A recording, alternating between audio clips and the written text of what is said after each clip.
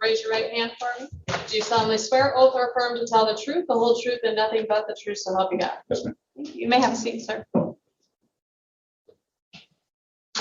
Could you please state your name for the record? Walter Fields, Jr. And could you please, for the court recorder, spell your first name and last name? WALTERFELOS, Jr. And sir, where do you currently live? What town? My And how long have you lived in White Cloud?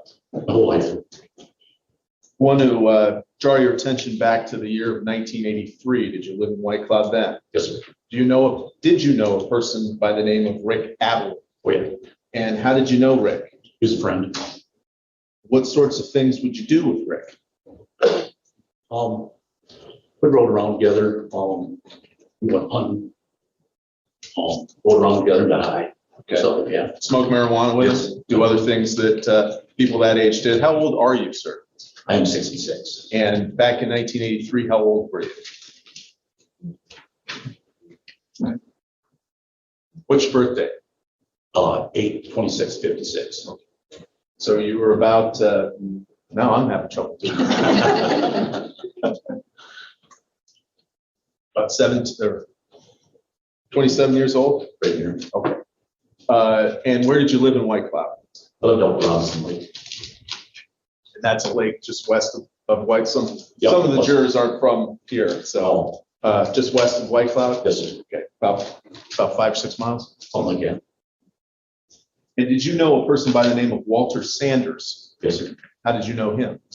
Just knew him from around town. Okay. And did you know a person by the name of Roy Snell? Yes, sir. Okay. Is that person in the courtroom today? Yes, sir. Could you please point him out and describe an item of clothing that he's wearing? Red polka dot shirt, whatever that is, red shirt. Your Honor, may the record reflect that the witness has identified the defendant. Record can reflect that. I want to draw your attention to Wednesday, August 10th, 1983. Were you in White Cloud that day? Yes, sir. Okay. What were you doing that day? Riding around. And by riding around, what do you mean exactly? Just riding around and seeing what's going on. In a car? I was in the truck. Okay. Motor vehicle? Yes, sir. And was there anybody else in the truck with you? No. At some point during that day, did you have contact with Rick Atwood? Yes. Where did you first have contact with him? On Main Street.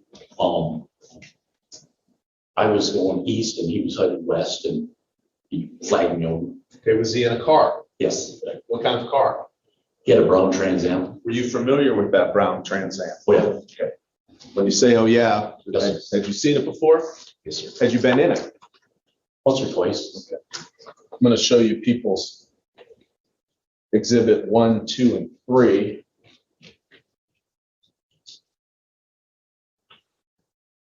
Does that look like that Trans Am? Yep. Yes. That's it. All right, thank you. And so we've got a map here. This is 37th. This is Maynard Wilcox here. Yep. Approximately, did you meet him in the downtown area or see him in the downtown area? It was right, yeah. Right by the arcade or Bobby out there, right on Main Street. And is that where approximately where Rosenberg's is today? That area. Okay. Yeah. It's not, the Hobby Hut isn't there. Right. And you stated that he was in that car, Yep. the Trans Am, Yes, sir. and was anyone else in the car with him? Yes, sir. Who? Roy Snell and Walter Sanders. And when you made contact with Mr. Atwood, did both of your cars stop? Yeah. And was it on the road, off the road? Do you remember? Oh, we kind of pulled apart and he kind of waved me down, wanted me to go down to the school. Okay. Did he say that to you? Or- Yeah, he said, meet me in the parking lot. Okay. And did you know what it was for? No, I just headed down that way and then he turned around. Your friends, you'd meet up places. Yep. So you didn't find that to be an unusual request. No. When you made, when you were close to him in the car, did you have any conversation with Walter Sanders? No. Did you have any conversations with Roy Snell? No. Okay. Did you go to the high school? Yes. And again, the high school back then in the same place it is today? Yep. Okay, west, just a little west of town right there, is that Yep. correct? The parking lot, it's now paved. Was it paved then? No, it's right.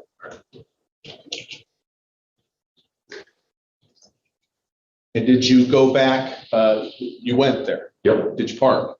yes, At some point, did you see the Trans Am coming? yep. Captain Rick pulled up beside. Okay, and Rick pulled up? Yep. Okay, were you side to side parked, so to Yep. speak? Was there anyone else in the car with Rick at that time? Yes, Okay, who was there? Walter Sanders and Roy Snell. Okay.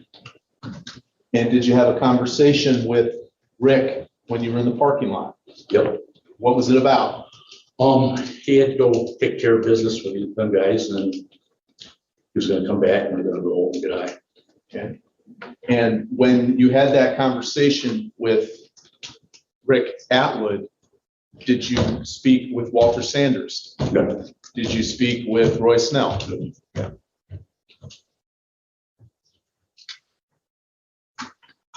Based on that conversation, did you wait there in the parking lot?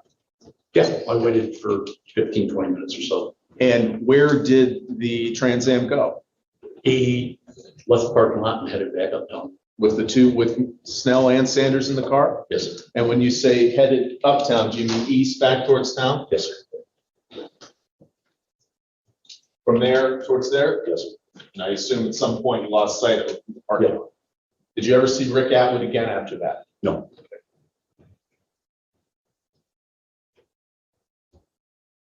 Did you, how long did you wait there?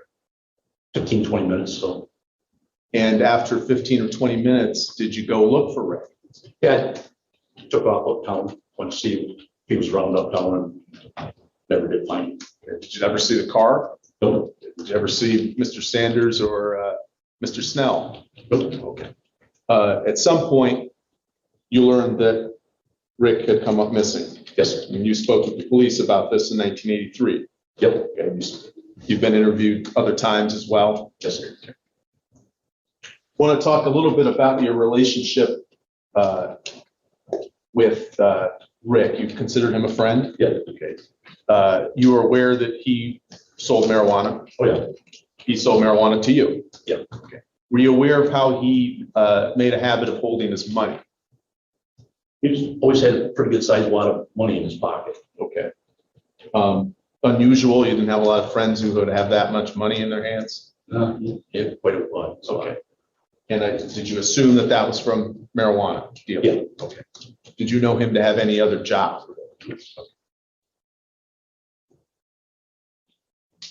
Were you aware of this air scoop that we see on the pictures? Yep. Okay, or the hole in the car, we'll start with that. What's your knowledge of that? Him and Steve Christensen, Steve built, redid the engine for him. And I think the intake was a little too high for the hood scoop to work, so he just had air cleaners. And were you aware of whether he would need to put the scoop on or off when it was raining? Yeah, he tried to get it covered.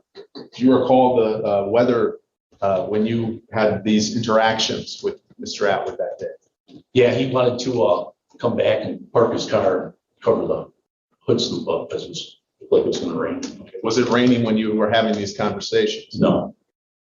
Approximately what time did Rick Atwood leave your site? Right around noon, right in that area. 12 p.m. noon? Yeah. I want to talk quickly about your relationship with these other two people that you indicated that you knew them. Yep. How did you know Walter Sanders? Just from around town. Did you go to school with him? Yeah, he was in the way. You don't consider him a friend? No. An enemy? No. Just someone you knew by sight? Yep. Now, the defendant, Roy Snell, you also indicated that you knew him. Lloyd, yep. And, but not as a friend? No. Okay. Do you consider him an enemy? No. Just someone you knew from town? Yep.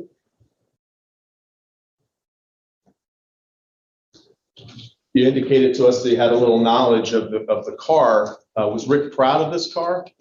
Oh, yeah, I think that's the nicest car he ever had. So. We've heard some people testify it was sort of his baby. Did you see him treated that way? Oh, yeah, he took really care. And you had been in that car?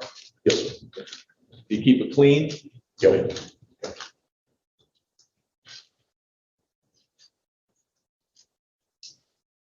And again, to be crystal clear, did you ever see Rick again? No. Okay. Did you ever have any contact with you in any regard? Okay. Thank you. Some others?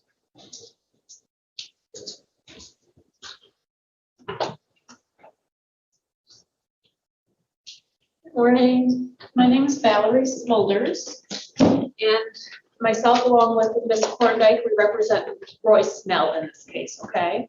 And I'm just going to ask you a few follow-up questions that stem from what the prosecution has asked you. So let's talk first about the interview you had in 1983. Do you recall talking to the police at that time? Yep. Okay. And I think you just testified to it, but I kind of want to go into more detail with the weather that day.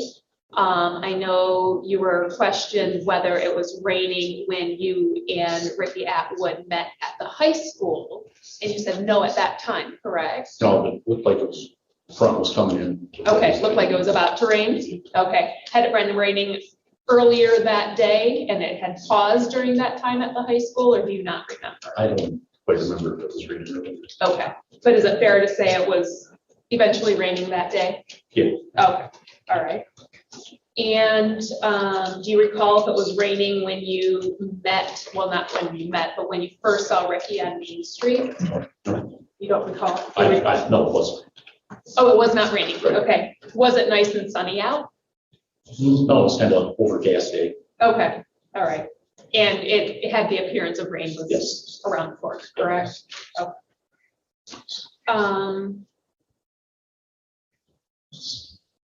How about when you left the high school, when Ricky did not show back up, correct? He never showed back up at the high school. Right.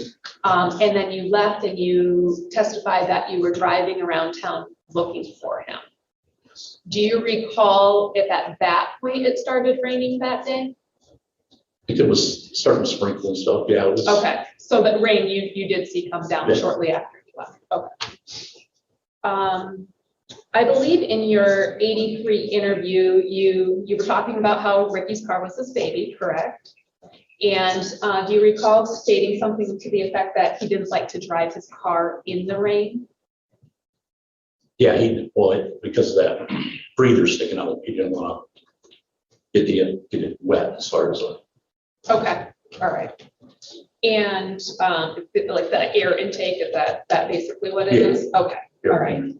And I was a little confused with your answer. I know it was a question, but I don't think your answer was super clear to me, at least. When you saw Ricky at the high school, was that cover, I think it's called an air scoop, over? No. It was not on it at that time. Okay, all right. At any point that you saw him that day, was that cover over? No. So not on Main Street, not at the high school? Nope. Correct? Okay. Do you know where he would typically put that if it wasn't on In the trunk. In the trunk. Okay. All right.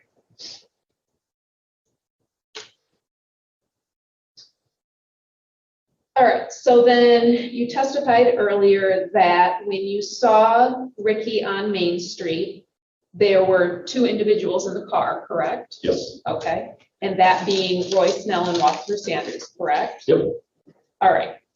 Do you recall meeting with the police again in 2016 and being interviewed at that time? Okay.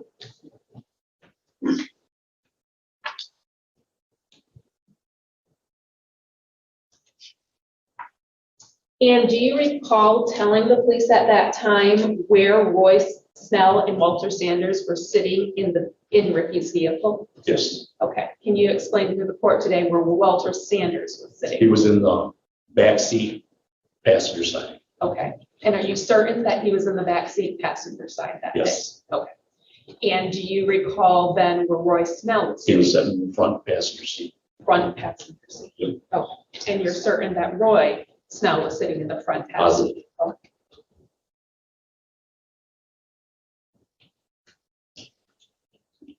So then Walter Sanders was sitting directly behind Roy Snell, correct? Okay.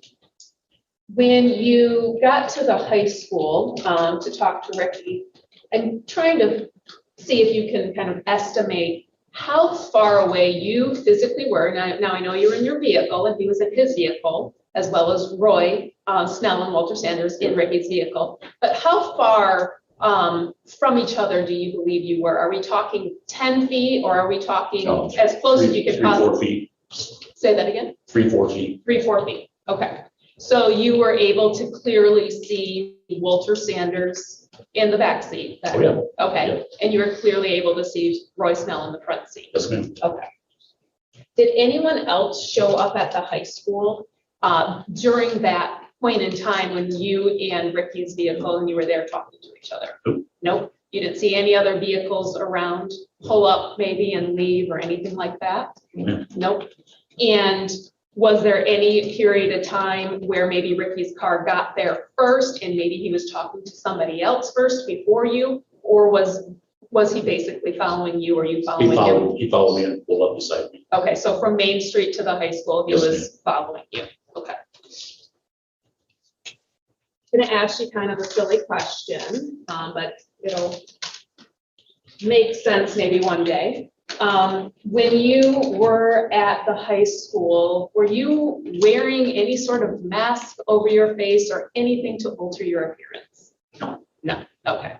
So you looked like you. You didn't do anything different that day to alter your appearance? Nope, just 40 years younger. Okay, sounds good.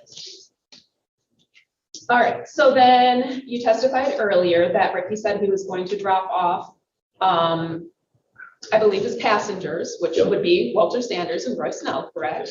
Okay, and then he was gonna come back to the high school to meet you? Yep. Is that where you were gonna meet up again? Yes, ma'am. Okay. Did he possibly indicate where he was gonna drop these individuals off? I know you said uptown, but more specifically? Just said, head, drop them off uptown. Okay.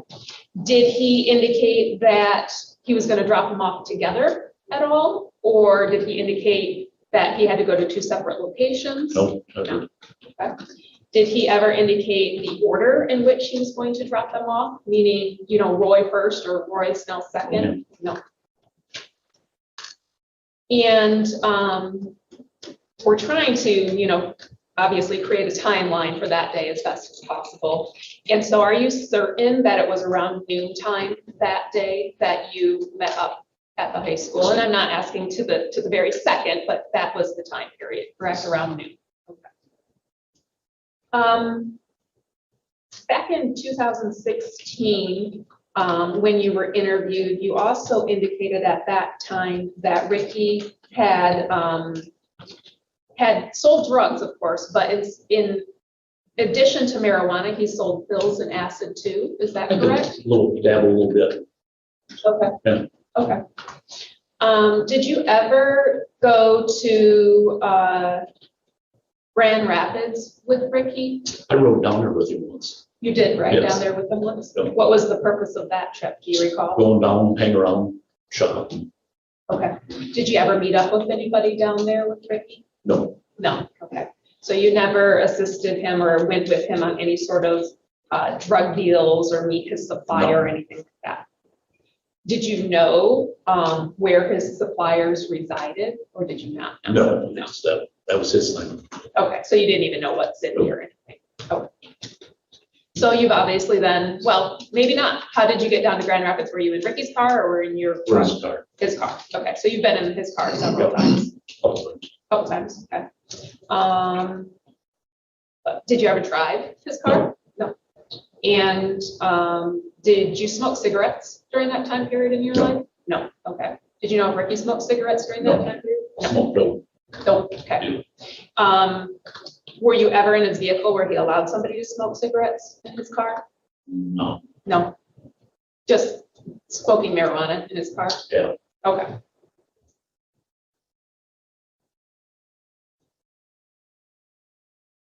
So you indicated earlier that you knew of Roy and you knew Roy Snell. How did you come about? Because he was kind of significantly younger than you at the time, correct? Right. How old were you again? Was it 20?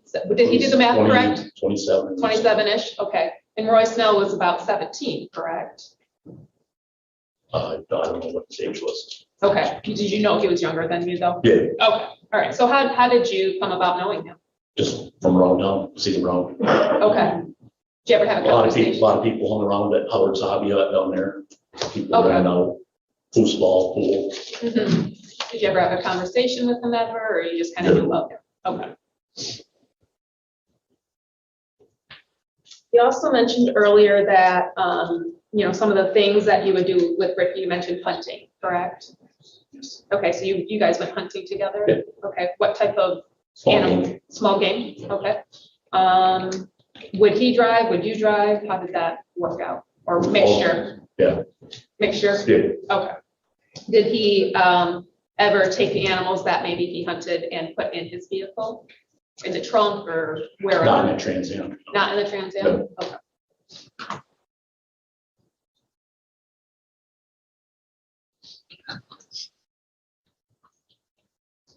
When going back to the high school, when your vehicles pulled up to each other, you said that you could visually see Walter Sanders and Roy Snell, correct? Yes, ma'am. Okay. Do you recall if they were sleeping at the time or were they awake? And Really. they were awake. So there was no reason why they wouldn't be able to see you as well, Oh, no, they correct? Okay. So Walter Sanders had a clear vision of you Oh, yeah. and Roy Snell did as well. And you knew Sanders, is it fair to say maybe more than Roy Snell? Because you indicated you went to school with him, correct? Yeah, I seen him around and stuff. Okay, We weren't friends or nothing. sure. But was there how many years would you say you knew of him at that point? Half a dozen, I don't know. I don't know how long he lived around here, to tell you the truth. Okay. So prior to August 10th, 1983, how many years prior to that do you believe? I mean, did you guys go to high school together? Is that what you're saying? He was younger than me too, so yeah. So I maybe just not. went through school. Okay. So maybe 5 years, is that fair to say, or Yeah, 10 years? maybe more around 5. Okay. Now, when you were going around, because, Ricky didn't show up to the high school, correct? Like you were Right. waiting for him, and you were going around town looking for him. Do you know any specific spots that he went to? Did you ever? Just drove around. Okay. Did you ever get out of your vehicle and, for example, go into the hobby hut or go into a grocery store? Or were you just more generally just looking for his vehicle? Generally looked around. Okay. Did the thought ever enter your mind that maybe he never returned back to the high school because, as you indicated, it actually started raining at that point, and maybe he just went home because he didn't like to drive that car around in the rain? I don't know. I thought maybe he had another transactions he was gonna do or what, so. Okay. All right, I'm gonna talk to co-counsel real quick.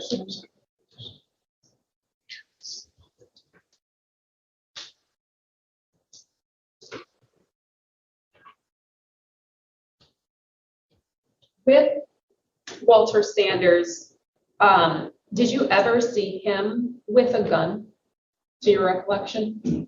No. And with Roy Snell, have you ever seen him with a gun, to your recollection? That's all I have. Be redirect. No, Your Honor. Any questions from the jury? May this witness be excused? Yes, Your Honor. May stay or go. Next witness.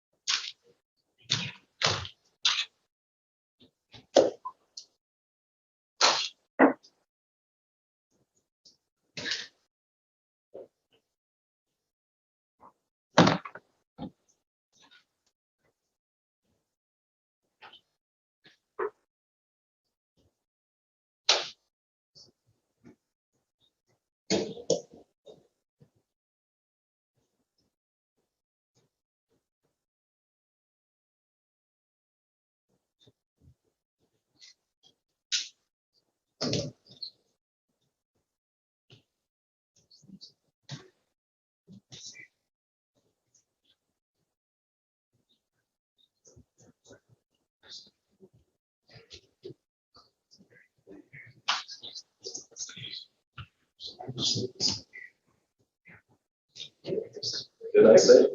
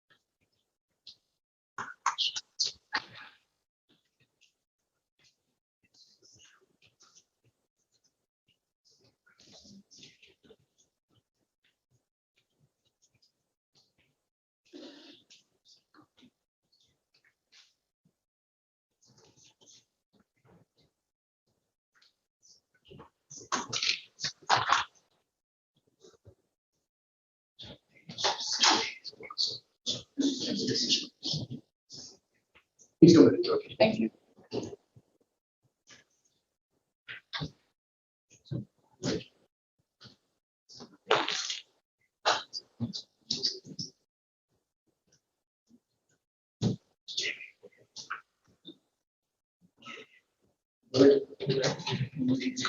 Right up here for me, sir.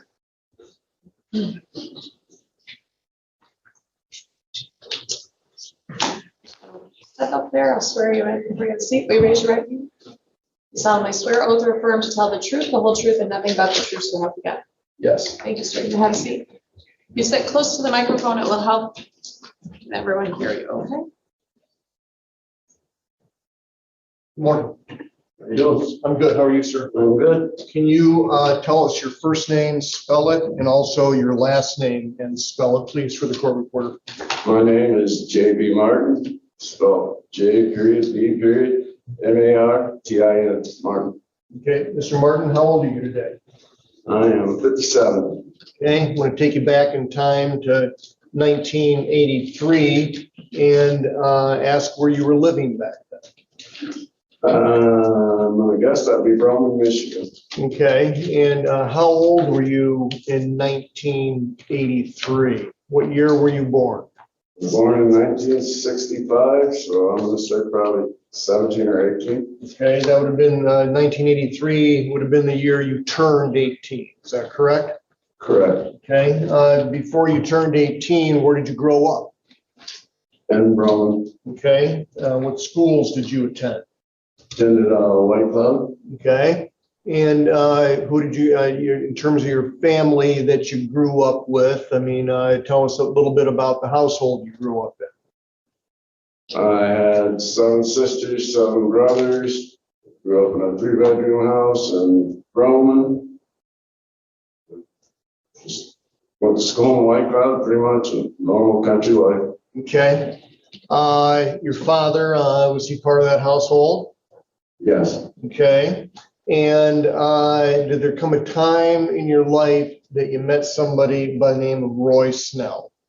Yes. You see Mr. Snell in the courtroom this morning. Yes. Can you point him out for the jury, please, and tell us what he's wearing? Pink shirt, blue mask, glasses. Identifying Mr. Snell for the record. Record can still reflect. Tell me, if you will, how old were you when you met Roy Snell? About 13, 14. Okay, and can you tell the jury a little bit about how you met him? Through our dad. My dad was an avid hunter, and his dad kind of hunted, so they had gotten together. And through my dad, I met his dad. Okay, was your father friends with Roy's father? Yes. Okay, and did Roy Snell grow up here in Newaygo County out by Bremen like you did? Not so much as grew up there, but he ended up being there. So how old, you said you were 13 or 14 when you met him. Is that about the time you remember Mr. Snell moving to Newaygo County? Yes. Okay, where did he come from? Did you later learn where he moved from? Ohio, Okay, do you remember what city in Ohio? Cincinnati, Okay, and did he have any relatives down there in terms of, was his mother living down Cincinnati. there? Yeah, Yes. okay, and his father lived up here in Newaygo County. Yes. Okay. So Mr. Snell came to live with his father here, is that right? Yes. And how old was he when you met him? I would say 13, 14. Are the two of you about the same age? I believe he might be a year older than me. Okay, did you go to school together? Yes. Was he in a different grade? No. Okay.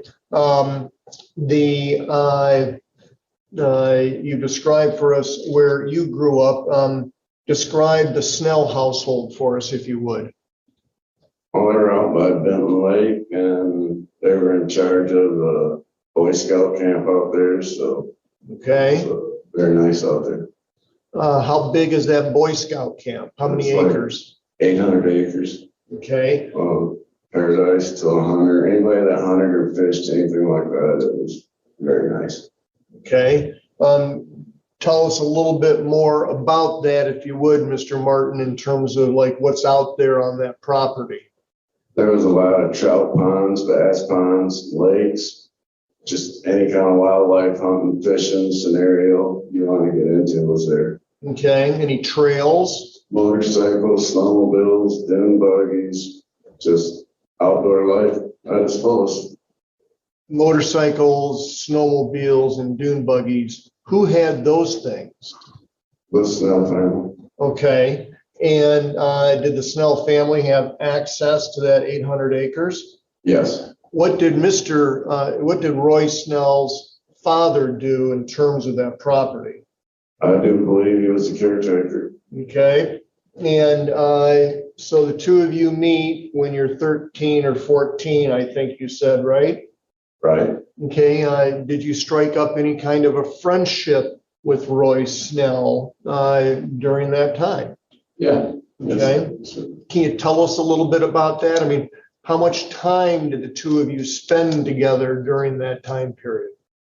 Well, when his father brought him up here, probably wound up mixing him with another black family, and I was the only black family there, so pretty much we hit it right off. Okay. He had the lakes, and like I said, all that stuff that I love to do, so I didn't mind spending time with him. Lots of it. Can you tell the jury a little bit of the kind of the things that you and Roy Snell used to do out there on that property?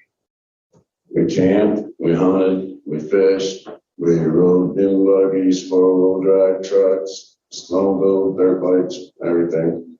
Okay, that's starting to sound like kind of a year-round activity place. I mean, because you mentioned snowmobiling and you mentioned, dirt bikes in the summer. I mean, was this a place that you spent time at year-round? I spent a lot of time there. Okay, let's talk a little bit about the Snell household. And you said Mr. Snell lived there, is that correct? Correct. And by Mr. Snell, I mean Roy Snell's father. Correct. Okay, and was Roy Snell's father remarried at that point? Yes, he lived with another woman. I don't know if they were married or not. Understood. Were there any other children besides Roy Snell living there at the Snell residence out by? Yeah, his little brother, Troy. Okay. Did you know Troy Snell too? Yes. Okay, and you said he was little, meaning younger? Yes, he's younger than both of us. Okay. Who did you spend more time with, Troy or Roy? Roy. Okay. And in terms of your time at the house, where did they live? I mean, where did the Snell family live back then? They lived on the 800 acres, or right across the street from it, out by Benton Lake. Okay. Which would have been a little bit west of where I lived, probably 3-4 miles. And that's what I was trying to get at, is like how much space is between your family's home and theirs, and you said about 3 or 4 miles? Yes. Okay. The in terms of time that you spent with Roy Snell, I mean, did the two of you become friends? Yes, Did you become close? yes, Okay. Did you spend time at the Snell household? I mean, like overnights and things like? yes, we spent a lot of time there. I Okay. could probably almost say I almost lived there. You almost lived there. Yes, Okay. Now, let me just kind of focus you a little bit on the summertime when school's not in session, you know? I mean, would that be a common time of year that you'd spend many days over there? yes, we were camping. Okay. And when you guys are out camping on the 800, I mean, you're 13, 14, 15, is that right? Correct. Okay. Are you guys out there on your own? Yeah, we were like grown-ups. Okay. You had your own space. We had our own space. Okay. In terms of Roy Snell's father, I mean, did you form a relationship with him at all? I mean, did you? Yes, it was pretty much my second family away from home. Okay. Did Roy Snell's father have a nickname for you? Yes, he called me Sonny. Okay. And Roy Snell's father had the same first name as the defendant, Roy Snell Jr., correct? Correct, He was Roy Snell Sr., right? correct. How did you differentiate? How did you, when they were both in the room, for instance? I mean, how would maybe you called him Mr. Snell. I don't know, but what were the differences in the names used between Roy Snell, the defendant, and Roy Snell's father? Roy Snell, the defendant, would have been called Leando, and his father would have been called Roy. Okay, and did you get a chance, I mean, in getting to know Mr. Snell, did he ever give you, did you guys ever talk about, like, you know, what his time down in Cincinnati before he came up to Newaygo County? Oh, we had this with his dad or with the defendant? No, I'm sorry, good question. Roy Snell, the defendant. They talked a little. Okay, and did Mr. Snell ever discuss robbing people? Yes, yeah, we discussed a lot as kids. Okay, what did and when I say Mr. Snell now, I'm talking about the defendant. What did, tell the ladies and gentlemen on the jury what Mr. Snell told you about robbing people? You're gonna rob somebody. Objection, Your Honor. I guess for clarification purposes, are we talking about Snell Senior or Junior? You're saying Mr. Snell, so I thought maybe that would be Senior. And I understand the point. My last clarification, I was hoping would zero everybody in. And I'll repeat it. Mr. Martin, when I say Mr. Snell moving forward here, I'm talking about Mr. Snell, the Okay. defendant. Then objection. Okay. Your Honor. Okay, thank you. Thank you. This is a conversation you had with Mr. Snell, the defendant, right? Yes, After he moved to Newaygo from Cincinnati, right? yes, To live with his father instead of his mother, right? correct. Okay, and I think you were about to tell us some advice that Mr. Snell, the defendant, gave you about who to rob. Yes, he said that you're always better off to rob dope dealers because nobody's really gonna check in on them. They're not gonna call the police. That way you're just in a one-on-one and you don't have all the outside stuff going on. Okay, now They're how not old? gonna call, I'm sorry? because they weren't gonna call the police because of what's going on. Okay, so in terms of who to victimize, I mean, how old are you when Mr. Snell kind of offers up this piece of advice or this opinion of his? I'm gonna say 15, 16. I mean, had you ever robbed anybody in your life? No, Okay, and when he's telling you this, I mean, what are you thinking? I'm just listening, putting it all together. It made sense. Okay, Nobody's gonna call the police if they don't want police involved. They're not gonna call. okay, and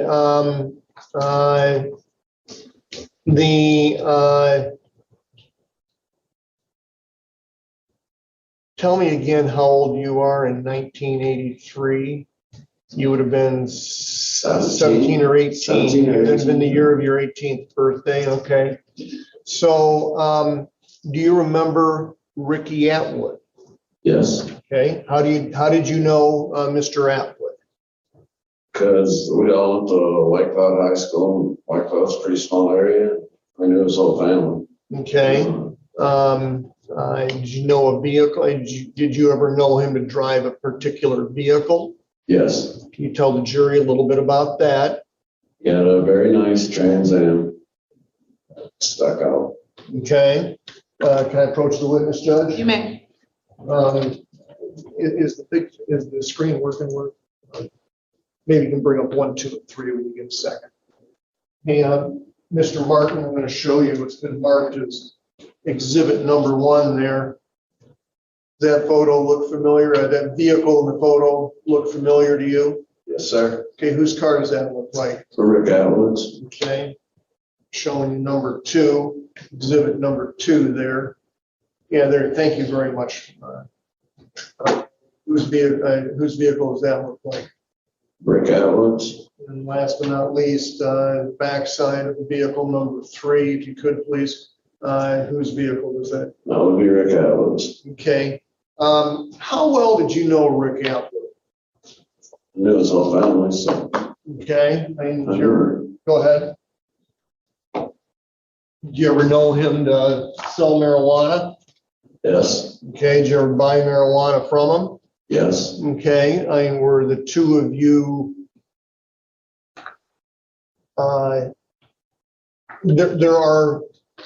we have acquaintances in life, the people that we've crossed paths with, but we've never been to their home and we don't really know anything about them, but we know their names. And then there are friends that we have, we know who they are, we've interacted with them, maybe we know their family, maybe we've been to their home. You know, I'm trying to distinguish between acquaintances and friends.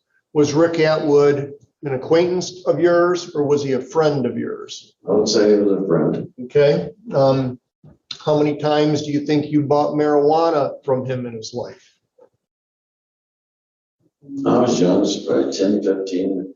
Okay. And in terms of like the amount that you would purchase from him, like how much would that be typically? 10, 15 bucks. Okay. Okay. Was in terms of Mr. Atwood and you, had you ever been in that Trans Am of his? No, I don't think so. Okay. When you would see it around town then, is that when you would see it? Yes. Okay. Can you describe its condition for us generally? Generally, it was clean and he took very good care of it. He was proud of his car. Okay. And tell me, if you will, did there come a time in August of 1983 that you learned that Richard Atwood was missing or had disappeared? Yes, sir. Okay. And did you, in your mind, when you first learned that, have any idea who might be responsible for that? No. Okay. Now, did there come a time that in March of 19, give me just 1 minute if I may, Judge.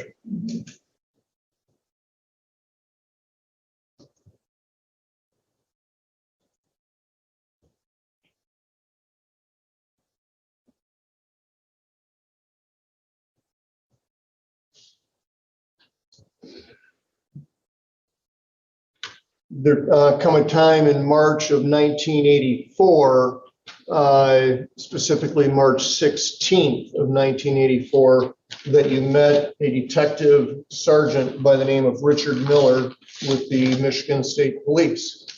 Yes. Okay, and did Detective Miller reach out to you? In 84, Yes, sir. I think I was probably reaching out to him. Now, how many times in 1984 do you remember talking to Dick Miller? Once or more? I think twice. Okay. And what I want to focus on, regardless of the date, is the first time you talked to Dick Miller. Okay. Do you remember where you were when you spoke with him? I was at my parents' house. Okay, did he come there, obviously? No, to tell you. First time I talked to him, Yes, sir. I believe I was still at my parents' house. Okay. And Dick Miller came there and interviewed you, Yes. and he asked you what exactly? He wanted to know if I knew anything about Rick Atwood and Snell, because he heard that I might know something because Snell was my friend. Okay. Did you know anything at that point in time? No, Okay. Did you tell Detective Miller that? I imagine I told him I didn't know anything. Okay. After that first interview with with Dick Miller, did you talk with Roy Snell, the defendant, at all about Rick Atwood and what happened to him?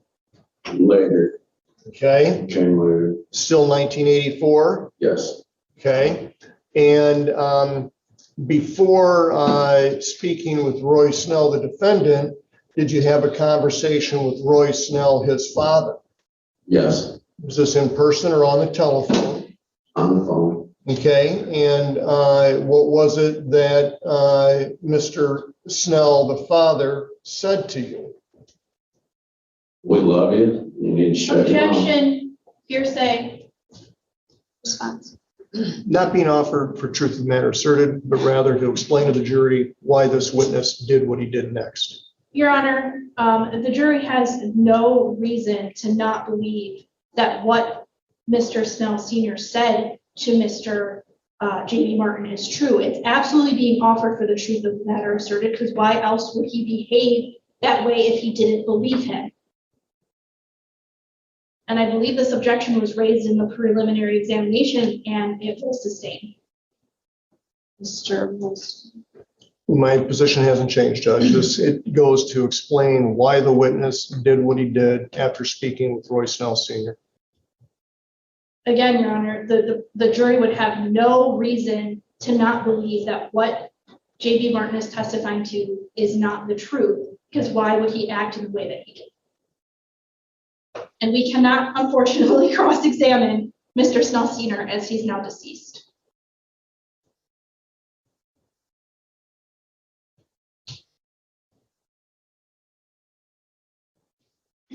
So this matter did come up at prelim, and after prelim, and I did sustain the objection at prelim. However, after the prelim, in reviewing and preparing for today, knowing it was going to come up, I wanted to make sure that I had it right. The statement, first of all, the first part of the statement is a statement by definition under the hearsay rule, as it is an assertion capable of being true or false. However, that part of this statement was not being offered for the truth of the matter asserted, whether or not they love him or not. That's not being offered for the truth of the matter asserted. The second part of the statement is more of a command and not an assertion. So I don't think it meets the definition of hearsay. And I think I was wrong at the prelim, and I think it should have been let in. I don't think it meets the definition of hearsay. Now, if you have another reason to object to the statement, you could make another objection, Ms. Korndike, but I don't think, based on the case law, which was People v. Sanford and People v. Jones. People v. Jones was overturned on a couple of other things and sent back, but nothing in regard to the hearsay rule. I spent a lot of time researching this. I'm pretty convinced that I am correct now and that it is not hearsay and should be allowed in. Ms. Korndike, any response? No, Your Honor, I'll withdraw my objection.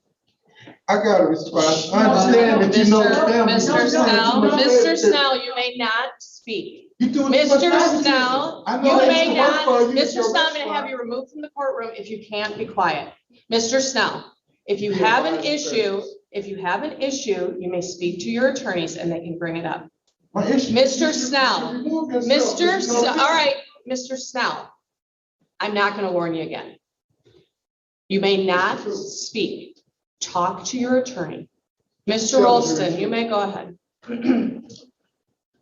Mr. Martin, can you tell the ladies and gentlemen on the jury what Mr. Roy Snell Senior said to you after Dick Miller came to your home and interviewed you when you were 17 or 18 there? He said, we love you, we're like family, you need to shut your mouth. Okay. How'd that make you feel as a young man? Scared. Okay. Tell us a little bit about Roy Snell Senior. I mean, did he have your respect? Yes, he was a big, overwhelming, big guy, Okay. scary. Okay. Did you take that warning seriously? Yes, Okay. What options at that point in time did you see for yourself? I was backed into a corner, I had no options, I had to pretty much go call Dick. Okay. I felt scared, alone. Now, had you spoken to Roy Snell Jr. about what happened to Ricky Atwood before you got the phone call from Roy Snell Sr.? No, Okay, did you talk to Roy Snell Jr. after talking to Roy Snell Sr.? yes, And is that before you went to Dick Miller? yes. Okay, can you tell the ladies and gentlemen on the jury where you were when this conversation with Roy Snell Jr. took place about what happened to Ricky Atwood? Again, I was in my mom and dad's driveway. You were at the place where you, okay, and so he came to your place, is that right? Correct. And can you tell us, do you remember how he got there that day? He was driving a blue and white Chevy K5 Blazer. Anybody with him? No, Okay, and the conversation that you had with Mr. Snell Jr., where did this conversation take place on your parents' property there? correct. Whereabouts? I mean, where were you? I mean, were We you? were in the driveway. Okay, and can you tell us about what Roy Snell told you about what happened to Ricky Atwood? He had stated that I was a pretty smart guy, put two and two together, down to, yes, I did it. If I wouldn't have done it, somebody else would have. There was a long line of people standing in line wanting to do it. That's what he said. Did he say what ultimately became of Mr. Atwood? Well, he had said if people keep running their mouths, you're gonna end up with your heads chopped off and in a bag, like Rick. So, Okay. Now, this is after Roy Snell Sr. has called you, is that correct? correct. And now Mr. Snell Jr. is in your driveway and he's talking about cutting people's heads off, right? Correct. Okay, how did this make you feel? Scared. Okay.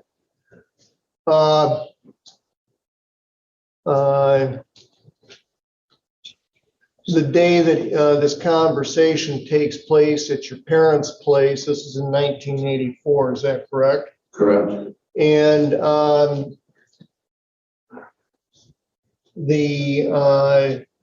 you said he was driving a Chevy Blazer, right? Correct. Now, did he invite you to go anywhere with him that day? Yes, he had asked me if I wanted to go cut wood with him that day. Okay, whereabouts? Out on the 800 acres. This is the same 800 that I think you described for us a little while ago as being kind of like paradise to you, right? Exactly. Did you go out there that day and No, I cut was wood? terrified that day. Okay. Did you see anything in the truck that made you, in that Blazer, that made you more apprehensive or more fearful? Yes, there was a big knife and a body bag. Okay. When you say a body bag, what did it look Big. like exactly? big plastic bag, Okay, looked like a body bag. okay. Was anybody else at your house when Mr. Roy Snell Jr. came and made these statements to you? Yes, Who was that? Rick Ackerman. Okay, and was Ackerman part of this conversation with Mr. Snell or?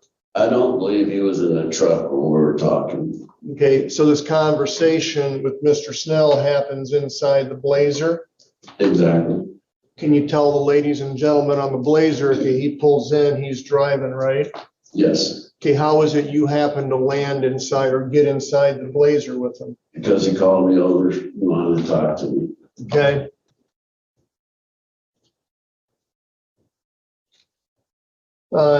Did you contact Dick Miller after you got the phone call from Roy Snell Sr. and after Roy Snell Jr., the defendant, visited you at your parents' home? Yes, Okay, and would that have been around October 26, 1984? yes, Did you tell Detective Miller what Mr.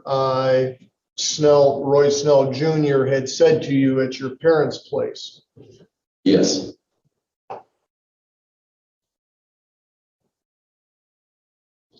And just so I'm clear, the defendant said to you, you're a pretty smart guy. You can put two and two together and figure it out.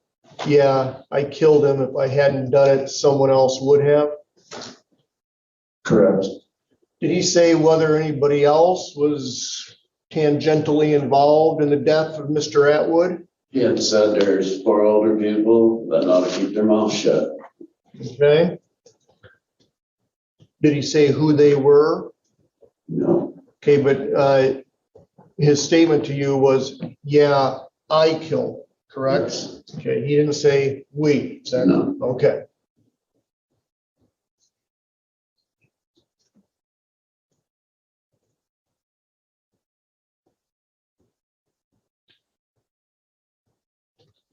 So you reached out to Dick Miller, is that correct? correct, because I Okay. was scared.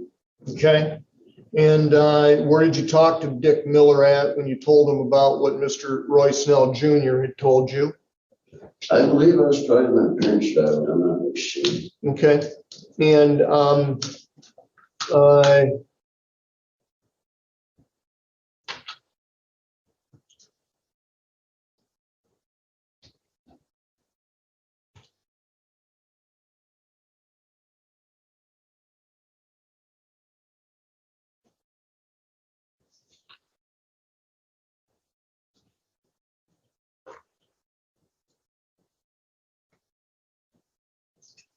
now, do you remember when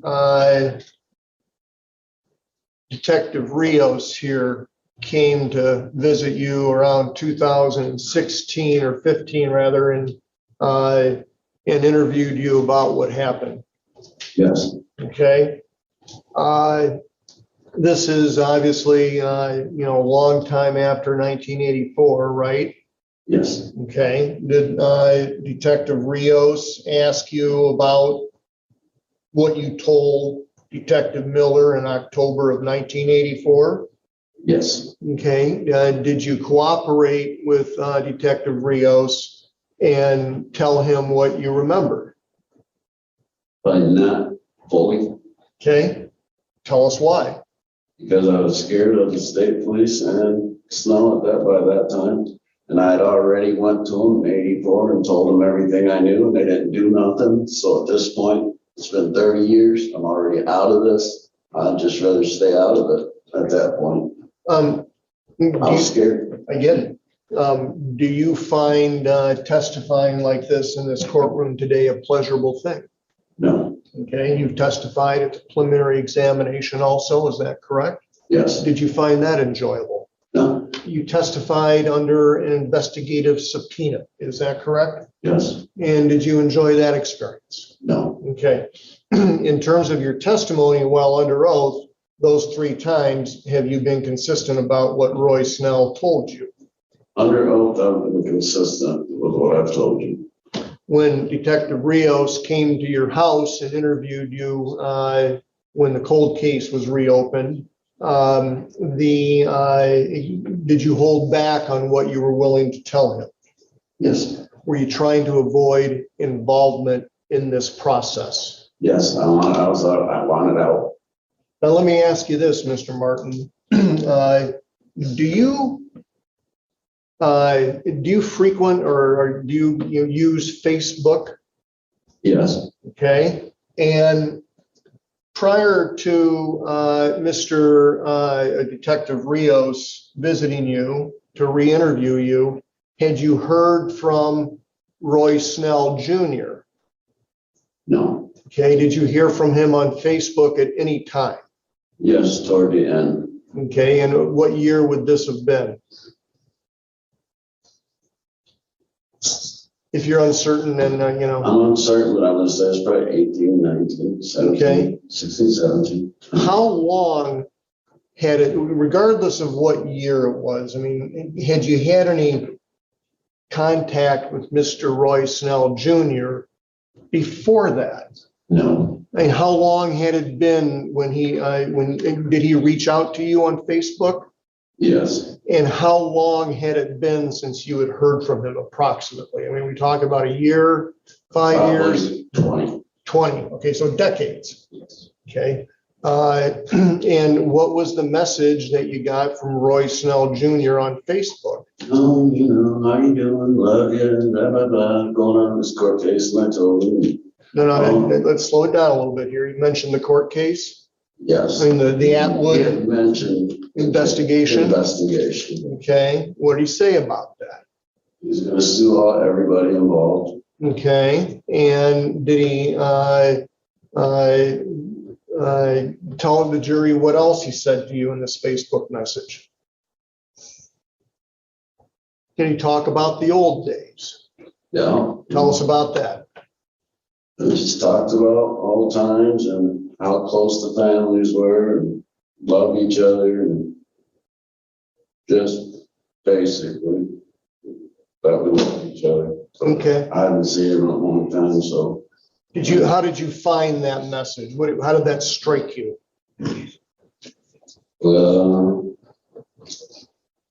It struck me funny because after all that time, how do you know if you still love me? How do you know you even like me? How would you know if you'd like me? It had been decades since he had reached out to you, Right. but this was after the cold case and investigation was reinitiated. Right. Okay. Did you respond to him at all? Probably not much. Okay. Okay.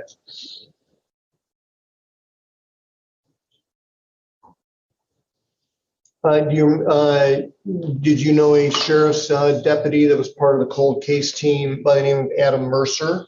Yes. Did Mr. Mercer come out and re-interview you too? Yes. Okay, did you tell Detective Mercer about what Roy Snell had said to you in your parents' driveway back in 1984? Not really sure, because I didn't really like him. You didn't like Adam I didn't Mercer? like Adam Mercer at all. Okay, so there was a personality issue there first, right? Yes. Okay, and then were you still reluctant to come forward and say what you knew? Most likely. Okay, and now let's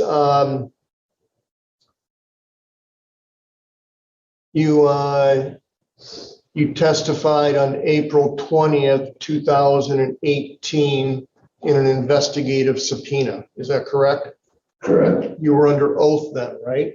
Yes. And just for the jury's benefit, Judge, maybe I can give a quick thumbnail. An investigative subpoena is a judicially authorized subpoena for a witness to come in, be placed under oath, and testify with a court reporter as to their knowledge about a particular event. Okay.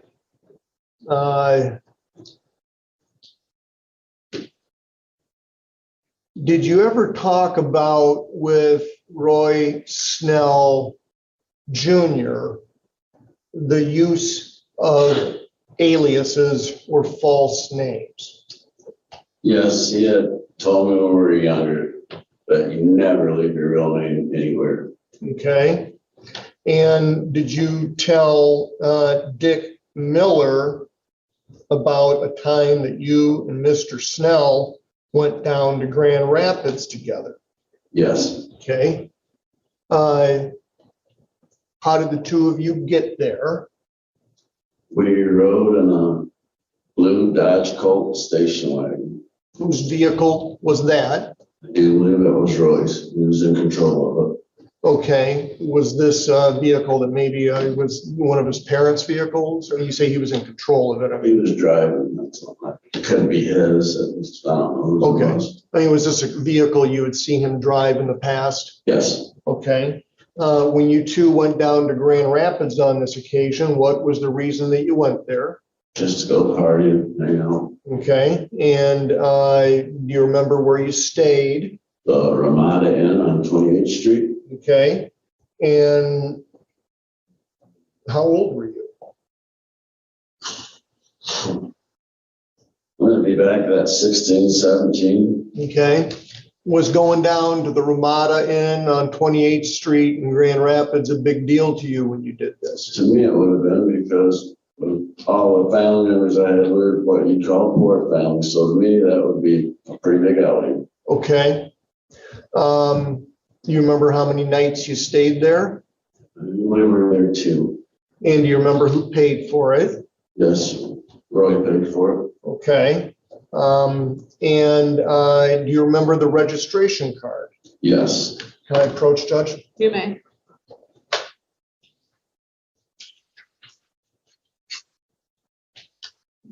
I'm going to hand you what's been marked with proposed exhibit number 61 here.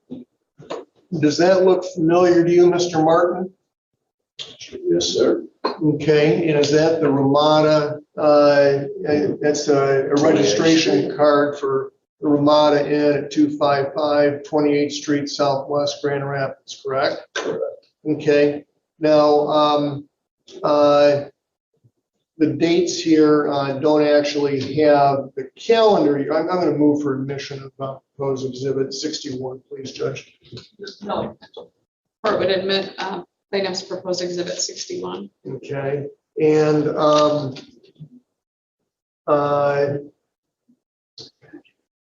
the date stamped here is November 6th, correct? Yes. 12:05 a.m., right? Correct. And then an apostrophe 83, is that right? Correct. Okay, and then the handwritten dates are 11:05 arriving, departure 11:06, is that right? Correct. Okay, and there's two in the party, is that right? Correct. Driving a Dodge Colt, right? Correct. Okay, now, who filled all this out except for this section right here, which I'll get to in a moment? Who filled all this out here? This was done by the hotel people. Sure. And this here looks like me. Okay, This is me. there's a name here, it says Bob Blast, okay? And who wrote that? That would be Roy. Okay, and is this an example of what you were testifying to earlier when he told you he never leaves his real name behind? Yes, that would be. Okay.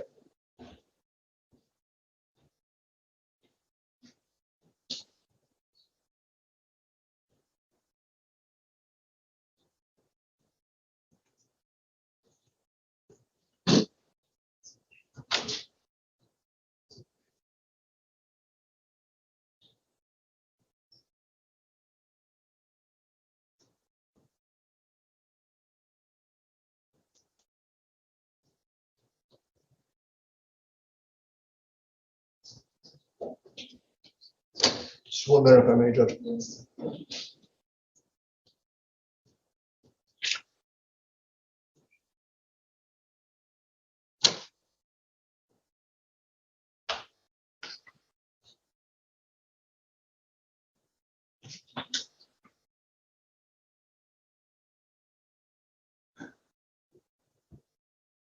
So, okay, just 1 minute if I may.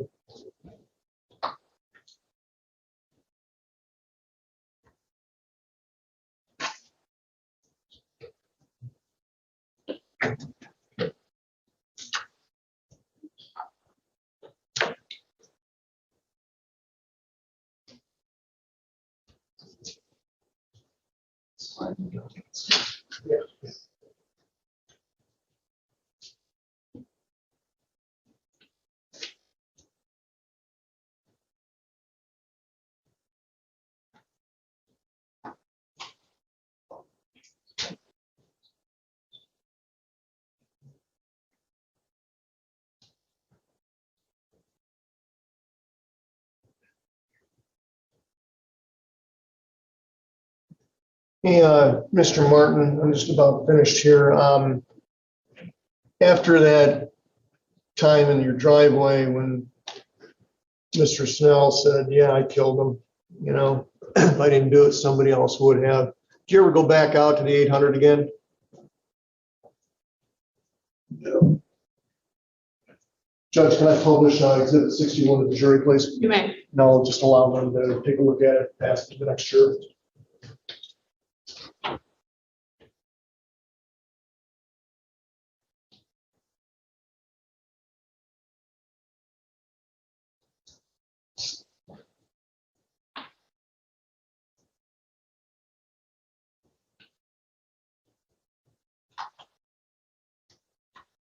Is it possible to put that on? Yes, and we didn't. Oh, you didn't put it in the file.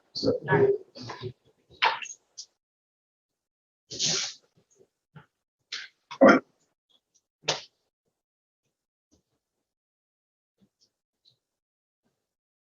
right. Thank you very much, Mr. Martin. I'll yield the witness, Judge. Smulders or Ms. Corrigan?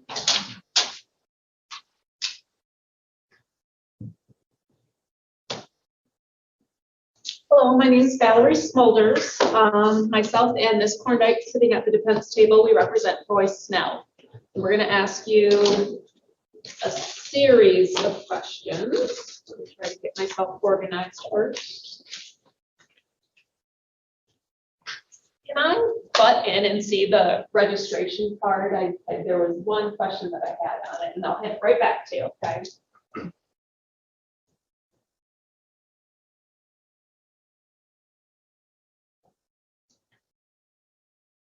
Okay, thank you. Didn't want to forget to do that. All right, so you met with police/detectives several different times throughout the years, correct? Correct. Okay. Do you recall how many times? Lots. Lots, okay. You met with him a couple times in 1984. Does that sound about right? Yeah. Okay. Couple times in 2006 or 2016 rather. Does that sound about right? Sounds good. Okay. And then there was that investigative subpoena in 2018. Do you recall that? Yes. Okay. And then you sat through and testified in a preliminary examination in 2020. Do you recall that? Yes. Okay.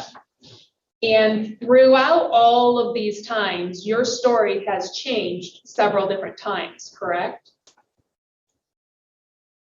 I don't think so. Well, for example, when you indicated that Mr. Roy Snell, the defendant, admitted to killing Ricky Atwood, that wasn't consistent in every single time you met with the police or a detective, correct? I'm not sure what you're getting at there. I don't know what you're trying to ask me, I guess. Well, sometimes when you met with the detectives, you said Roy Snell Jr. admitted to killing Ricky Atwood. Sometimes when you met with detectives, you said, no, I've never said that. I don't recall that. Do you recall saying that to the police or detectives at times? No. Okay. All right, we'll get back to that. All right, so the first time you met with a detective, that was in March of '84. Do you recall that time period? I thought the first time I met one was in '83. Well, you may have. I have a supplemental testimony from March 16th of 1984. I don't have access to anything prior. So just specifically, do you recall March 16th of 1984? I don't recall your exact dates, but I remember Couple times in 84, but I know there's times in 83 too. I think if you looked at your notes, you'd see that. Okay. Well, what I have access to is this here, and I think you did testify earlier, at least the first time that you met with Detective Miller, you didn't indicate that you knew of any connection with Ricky Atwood's disappearance and Roy Snell. Do you recall that? Correct. Okay. But you guys, you and Roy Snell here, the defendant, went to Grand Rapids and stayed at that Ramada Inn with that card that's circulating in November of 83, correct? Correct. Correct, okay. And when you were there, did you meet up with one of Roy's friends down in Grand Rapids? Yes. Did you, I think you testified or talked and did an interview that you thought maybe she was a girlfriend of Roy's at the time? Yes, could be. Okay.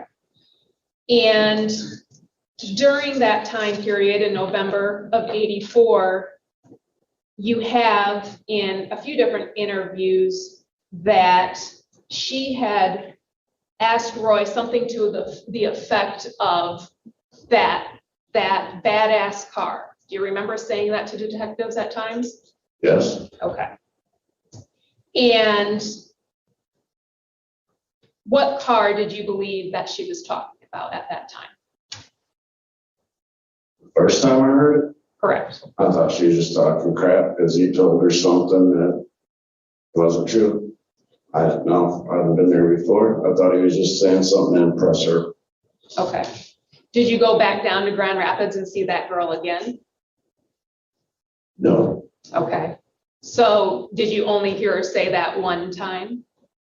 Heard him ask for the car one time. Okay. All right. At what point in time did your mind switch and you thought she was talking about Ricky's car? When it come down to the fact that he was missing, the first time he asked, he wasn't missing. So I wouldn't have known his car or anything. He was missing. Well, and that is something interesting to me because, let me see if I can find this. In October 2016, do you recall meeting with detectives at that time? October of 2016. I Mm-hmm. don't really remember what dates when I met with her. Okay. Since I met with so many police officers, it's hard to say. Well, you had stated, yep, and we were at a house and the chick asked him right out, what happened to that badass Trans Am you had last time you're here? Okay. Do you recall stating that? Yes. Okay. And then Detective Mercer said, mm-hmm. And then you said, which at the time I didn't know Rick was missing or none of that shit. So it didn't even draw it to me. It was just, oh, he told this crazy bitch he had a Trans Am.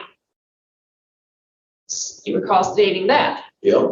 Okay. So in November of 83, you were down in Grand Rapids with Roy Snell sitting here, correct? Visiting who you thought to be his girlfriend, who had questioned him about a Trans Am, correct? I didn't know if it was his girlfriend or just a woman. Okay, so, and you met with a woman who had questioned Roy about a Trans Am. Right. Okay. And then what I had just last read was that you didn't know Rick was missing. Okay. When I talked to them in 83, I didn't. The first time I talked to the detective, I didn't know he was missing.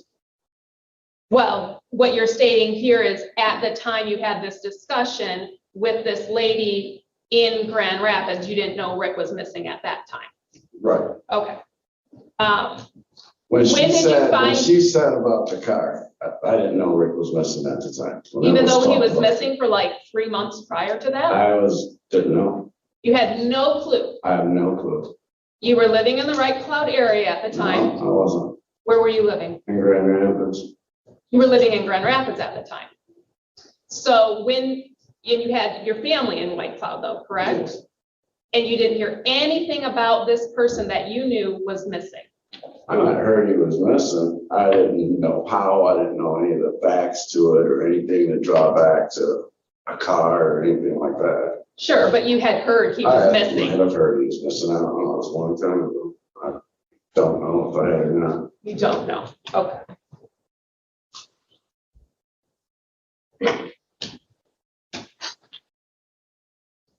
Why is it then, so this all happened again in November of '83.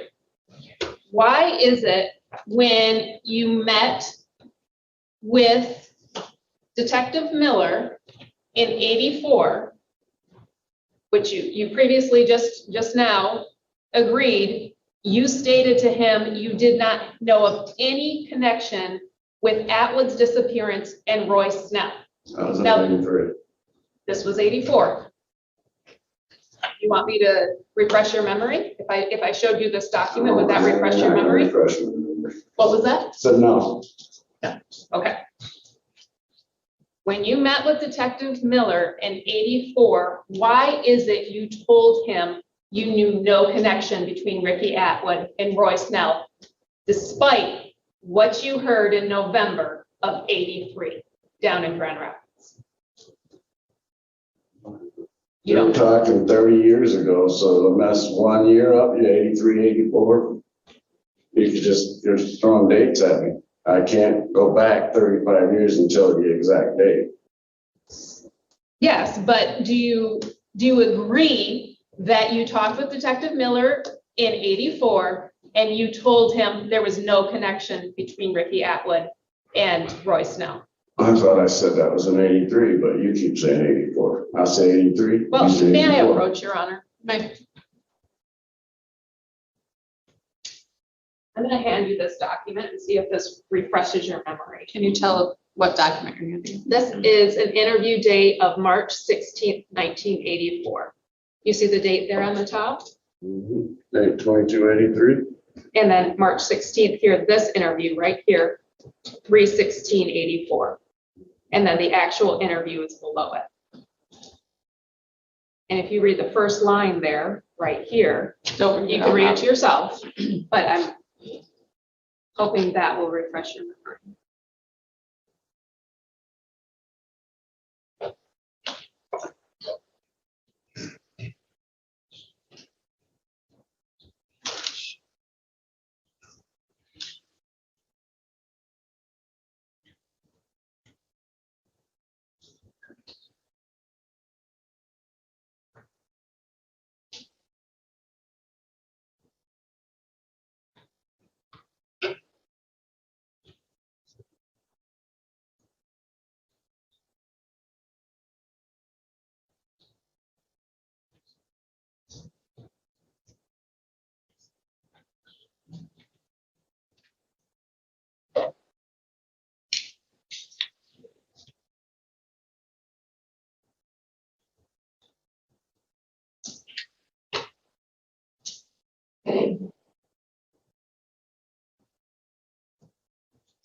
Okay.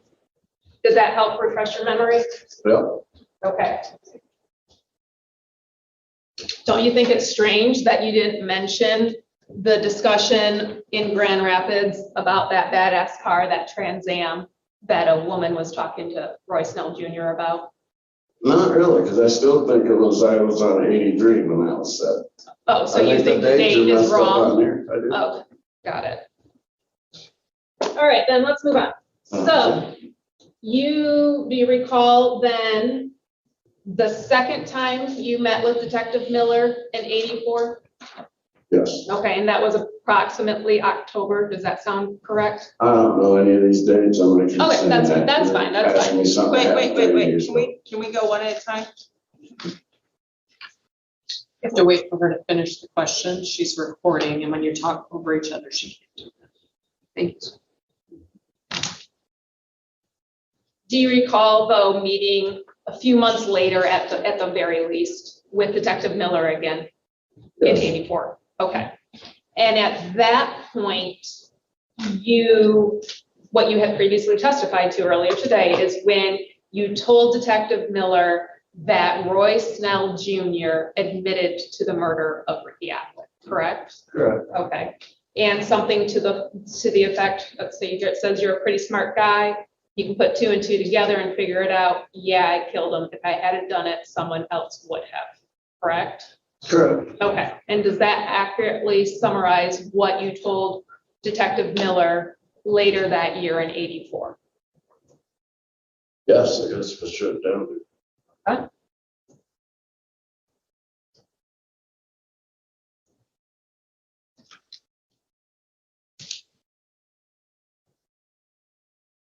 And do you recall meeting with Detective Mercer in 2016? I don't recall a lot about Mercy because I didn't like her. Remember I stated that, so But do you recall meeting? I remember meeting. And I think you actually previously testified today that you did not tell Mr. Mercer that you remember Roy Snell Jr. admitting to killing Ricky Atwood. Is that correct? No, No?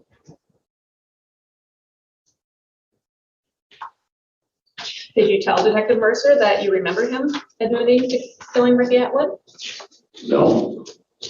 Well, what did you say then? Told him I didn't remember writing that on that slip, is what I told him, because I just didn't want to be back involved with it. I wanted out of it. I didn't want to be here today. I didn't want to be here then. I didn't want to be here. And then after I'd already told him in 84 and nobody did nothing, I thought, why would I want to go back and put my life at risk when they didn't do nothing in 84 when it should have been taken care of? Okay, so you did not tell Detective Mercer, The truth. you did not That's tell the all I'm truth. saying. I didn't tell him the full truth. I was being spotty with him. What he wanted, I didn't really want to give him.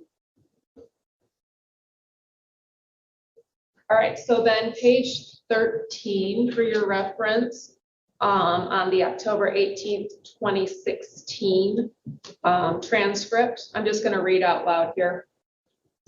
You state, I stand by everything I said, and Mercer says, Roy admitting to you what happened, and then you say, Roy never admitted to me what happened. He never told me what happened. I'm just smart enough like everybody else, and it ain't hard to figure out what happened. You recall saying that to Detective Mercer at the time? Yeah. Okay.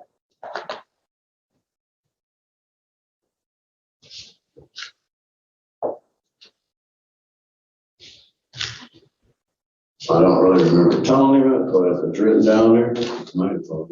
I didn't like him, that's all I know. So pretty much anything I told him could be anything, because I didn't like him.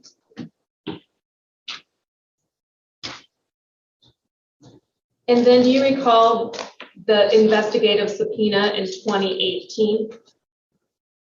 Yes, Do you recall not remembering too many things? Because of course, yes, we're talking about something that happened in 83. And you needed to read certain statements to refresh your memory? yes, yes. I don't remember it. But what, do you remember or you don't remember? I don't remember what you're talking about in 83, or what you're trying to say.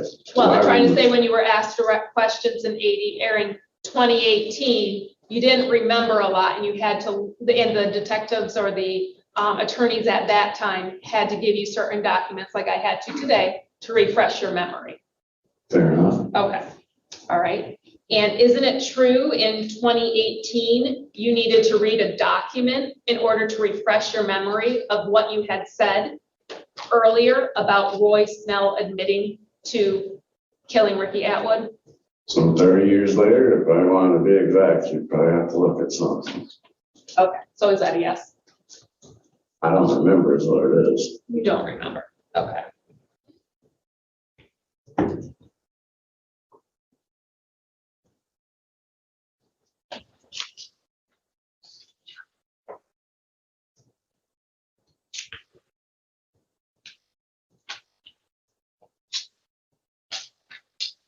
going back to that 2016 interview with Detective Mercer, do you recall stating that you just had an opinion that Roy Snell Jr. had killed Ricky Atwood? No, You don't recall saying that? no. All right, let me read this to you. It's on page 17. Like I said, anything I said to Mercer didn't really mean much of anything, because I didn't like him. So is it fair to say that everything that you said to Mercer was No, pretty much a lie? everything wasn't, but there was spotty stuff in there. I didn't tell him the full truth. I didn't tell him a complete lie, but I didn't tell him the full truth. That's what I would say.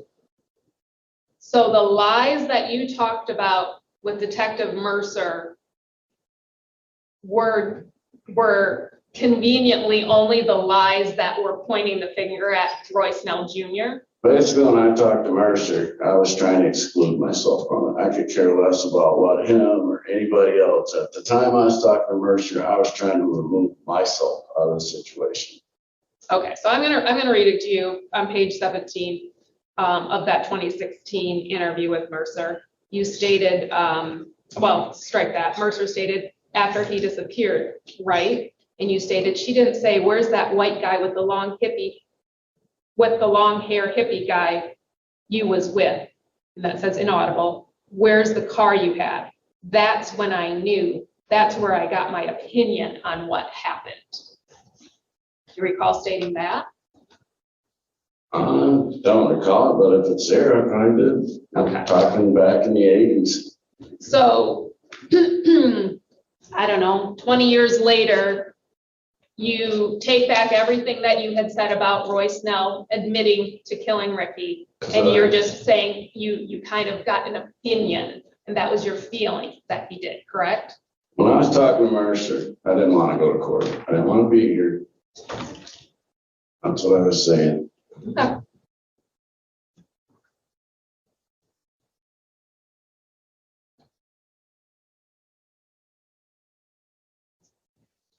And also in that 2018 investigative subpoena on page 23, I'm going to read something that Mr. Rolston had stated. Okay, you're starting on line 1. Okay, you're a pretty smart guy. You can put 2 and 2 together and figure it out. And this is in quotes. Yeah, I killed him, and if I hadn't done it, someone else would have. Again, is this a fair summary of what you remember him saying? That is Mr. Rolstein asking you at that time. And you reply, yes, that could be fair. And then Mr. Rolstein says, okay, and when he was and the person he's talking about killing was Ricky Atwood, and you say yes. So again, in 2018, going back to what I previously asked you, you didn't remember Roy Snell saying that. You had to be told what you previously said in order to agree in 2018, correct?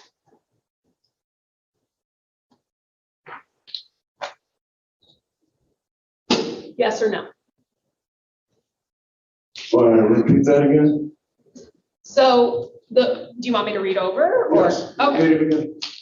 So page 23, line 1 of the 2018 investigative subpoena, Mr. Rolson says, okay, and then this is in quotes, quoting you, you're a pretty smart guy. You can put 2 and 2 together and figure it out. Yeah, I killed him, and if I hadn't done it, someone else would have, and that's where the quotes end. And then Mr. Rolstein asks, again, is that a fair summary of what you remember him saying? And you answer, yes, that could be fair. So you only recalled after hearing a prior statement of yours, correct? When it's all coming down and you're throwing different dates at me, 83, 84, what I'm saying is I don't know where you got it from. I know what he said to me. But you don't recall him saying that for decades later. You only recall at one point in time. And I'm trying to point out that your story is changing, correct? Have you ever had anybody threaten your life? Well, you don't need to ask me questions. I'm the attorney here. Right, exactly. Because your story changes a little bit. You have to wait till she asks you a Okay. question. I'm sorry. Thank you. Yeah.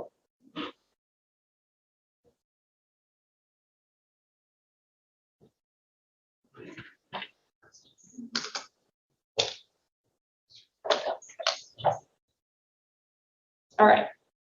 Do you recall in 2016 talking about competition Ricky Atwood had in the drug dealing world?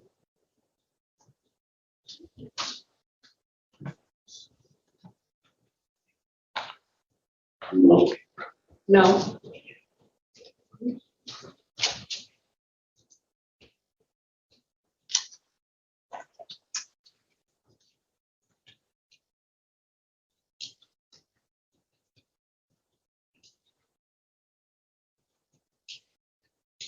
You recall talking about Ricky Atwood making enemies because of business that he was in? What is this dated to? Well, at any point in time, really, would be my question, but you recall in 2016 talking about Ricky Atwood making enemies? I don't remember. All right, I'm gonna read to you page 25 of the 2016 interview with Detective Mercer. You state, well, a lot of people, and then in parentheses it says inaudible. That's why when you were saying inaudible, back in the day, if he wasn't needed, it'd be somebody else. Mercer says, and you say, yeah, Ricky didn't make no friends, wasn't trying to. Rick was a hard ass. Mercer says, why was he making enemies? What was he doing wrong? And then you state, he's selling dope from White Cloud. Walk right down the street with a brown paper bag out in front of Howard's.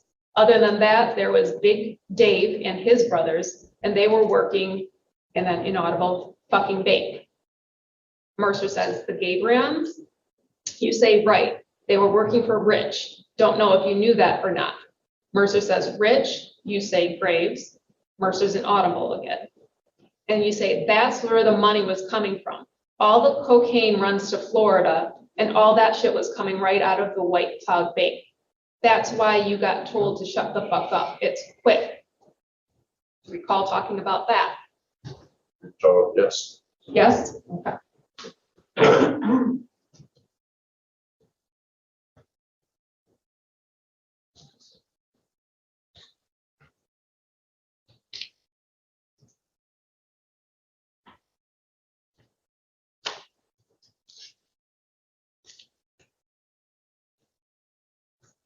Do you recall telling Detective Mercer what you thought happened to Rick back in 2016?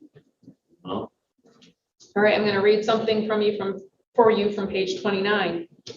Mercer says, you think that's what happened to Rick? And you say, I think Rick was probably a bad drug deal. Between that and either that or the other option, they just wanted to get rid of his ass up the fuck up out of White Cloud. And Mercer says, competition? And you say, he was messing with big names at the time. And he was always beating, and then inaudible, up.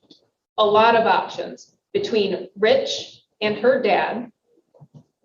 But the more I got to know her dad, I doubt if he would have done anything to do with anything like that, because I don't think he's got the backbone for it all. Do you recall saying that? No. Yes. And the dad that you're talking about, can you explain to the court who that was? Will you run that by me again? You said between Rich and her dad. Wasn't that your wife's dad? My wife's dad? Yeah. Just run that through me again. Read it again. You want me to read it again? Yes. Okay. You think that's what happened with Rick, and you say, I think Rick was probably a bad drug deal. Between that and either that or the other option, they just wanted to get rid of his ass up the fuck up out of White Cloud. Mercer says competition. You say, he was messing with big names at the time, and he was always beating inaudible up. A lot of options between Rich and her dad. But the more I got to know her dad, I doubt if he would have done anything to do with anything like that, because I don't think he's got the backbone for it all. So you recall stating that, but who is the dad that we're That talking would about? probably be my wife's dad. Okay, and who was that? Kane, Vern. Vern Kane. Okay. So to summarize then, you recall telling Adam Mercer that you thought maybe the gay brands were possibly involved, that Rich Grave was possibly involved, and your wife's dad possibly involved, correct? Correct, I could tell Adam Mercer anything, because I didn't like him, remember? Okay, just making That's sure. pretty much what was going on. It figured it out.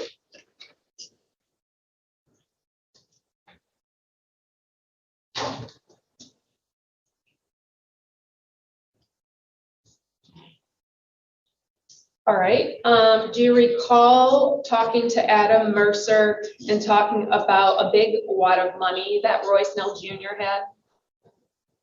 No, it's not. No? Most of the Adam Mercer stuff, you're gonna have to refresh me, because like I said, I didn't like him, so I wasn't really paying attention. I could have been feeding him anything or telling him anything, because I didn't like him.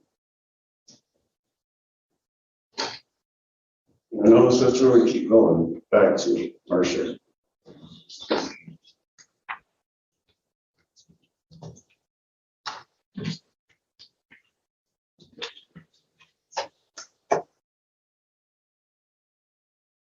So Mercer says, but he didn't come right out and admit to it. And you say, no, but fuck didn't have no money yesterday.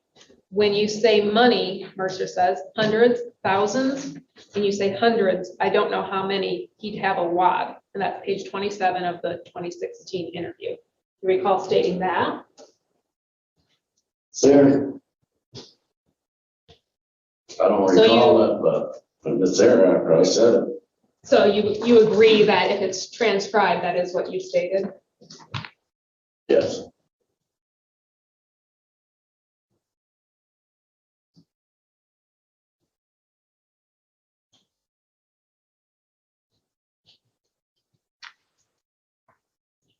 Then do you recall in 2018 saying the opposite at that investigative subpoena? Oh. So on page 37, line 1, you say, I didn't see no big wad of money, but he was paying for everything because I had none. So then I believe it was Mr. Rolstein at the time, said, okay. And you say, so I don't know how much money he had, but I know he had money because we were partying and he was paying for rooms at the hotel. Anything that we would have to drink, he bought. Anything we had to just have to smoke, he bought. Any kind of gas or anything to get to Grand Rapids, he would have bought. So do you recall that you then changed your story? Okay.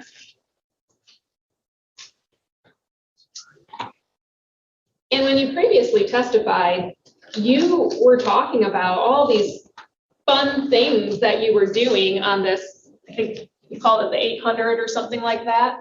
And you were talking about dune buggies, dirt bikes, snowmobiles, all this stuff that you were doing with Roy Snell's family, correct? Correct. So you knew that they had to have money to fund these things, correct? Yeah. Yeah. Somebody had to have money. Okay. So Nobody had any job. they weren't poor. They weren't poor. Nobody was working, but there was money everywhere. But they had money, and they had it for the time you met them and when you said you were 13, 14 years old, Right. correct? Okay. Correct.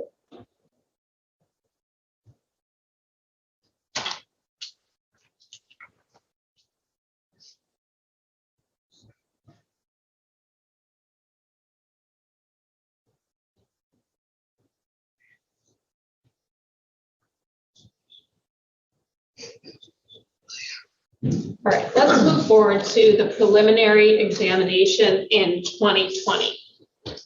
You recall that? That was a couple of years ago. Ms. Smulders, I see it's about 20 to 11. I don't want to stop you in a bad place. That might be an okay. Is this a good time? Okay. I think we'll take a short recess so that the jurors can get up and stretch their legs. We can use the restroom. We'll reconvene at about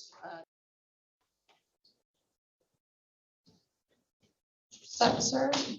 I'll remind you, you're still under oath. You may go ahead, Ms. Smulders. All right, so previously today you testified about Mr. Roy Snell Sr. calling you at some point, correct? Correct. Okay. And he had told you to shut up, correct? Correct. Isn't it true that in all the interviews you've had with the detectives and the police concerning this matter, you never once said Mr. Roy Snell Sr. admitted to any of his son's involvement, correct? Correct. Okay. So they were rather vague threats, correct? No. Chopping your head off, put you in a body bag isn't very vague. That's what I asked. Vague meaning what he was talking about It's talking about specifically. cutting my head off. That's not very vague to me. Let me ask it a different way. Okay. He was pretty vague in what you were telling the cops specifically. He never once said, I want you to shut up about telling the police that my son had killed him. He never admitted to that, correct? He said, we love you and you need to shut up. And that was the extent of it, correct? Quit talking to the police. Shut up. And there were rumors going around throughout these years of what may have happened to Ricky, correct? I guess. I mean, you yourself testified, you mentioned the Gabriels, you mentioned these bank people, you mentioned your wife's husband, correct? Right. And those were rumors going around, correct? Yeah. But, Okay. So do you believe that along with those rumors, you heard Roy's name going around in the mix as well, meaning Roy's Jr., correct? Yeah. Yeah. The trip to Grand Rapids, yeah. So don't you think it's a possible explanation as to why Roy Sr. called you is to just stop with these rumors altogether? Any rumors involving his son? No, No, no. despite him never admitting anything to do with his son's involvement.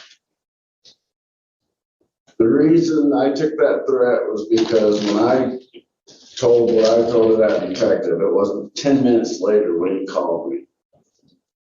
So do you believe I that Roy believe Snell that he had Sr.? connections. Either he drove by my house and seen a cop car sitting there and called because he knew who it was, or somebody from the state police had told him. That was my interpretation of it. So today you're sitting here stating that you That's what I've possibly. said the whole Well, I time. have to ask wait, a question. Gotta wait for the question to get done. Mhm. So you're sitting here today stating that one of the possibilities you believe is that Roy Snell Sr. had some in with the police. Sure. Okay.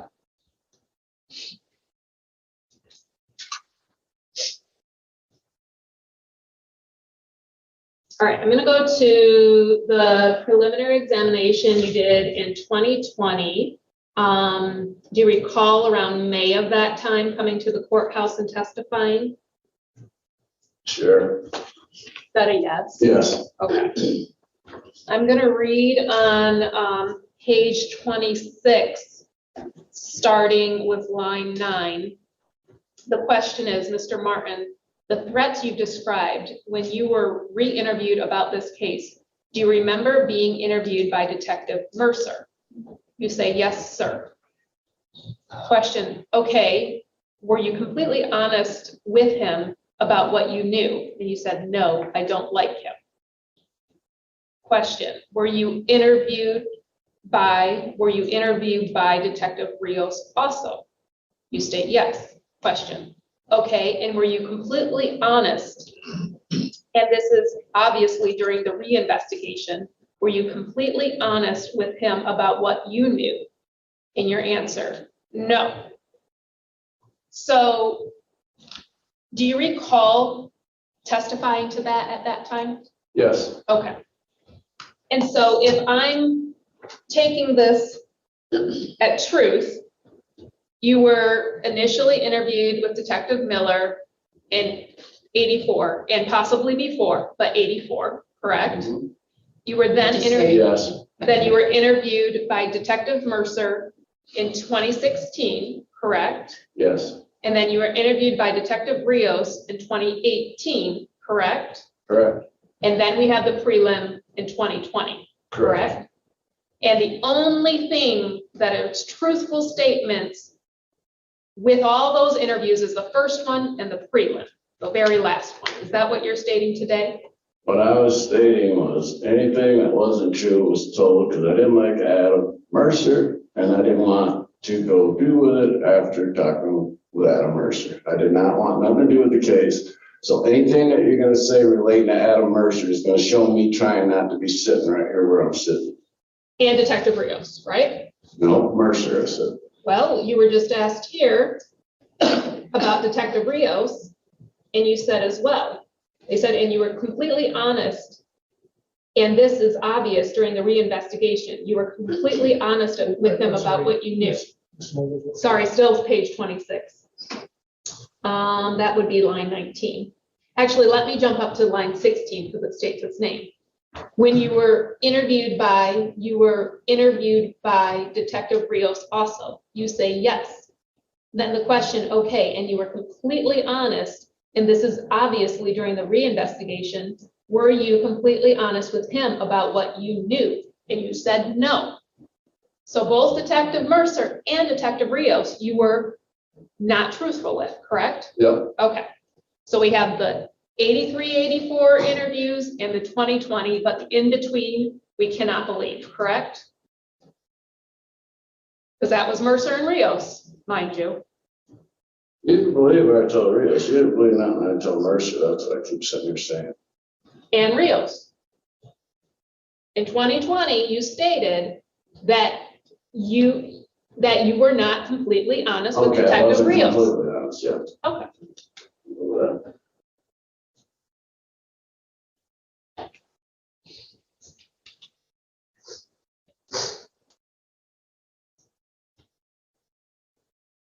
And then on page 39, line 17, in the 2020 prelim, the question was, Detective Mercer asked you, right, but he, meaning Roy, never made any kind of admissions to you or in front of you, and you answered, he never really said that I killed him. Do you recall telling Detective Mercer that? And you say yes. Recall stating that? Yes. Okay.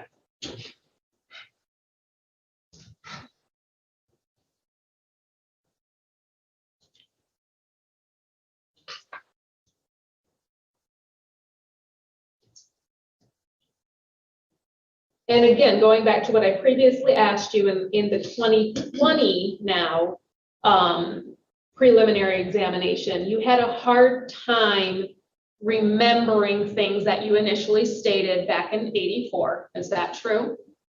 Yeah. Okay, and you needed to reread your statements back in 84 to remember specifically what you said back then, correct? Correct. All right, is this an accurate summary then on page 27, line 15? The question is, okay, Mr. Martin, if you saw what you had written before, would that help refresh your memory about exactly what you remember Roy Snell saying to you in your parents' driveway? You say yes, and then you're approached and then you recall. Is that an accurate representation of what happened during that testimony? Sure, I guess. Okay. So this is, again, a question that it boggles my mind. Why you can't remember a conversation with Roy Snell Jr. back in 83 and 84 where he acknowledges he committed murder of Ricky Atwood. How do you forget something like that? Why do you need another written statement to refresh your memory? I think it was written down, wasn't it? But you didn't recall it until you read that previous I might have been statement. confused because you start throwing all these dates at a person. That's probably what's going on. Okay. Anything I said, I meant Don't you think it's reasonable that if somebody confessed to you about a murder, you'd remember it 20, 50, 70 years later? yeah, if you say so. If I say so. Okay. And then the other thing that I think is even more insane to me to try to wrap my head around again is that not only now in 2020, you're remembering things back in 84 after showing, your previous written statements. For the first time ever, you recall a new detail of what Roy Snell Senior told you. Do you recall that detail, what you're alleging he told you? Shut up. No, about sausage. Recall that. Oh, yeah, All right, let me read it to you on page 28. that was everywhere. It may have been a rumor, but you had stated specifically Roy Snell told you back then. Page 28, line 9. Okay, what did he say out there in the driveway exactly? Your answer, he said, yep, I killed him, but if I wouldn't have, someone else would have. There are a lot of people standing in line. I wasn't the only one. Question, okay, did he say anything about where Mr. Atwood eventually came to rest? He said it could probably be in somebody's sausage or something. Just something crazy, ludicrous. How is it? Almost 40 years removed, now you remember this detail that you've never once told anybody, any police, any detectives, no one before. I don't know, you start, people telling you they're gonna cut your heads off and stuff, you remember stuff. You start to remember things about it. And that's what I'm saying to you, if you had never had nobody tell you they're gonna cut your head off, you wouldn't understand the pressure of remembering or not remembering. That's what I was telling you. And those dates are pretty precise. You're just sitting here saying that you needed a previous statement to refresh your memory about the confession itself, but you didn't need anything to specifically remember a sausage comment. Okay.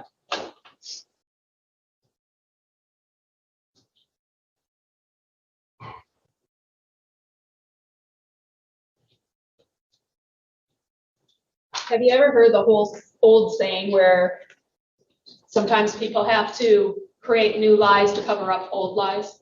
No, John, before my question, Judge. Let me talk.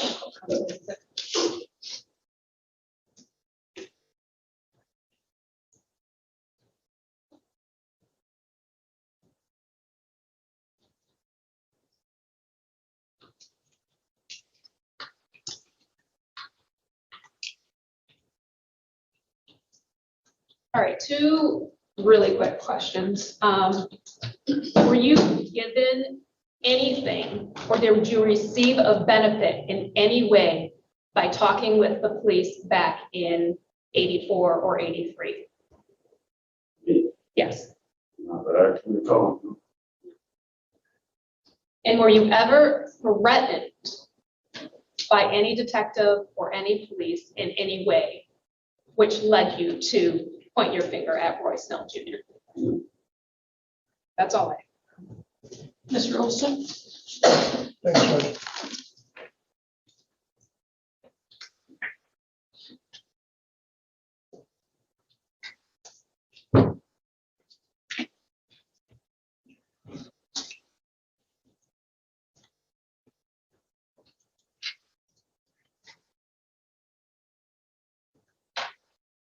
Approach the witness, Judge. You may.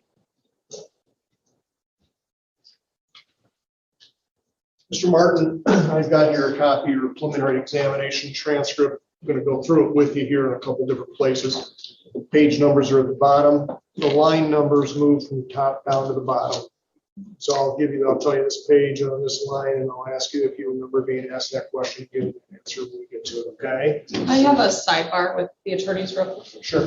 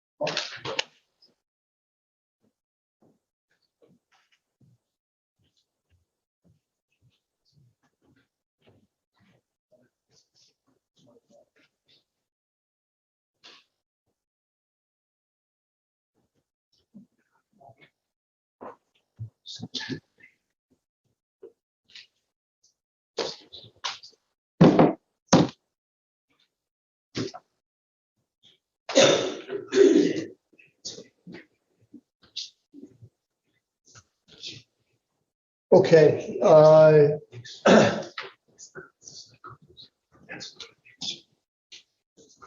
on page 28 there, or I'm sorry, go to page, 28 if you would, and that.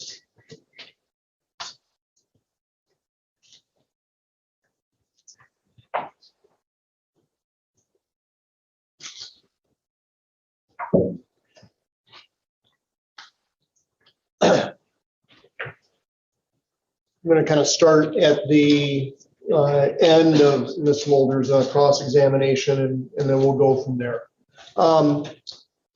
Ms. Mulder suggested to you that the preliminary examination, which was held in this building before Judge Dykeman back in 2020, May of 2020,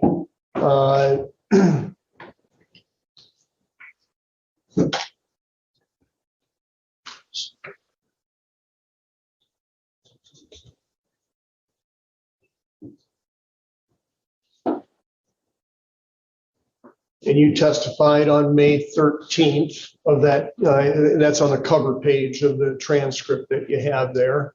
Is that correct so far? So far. Okay. And on page 28, Ms. Smolders suggested that your testimony about Mr. Atwood, probably in somebody's sausage or something. And go to page 28 if you would. You were asked this question. Okay, did he say anything about where Mr. Atwood eventually came to rest? Answer, your answer was, he said it could end up, it could probably be in somebody's sausage or something, just something crazy, ludicrous. That was your answer, is that correct? Correct. Okay. Ms. Smolder suggested to you during her cross-examination that that was the first time you had ever mentioned anything about sausage. Do you remember that cross-examination? Yes, sir. Okay. I'm going to hand you, it's been marked as proposed exhibit 62.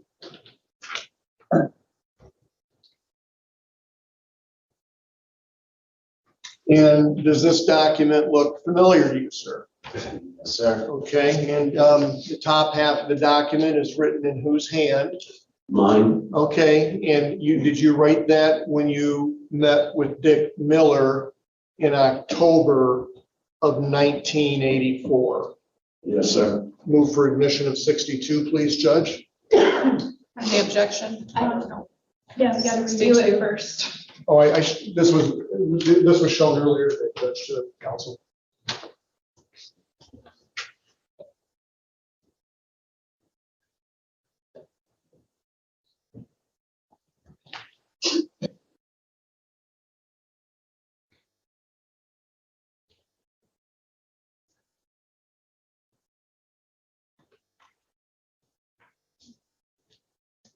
No objection. Court would admit People's Exhibit 62. Okay. Can you bring that up on the screen, please? And can you enlarge the top half, please? Okay, this is what you wrote while you were interviewed by Dick Miller in October of 1984. Is that correct? Correct. And it reads, Roy Snell Jr. said, yeah, I killed him, but if I wouldn't have, someone else would have. There were a lot of people standing in line. I wasn't the only one involved in it. There was 4 older people who know how to keep their mouths shut. Rick's probably in someone's sausage by now.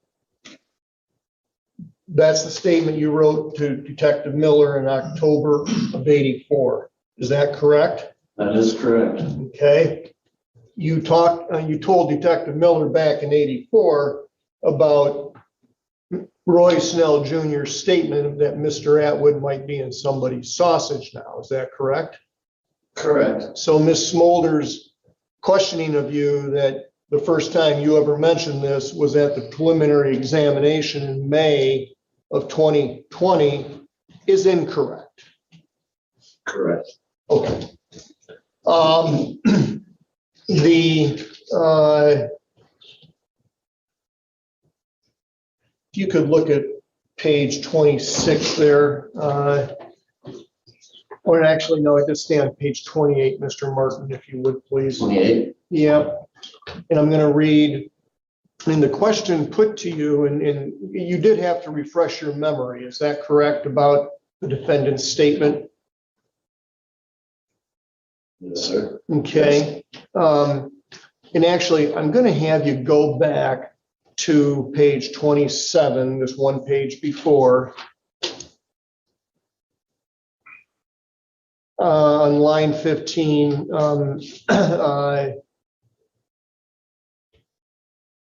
where you asked this question, did you give this answer? Question. Okay, Mr. Martin, if you saw what you had written before, would that help to refresh your memory about exactly what you remember Roy Snell saying to you in your parents' driveway? Answer, yes. You remember that question and giving that testimony? Yes. And then if you go to page 28, starting on line 9, where you asked this question and did you give this answer? Question. Okay, what did he say out there in the driveway exactly? Answer, he said, quote, "Yep, I killed him. If I wouldn't have, someone else would have. There were a lot of people standing in line. I wasn't the only one." Okay. Did you give that testimony after that question? Yes. Both those questions asked of you to be as exact. Is that correct? The word exactly was used in both questions. Correct. Okay. Let's talk a little bit about this trip to Grand Rapids. And there was a young lady, apparently, and now this is a trip that you were on with Mr. Snell. And you stayed at the Ramada Inn, is that correct? Correct. And I think if we, oh, thank you. And I think if we look at the registration card, Mr. Atwood went missing in August of 1983. And again, this registration card is from November 6th of 1983. Is that correct? Correct. And this is when you stayed at the Ramada Inn with Roy Snell, and the two of you went to a party and you saw a young lady. Is that correct? Correct. And this young lady made an inquiry or asked Mr. Snell, "Hey, what happened to that badass Trans Am that you had," right? Correct. Okay. And do you remember Mr. Snell's response to that question at this party? No, that was kind of tucked away off to another question. It was like it was never asked. I mean, did he ignore it? Pretty much, he didn't react to it or anything. Okay. Did he answer it in any way verbally? No. Okay. Any reason to believe this young lady was lying about seeing Mr. Snell in a badass Trans Am? No. Hey, let me ask you a question here. Do you know anybody by the name of Nolan Gant?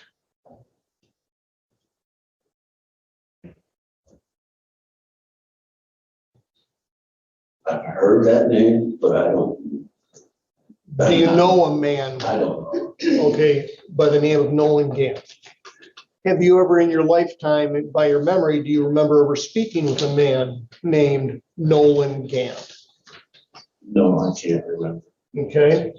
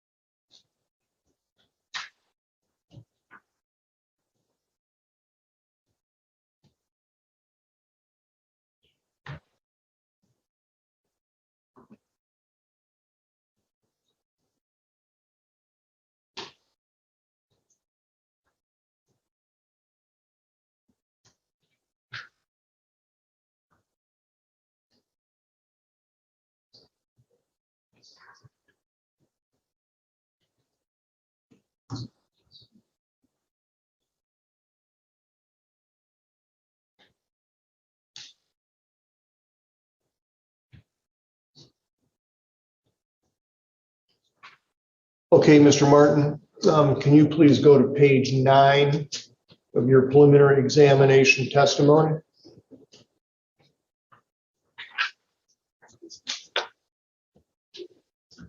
Did you, on page 9, starting on line 7, were you asked these questions and did you give these answers? Question, can you tell us, Mr. Martin, how old you were when you met Roy Snell? Answer, like 12 or 13. Question, okay, and you were living in Broman? Answer, yes. Did you give that testimony? Yes.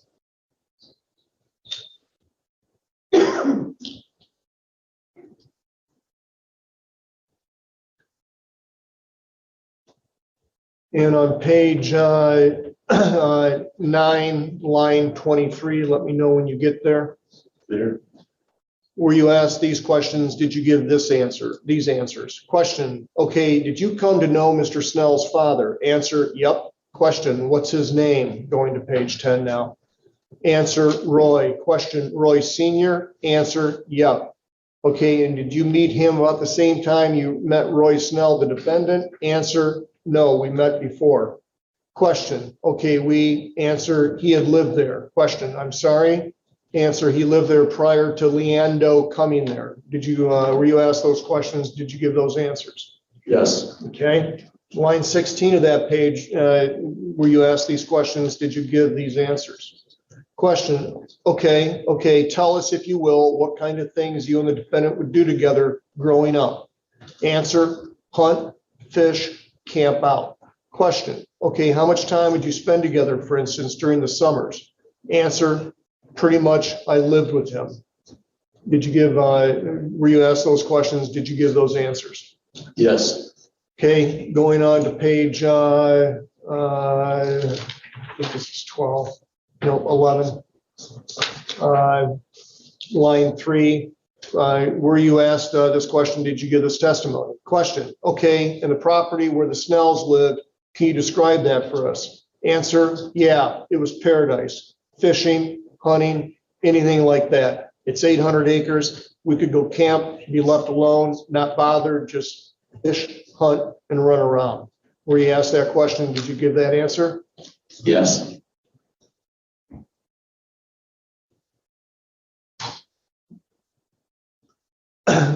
Same page, line 13, question, okay, did they have a name for you? Did Mr., when I say Mr. Snell, I'm talking about Mr., senior. Answer, they would have called me Sonny because my dad's name was JV2. Did you give that testimony? Correct.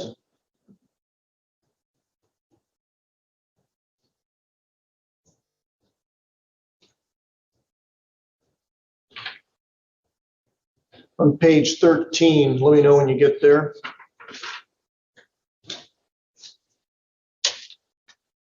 There. Line 2, were you asked this question, these questions, and did you give us these answers? Question, okay, did you guys go to school together? Answer, yes. Line 6, question, okay, let me turn now to a different person, Richard Atwood. Did you know Mr. Atwood? Answer, yes. Did you give that testimony too at the preliminary examination? Yes. By the way,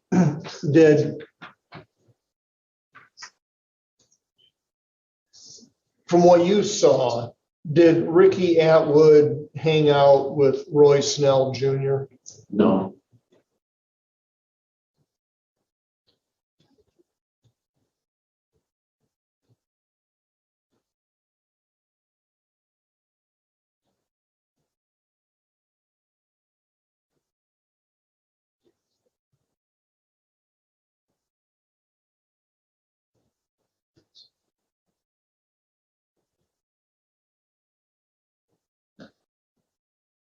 Okay, if you can go to page 14, line 24, please. Okay. Were you asked these questions, did you give these answers? Question, okay, now I want to bring you forward in time to October 26th, 1984. Did you speak with Dick Miller a second time on that date? Answer, yes. Going to page 15 now. Question, okay, did Dick Miller contact you or did you contact Dick Miller? Answer, I contacted him. Question, okay, and what was it that led you to reach out to Dick Miller October 26th of 1984? Answer, a threat. Question, okay, who threatened you? Answer, Roy. Question, the defendant? Yes. Question, okay, where did this take place? My mom and dad's driveway. Question, was anybody else there besides the defendant? I believe so, but I'm not, answer, I believe so, but I'm not really sure. Question, who do you think that might have been there? Answer, Greg Ackerman. Did you, were you asked those questions? Did you give those answers? Yes. Okay.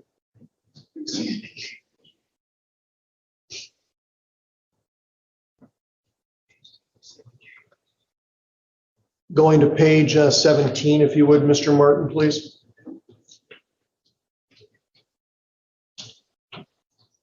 Line 7. Were you asked these questions and did you give these answers? Question, okay, Mr. Martin, I think we were talking about a point in time when you were testifying about being threatened by Roy Snell in the driveway of your parents' home. Does that sound familiar? Answer, correct. Question, this is after the first time you spoke with Dick Miller, right? Answer, correct. Question, okay, how soon after speaking with Dick Miller does this event happen in the driveway of your parents' home with the defendant? Answer, I'm not really sure. I'm going to say probably a couple months. Did you give those answers to those questions when you testified at the preliminary examination here in this building? Yes. And at the preliminary examination, Judge Dykeman was present, correct? Correct. Myself and Mr. Stay and Mr. Gunderson and Detective Rios were present, correct? Correct. Mr. Snell was present, is that correct? Correct. And attorney Rick Prysock represented him at that hearing, is that correct? That's correct. And you were cross-examined at that hearing, is that right? Yes. Okay. And you were under oath, is that right? Yes. Okay. Without belaboring the point too much, the times that in 2016, when you were interviewed by Mercer and Rios, I think you made quite clear you didn't want to be involved in this process. Is that correct? That is correct. Were you subpoenaed for the investigative subpoena testimony that you provided in 2018? Did you get a subpoena for that? I think so. Yes. Did you honor that subpoena? Yes. And you showed up and were sworn to tell the truth, right? Yes. Testified there. Yes. Did you get a subpoena when you testified at the preliminary examination in this case? I'm not sure. Okay. You were placed under oath, is that correct? Okay, correct. And in this hearing, you have been subpoenaed as well, is that correct? Correct. And you've honored that subpoena, is that correct? Correct. Okay.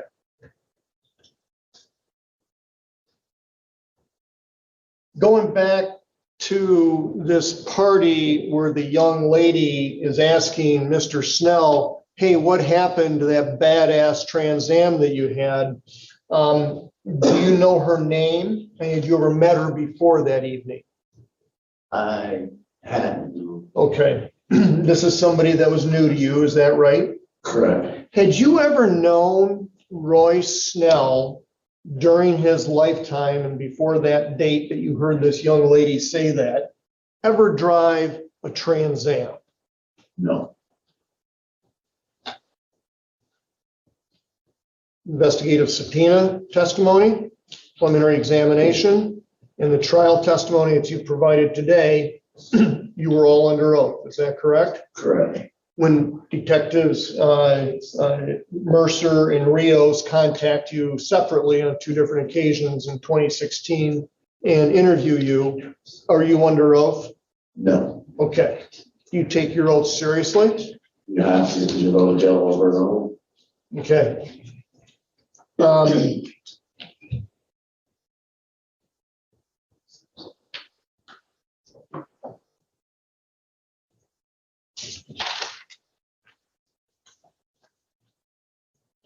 So I want to make sure I had it clear. Mr. Snell Sr., you said, I think you testified on cross, called you after your first interview with Miller. Is that right? Correct. Okay. So in between the first interview with Miller in March of '84 and the second interview in October of 84, you get a phone call from Roy Snell Senior. Is that correct? Correct, I love you, but you got to keep your mouth shut, correct, okay?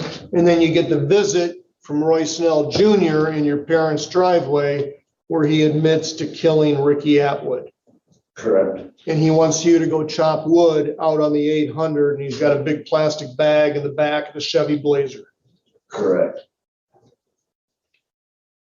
Thank you, Mr. Martin. Nothing else, Judge. Ms. Smulders?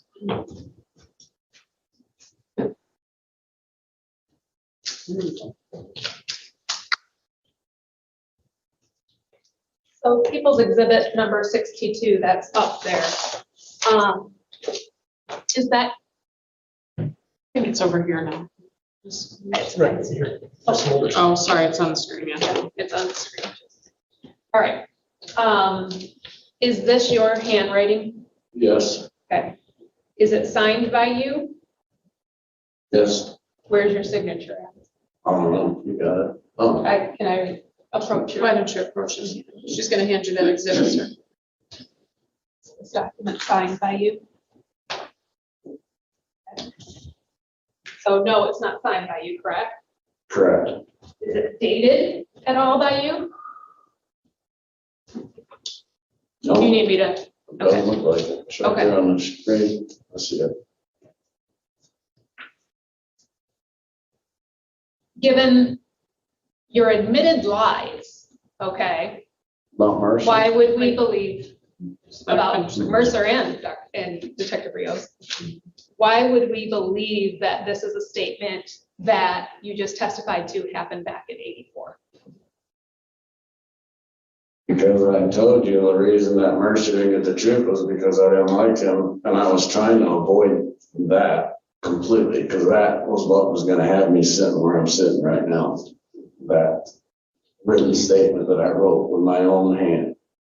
Well, isn't it true you not only lied when interviewed with Detective Mercer, and you lied when interviewed with Detective Rios, you actually lied when you were initially interviewed by Detective Miller in March of 84, correct? No, not correct. Because you stated you knew no connection between Ricky Atwood and Roy Snell Jr., correct? Detective Miller? Did you? Initially, I when don't you, remember, did I? well, you just testified to it earlier, Okay, and you actually knew about this connection, or at least you're alleging you did now, because of the incident in Grand Rapids about that badass car, that Trans Am, that happened in November of 83.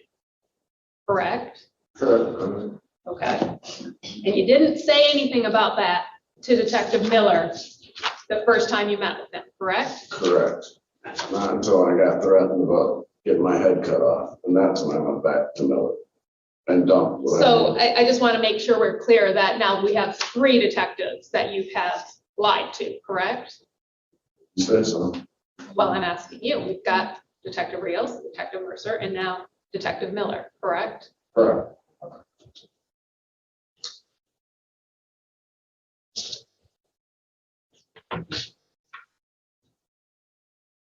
And you also testified at some point when you were in Grand Rapids, months later, so we're August 10th, so September, October, and almost November, because it was November 6th when you stayed at that Ramada Inn, correct?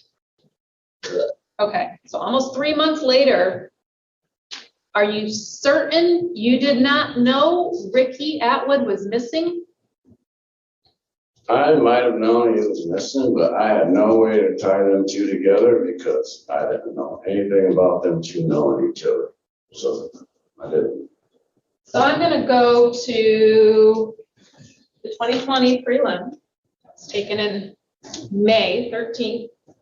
Page 13, line 22. The question was, did there come a time that you became aware that Ricky Atwood was missing? Answer, yes. Question, okay, would that have been about 1983? Answer, yes, sir. Do you recall stating that? Yeah, Okay. And now you're sitting here now saying you could have known at that time, then, at the time of being in Grand Rapids, staying at that hotel when that girl made the statement. I You did don't not know recall? at that time. I did not know. Well, you just said you could have. I did not know. I'm telling you, I did not know when I was. in 30 Tulsa. seconds ago, you said you could have Okay, known. well, now I'm telling Witness, you, Judge. I didn't. I Wait, did not sorry, know. wait a second. Mr. So there's Olson, I didn't hear what you said. I'm sorry, it's beginning to turn into argument. All right, so there was an objection. When one of the attorneys objects, they need you to stop. You can't talk over her, wait till the question is answered or asked, and then you can answer the question, okay? Ms. Smulders, why don't you ask a question and then he could answer it if he knows the answer. Sure. So now, about a minute, 30 seconds ago, you stated you could have known at that time. Are you taking that back now? I'm taking it back. I'm telling you, I did not. That's know. all I need, Your Honor. Big done. No, he should be allowed to answer his question, to provide his full answer. My answer to that question is I did not know when I was down there, because if I would have known when I heard her say it, I would have automatically put the two together. So I did not know. And by you saying that right now, that conveniently avoids any sort of lie you could have told Detective Miller then, right? Objection is the form of the question. Okay, wait a second. There's an objection as to the form of the question. Ms. Smulders' response. Actually, I'm done here. Question is withdrawn. You may go ahead. No regret. Thank you, Judge. Any questions from the jury?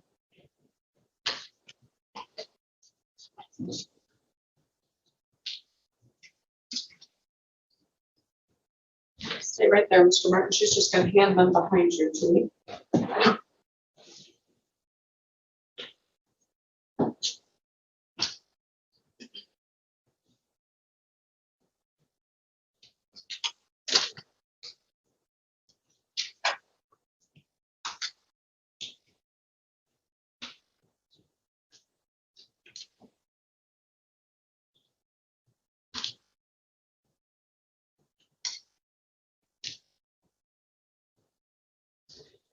Okay. Did you ever know Roy Snell to take a handgun with you when you were out in the 800? Yes. Do you know what kind of gun that handgun would have been? 22 long rifle, 7-shot. Okay, so that's a long gun. Did he ever have? No, it was a pistol. It was a 22 long rifle. Long pistol. rifle, It shoots pistol. long 22 caliber shells. That's Okay. where it would come from. And was that the only gun you saw him with? No, I asked Hank, pointed a 10 gauge at me once. Come to Sun Couch. He pointed About at, 5 or 6 other guys pointed a gun, told us all there.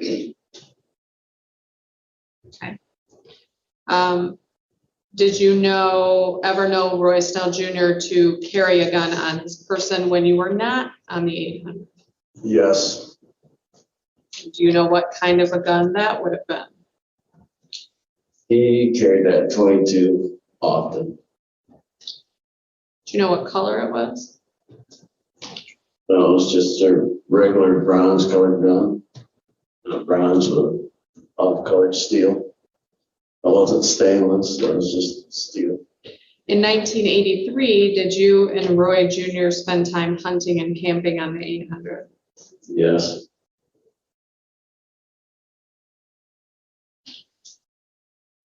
Prior to 1983, and you may have already answered this, prior to August of 1983, had you ever seen Roy Jr. with a handgun? yes,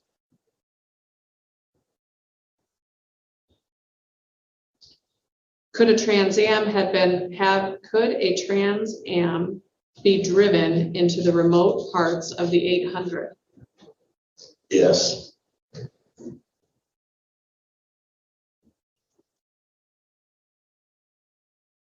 In the time growing up around the Snell family, did it ever appear that they had difficulty having the money to pay for anything? no, Did the Snell family take care of pigs? yes, To your knowledge, did Roy Jr. dislike Rick Atwood? not to my knowledge. Where were you living in August of 1983?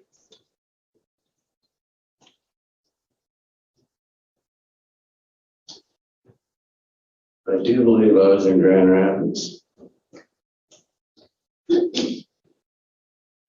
Any other jury questions?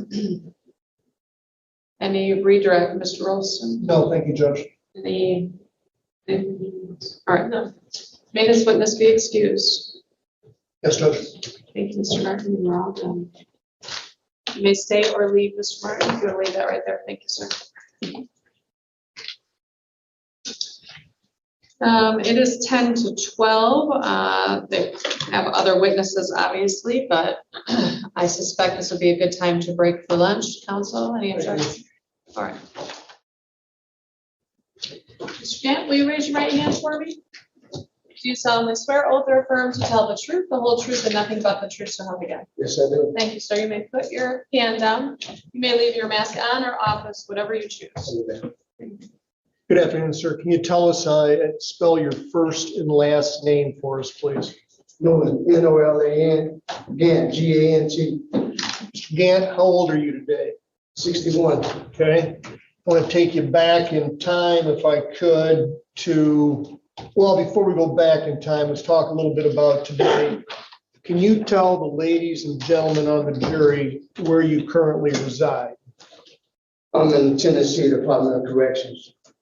And you're serving a sentence down there in the Department of Corrections? Yes, 17 years. Okay, and when did you go into the Tennessee Department of Corrections? 2014. Okay, and I want to take you back in time, if I could, to 1985. Do you remember being in the Kent County Jail in 1985? Yes, sir. And can you tell the ladies and gentlemen on the jury what you were in the Kent County Jail for back then? Well, for longest assault. Okay, and did that result in you going to prison? Yes, it did. Okay, and how long do you think you were in the Kent County Jail for before your case was disposed of and you were transferred to the Michigan Department of Corrections? 1980s. Okay, did you have a trial down there, or did you plead guilty? I pleaded guilty. Okay, and during the time that you were in the Kent County Jail, did you meet somebody that you came to know as Roy? Yes, I did. Do you know Roy's last name today? No, sir. Okay, tell me if you will, was Roy a fellow inmate? Yes, he was. Okay, and can you describe, can you identify Roy today? No, I can't get over there. Yes, sir. Okay, I mean, so the guy that you remember from 1985, you can't identify. No, I can't. Fair enough. Can you describe for the jury his ethnicity? Was he, what was his ethnicity? It's about 6'2", 6'3", something like that. Snell guy with hair on his face. Okay, was he Caucasian, Hispanic, He was a black guy. okay, African American?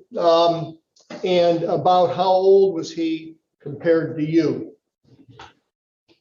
I'm not for sure. I mean, was he greatly older, greatly younger? He was a little older than me. Okay, you said you're 61 today, right? Yeah. Okay, and in 1983, you would have been approximately 20, 26. okay? And the gentleman, how did you know him as Roy? How did you come to know that to be the name that you attached to him? Oh, I met him on the deck that he was on. Okay, when we talk about the deck, we're talking about the actual cells that are in the Kent County Jail. Yes, sir. Now, you said you were there for several weeks. How much time did you, in your memory, how much time did you guys share together? How long were you housed in the same deck together when you were in the Kent County Jail? Probably somewhere about a month and a half to 2 months or something like that. Okay, and did you get to know Roy? Yes, I did. Okay, can you tell the jury a little bit about how the two of you got to know each other? We just started talking to one another because he slept next to me. I slept in 4 or 5, and he slept next to me, either 5 or 4. We was right next to one another. We used to come out in the day area and talk and walk and talk and stuff like that. Okay, I'm gonna show you what's been marked as proposed exhibit 64. And ask if this looks familiar to you, Mr. Gant. Yeah, Okay, what does that depict in your mind? that's our seal block. Okay, and in the upper half of the diagram, there's the word max, is that right? Yeah, And then there's the lower cell area on the left, is that correct? yeah, And what's marked with another L on the right, is that correct? right. Okay. Does that look anything like the deck that you've described to us as to where you were housed in the Kent County Jail when you got to know Roy? Yeah, Okay, can you, looking at the diagram there, I mean, does it accurately reflect what the layout of the jail that you were in when you met Roy? yes, it does. We move for admission, proposed exhibit 62 or 64, if I may, Judge. Any objection to exhibit 64? Court would admit exhibit 64. Okay.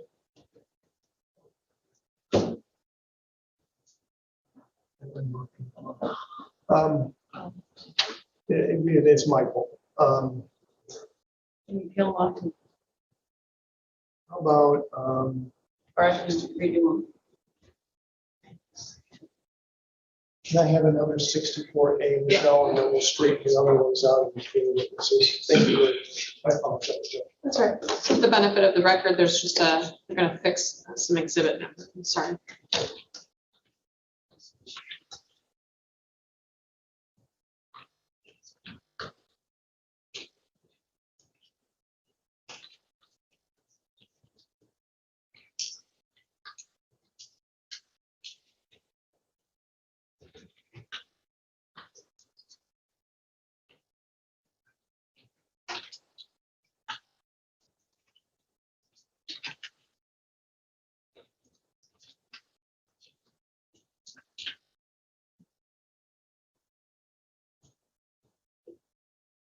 Mr. Gann, can you see this okay over here? Yeah, Okay.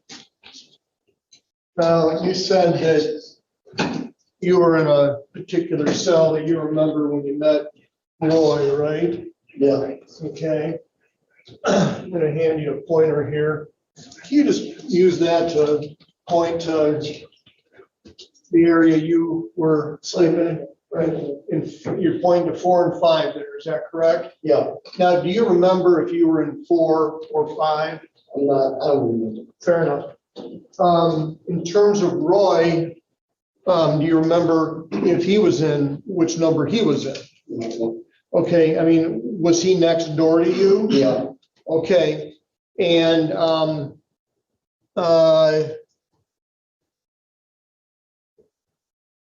you didn't know Roy before you went to the Kent County Jail, is that right? no, I didn't. Okay. Tell us, if you will, I mean, did you strike a relationship with Roy? Yeah, Okay. When you're in the cells here, whether you're in 4 or 5, or whether he's in 4 or 5, is it possible to talk to each other when you're in these cells? yeah. Can you tell the ladies and gentlemen on the jury how that's possible? We can go to the back of the cells because the only thing was between us is bars and there's a wall, but we can talk to one another. We can get in the corner and talk to one another and we can hear each other. Okay, and the area here between the cells that I'm indicating, Mr. Gant, this is a wall, is that correct? Right. Okay, in this common area out here, when you come out of the cell, you come out this way or do you come out the other way? We come out the front way. So you come out in the upper portion Going of to the front, yeah. Okay, So the door to the cell is here, right? and I put a little couple lines there to indicate that. What's in the back of the cells right here where I'm pointing? Can you tell the jury a little bit about what's behind the cells? Yes, back there's a catwalk where officers come back there and check on us. Okay, They can look in our cells. and when they look in your cells from the catwalk, when they're on the catwalk here, is this about the area the catwalk would be in? Yeah, Okay, when they're back, when the officers are making their rounds, how is it they can look into the cell? because we have bars there. Okay, so there's bars here too, where I'm Yeah. indicating on the bottom half of the diagram on 4 and 5, is that right? Right, Are the bars are open? yeah, And are you able to, speak to the person right next door to you if they're right here? yeah. Okay, all right.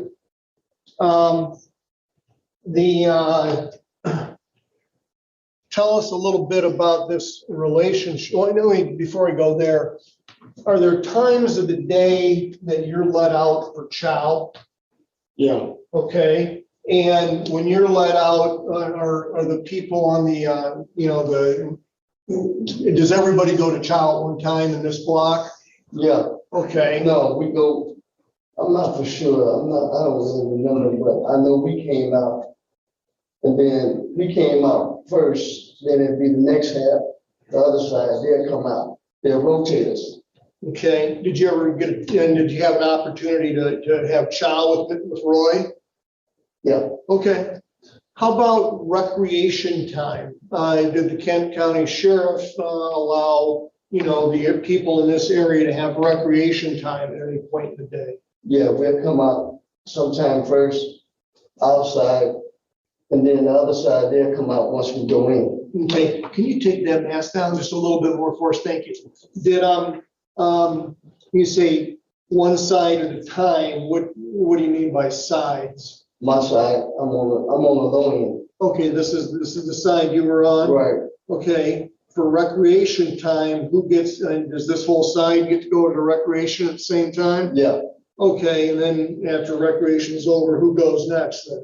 the other side, This side? yeah, Okay. And was there times that you went to recreation then with Mr. Snell? I mean, with Roy? yeah, Okay. So you could talk to the person next to you named Roy in your cell when you were in the cell together. yeah, And he was in his cell, you were in yours, right? right. Is this a 1-man, 2-man, 3-man? One man cells, Okay. And you could talk if you went to chow together, right? yeah, And you could talk on recreation together, right? yeah. Okay.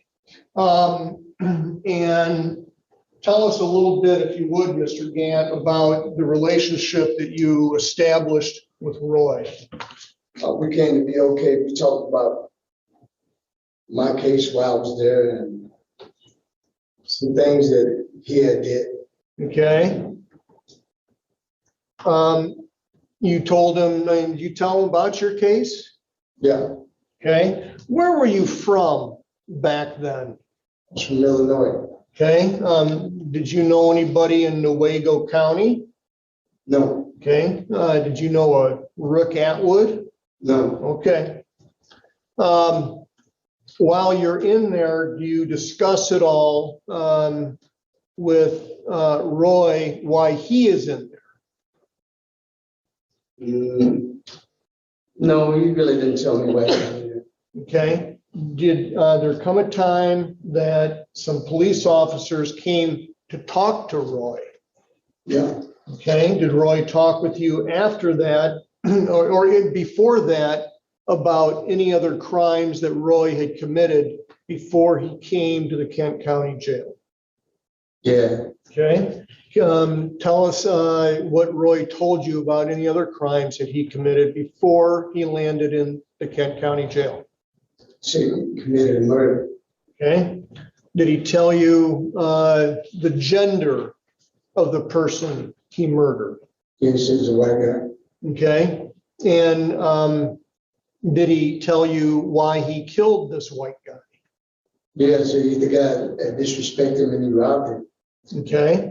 Did he say what he robbed him of, what property he took? some marijuana and some money. Okay.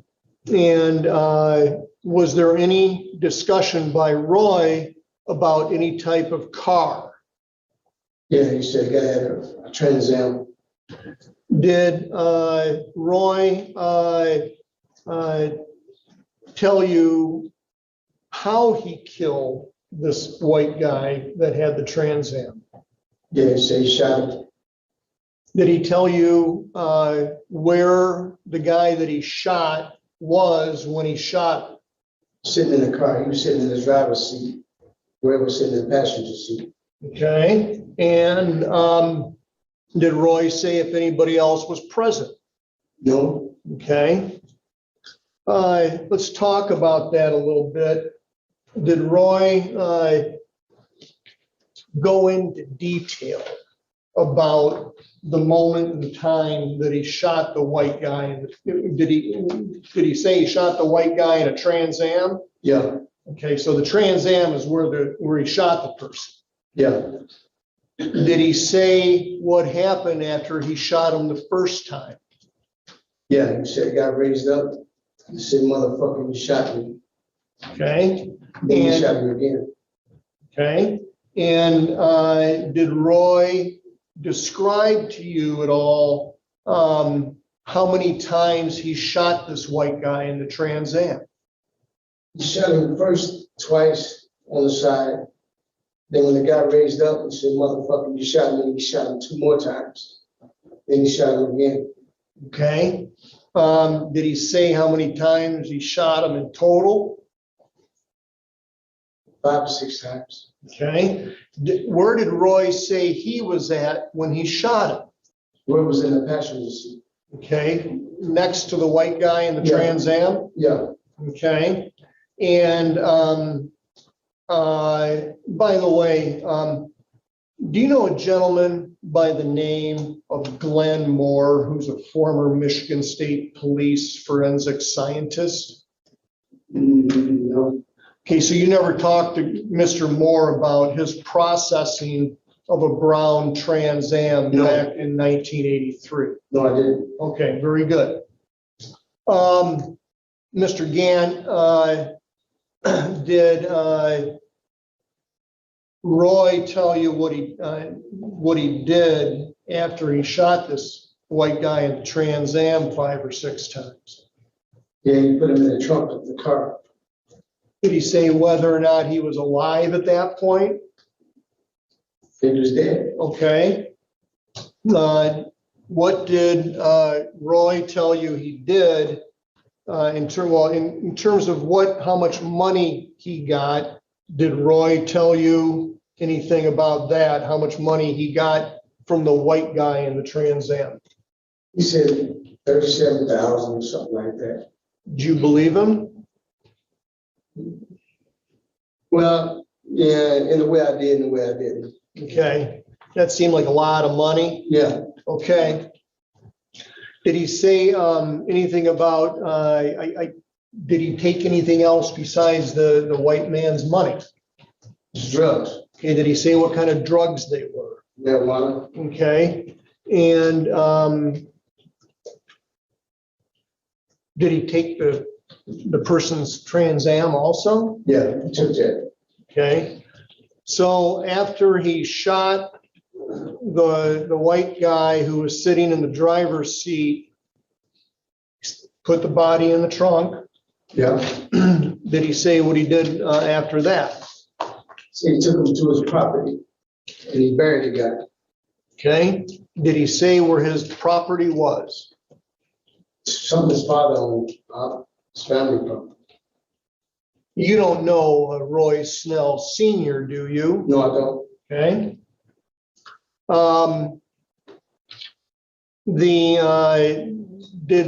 In talking to Roy while you're in the Kent County Jail, and let's kind of back out of this for a minute. Does Roy come to you on one occasion and say, let me tell you about what I did?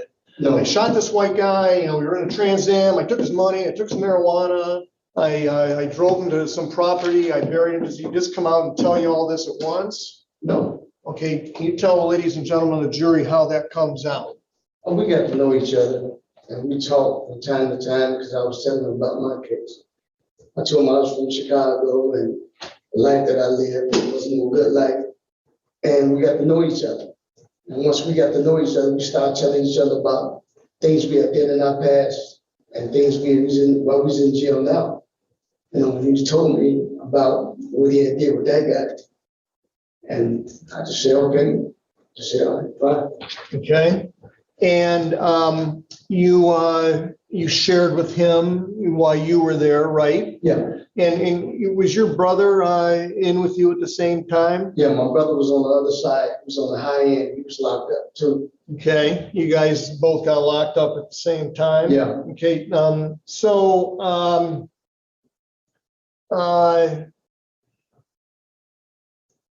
you said that he told you that he took this guy and he took him to this property his father owned and he buried him. Is that it? Did Roy tell you what he did with the gun?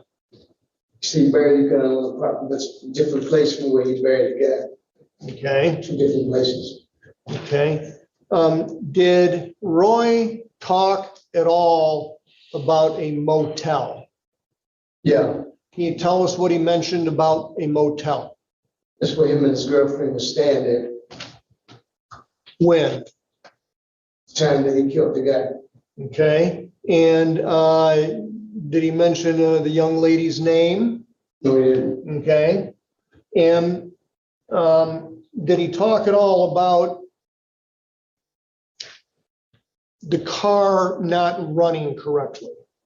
Yeah, he said because it didn't have no oil, the transmission fluid, and the engine blew up. Okay, and what did Roy do anything? How did Roy get rid of the car? He called the tow truck. He said he called the tow truck and gave him a false name. And they came and towed his truck, towed the car. Okay. You don't know John Vanderwoody, gentleman who used to own a Standard gas station back in 1983 in Kent County, do you? Well, Okay. You said that when he called the tow truck, he used a false name, is that correct? yeah, Okay. And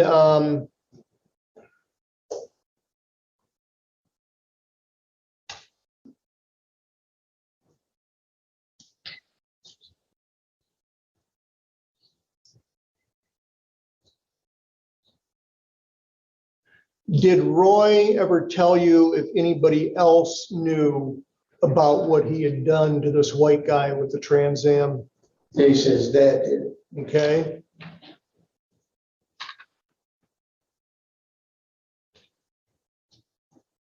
Did Roy describe his own personal appearance after he went back to the motel after burying the guy?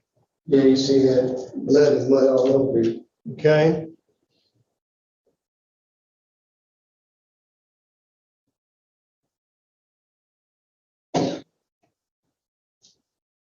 Mr. Gant, did you have an occasion to speak with Detective Richard Miller while you were in the Kent County Jail in 1985? Yes, I did. Okay, and in fact, did he come and interview you on March 4th, 1985? Yes, he did. Okay.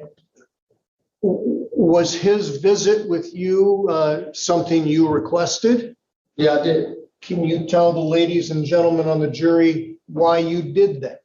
Oh, because I wanted some help with my case, because while I was in prison, and I was trying to get some help, and I didn't get any help, but I did contact him because I wanted to get some help with the case that I was in.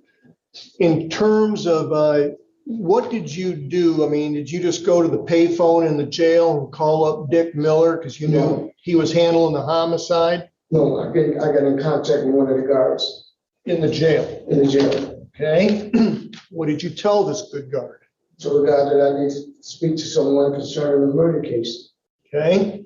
And then Dick Miller comes and visits you in the jail. Is that Yes, he correct? did. Now, does Dick Miller come in and sit next to you in cell 4 and broadcast the fact that he's a police officer or actually a Michigan State Trooper and he's interviewing you? No, he didn't. Where do you get interviewed at? They called me out somewhere. I don't quite remember. Okay, I mean, my point is, he didn't interview you in front of all the other No, inmates in no, the he jail. Okay, fair enough. Now, you were looking for some leniency on the case you were locked up on, weren't you? Yeah, I was. Okay. And I think you said you pled guilty, right? Yeah, I took a plea bargain. Did you ever get any, benefit from giving the information? Or did you tell Dick Miller what you've told the ladies and gentlemen today? Yeah, I did, but I didn't get no help though. Okay, I mean, that never came back to benefit you. No, I didn't. Okay, okay. You've seen the report by Dick Miller, correct, that he made after interviewing you, is that right? Yes. And did you try to tell him the truth there? Yeah, I did. Okay. And, I mean, you were the guy that called him, right? Right. I mean, it was in your best interest to tell him the truth and try to get some leniency for the case you were on. Yes, sir. I got it. Okay, now I want to fast forward a little bit.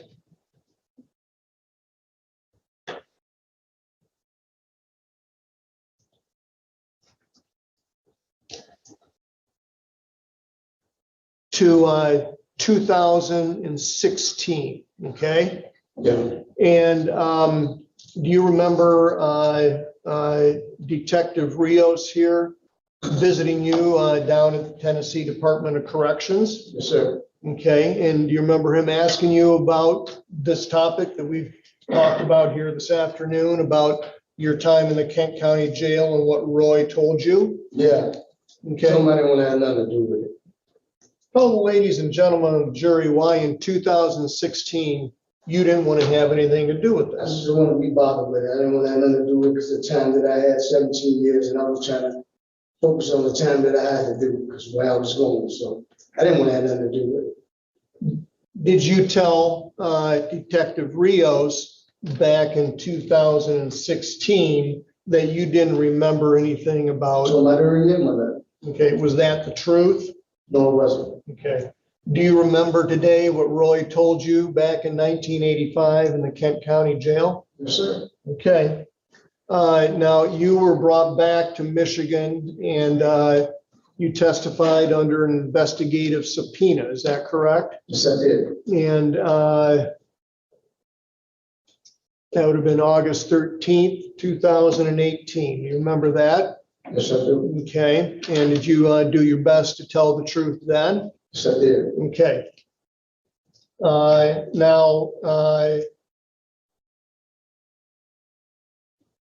you also testified at a preliminary examination, is that correct? Here in this building? Yes. And that was back in May of 2020, is that right? Yes, sir. And did you testify there about what Roy told you in the Kent County Jail in 1985? Yes, sir. About killing the white guy in the Trans Am and taking his money, his drugs, and his car, Yeah. burying him on private property? Yeah. Okay.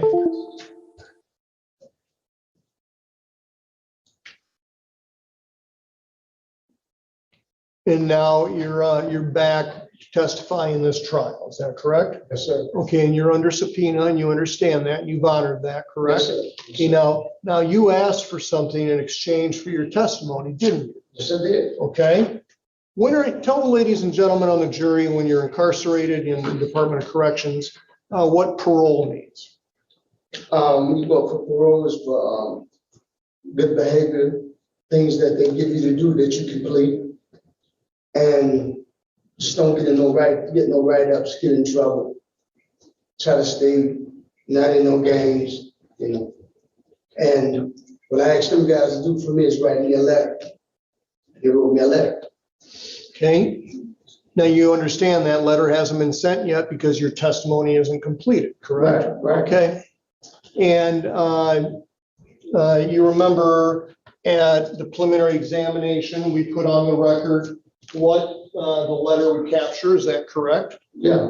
And it would capture essentially three things, is that right? Right. number one, that you appeared and testified when called upon, is that right? Yes, sir. Number two, that you testified consistent with the other evidence in the case, is that Yes, sir. correct? And that the letter would also detail whatever verdict the jury reaches in this case. Yeah, Okay, and you understand that this letter that's been marked as proposed exhibit 65, this letter goes out regardless of the verdict. In other words, whatever the jury's verdict is, the Tennessee Department of Corrections is going to get this letter. You Yes, sir. understand? Yes, sir. Okay. And you've gone over this letter since your arrival back in Michigan, is that yes, I correct? have. Okay. I'm going to ask you to take a look at that. Take your time. Does that look like the letter that you requested and that we drafted on your behalf? Yeah, Okay. yeah, And there is a missing date because obviously we don't know the date of the verdict and we don't know what the verdict will be. when the trial's over. Right on. Okay. Very good. Like to read this into the record if I may, Judge. To the Tennessee Department of Corrections, to whom it may concern. This correspondence is to memorialize the cooperation of Mr. Nolan Gant in the prosecution of Mr. Roy Snell, Newaygo County Circuit Court file number 2020-1244-FC for felony murder and felony firearm. Paragraph. Mr. Gant was housed with Mr. Snell in the Kent County Jail in 1985. During their time together in custody, Mr. Snell made admissions to Mr. Gant as to his actions in killing the victim in a robbery homicide.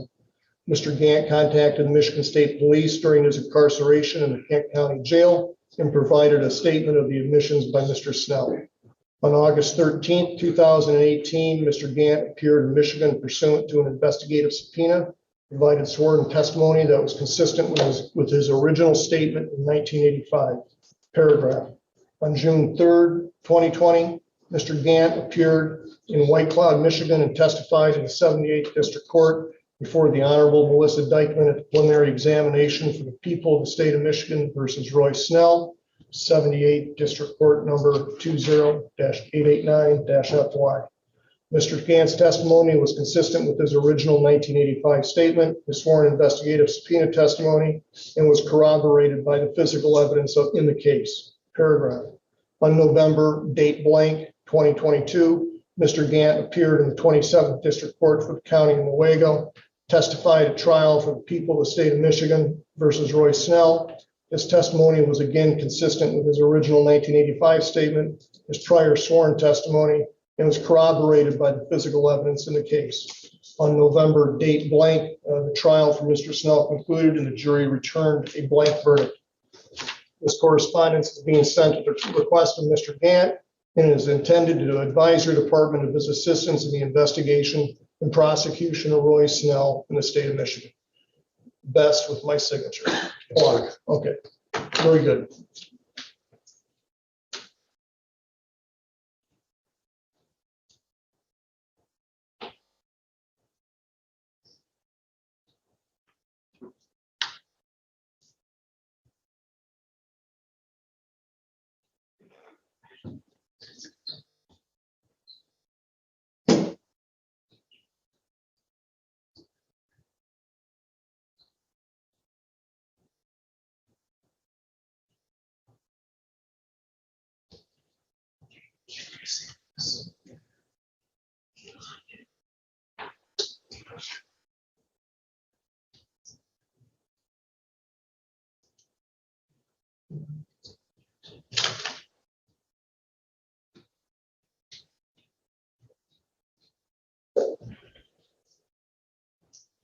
Judge, if I move for 65, then I'm sorry. I thought I did. If I didn't, You did not.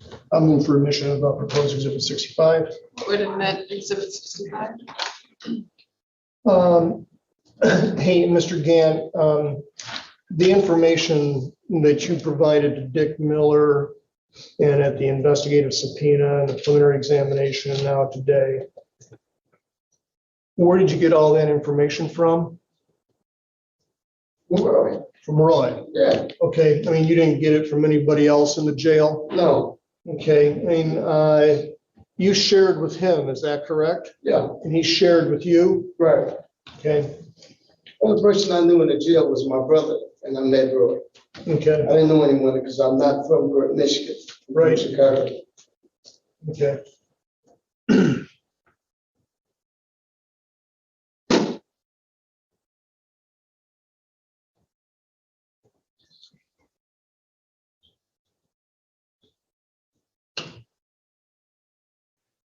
And Mr. Gann, I'm just about done here, but let me ask you this. Do you know a man by the name of Walter Sanders? No, I don't. How about a guy by the name of J.B. Martin? Do you know that individual? No, Now, you understand the letter. You understand this doesn't get you parole automatically. no, I don't. Okay, I mean, it's up to the Tennessee Department of Corrections Parole Board to figure that out. Yeah, I mean, we're reporting to them what you've done, yeah. okay?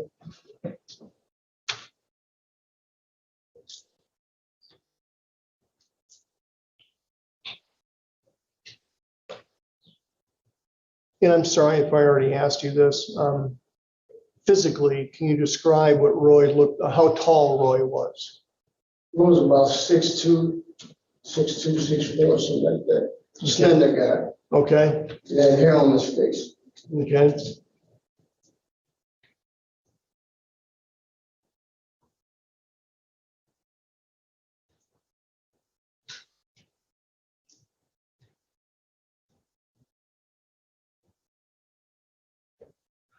Mr. Gant, thank you very much. I'll yield the witness, Judge. Thank you. Ms. Smulders or Ms. Fleming?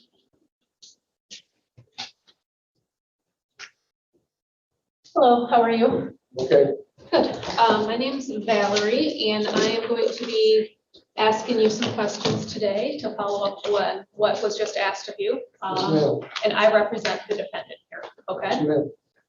All right. You've been interviewed several times as well, correct? Yes, ma'am. Concerning this matter. Is it correct to say once in 85, once in 2016, once in 2018, and then again in 2020? Yes, Okay. And you indicated in your testimony today that Roy is tall, 6'2", 6'4", slender, had some hair on his face. yeah, But you cannot identify him other than that, correct? okay. You can't. So if there was a picture of a lineup, you would not be able to But know who he accurately. is. Okay, all right. And I think you testified that he was older than you in your recollection, correct? Yeah, Okay, and you were 26, I think you said at the something like, time? yeah, yeah. What year were you born? 61. 61, okay. I was in my 20s, like, You were in your 20s, okay. And how do you believe that he was older than you? because he looks older than me. Okay, all right. Would you be surprised to find out he was several years younger than you? You would not be surprised? No? Okay. All right, so I'm gonna go to your interview back in 85. You were in Kent County and you believe you were in a cell next to Roy, correct? Yeah, Okay. And I believe in 85, you had indicated to the detective at that time that you were told bits and pieces of the story from Roy, correct? yeah. You tell me a little bit each time you get a chance to talk. Tell you a little bit more and more. Yeah, Okay. Did Roy ever tell you that he was questioned by the police concerning a murder incident while he was actually there in the Kent County Jail house next to you? yes, he did. He did, okay. And is it possible the bits and pieces that you're talking about were also the same bits and pieces Roy was questioned by the police when they came to interview him? No, I don't think so. You don't think so? No, Okay. You don't think that there's any way that he was just reiterating theories and facts that the police had told him? because everything was adding up about what he had said. about what he had did, so. How does that add up for you? Because what he was saying, no, what he was saying, what he was telling me, and then what the police had said to him, and then it came together. Okay. Well, let's first talk about the timing of these bits and pieces of information. Let's see, so I'm gonna go to a 2016 interview. No, strike that. I'm gonna go to the 1985 interview. Okay. That interview was transcribed. Did you know that? Meaning whatever you said was typed up. It was recorded. Correct, and that was typed up into a paper form. Yeah. Okay, all right. Do you recall that you had actually told Detective Miller at that time that Roy told you this information after he got some papers from the police? He was telling me bits and pieces. He told me afterwards and before. Okay, so then, let's see here. I'm going to read on page, I'm not sure how to say this page, but I think it's just 0071A, if that helps. Yep, just give me 2 seconds. Sure. Okay, and, All right, Okay. so Detective Miller says, Nolan, I was here last Thursday, at which I talked with this Roy and I spoke to him. I had to give him some court papers. And you say yes. Miller says, in which he and I talked. After we had that talk, he was returned to his cell. I gave Roy some papers. Did Roy tell you this information before I gave him papers or after? He told me a little bit at the time. Then after you gave him those papers, that's when he told me the rest of this. Okay. Little bit there and a little bit there.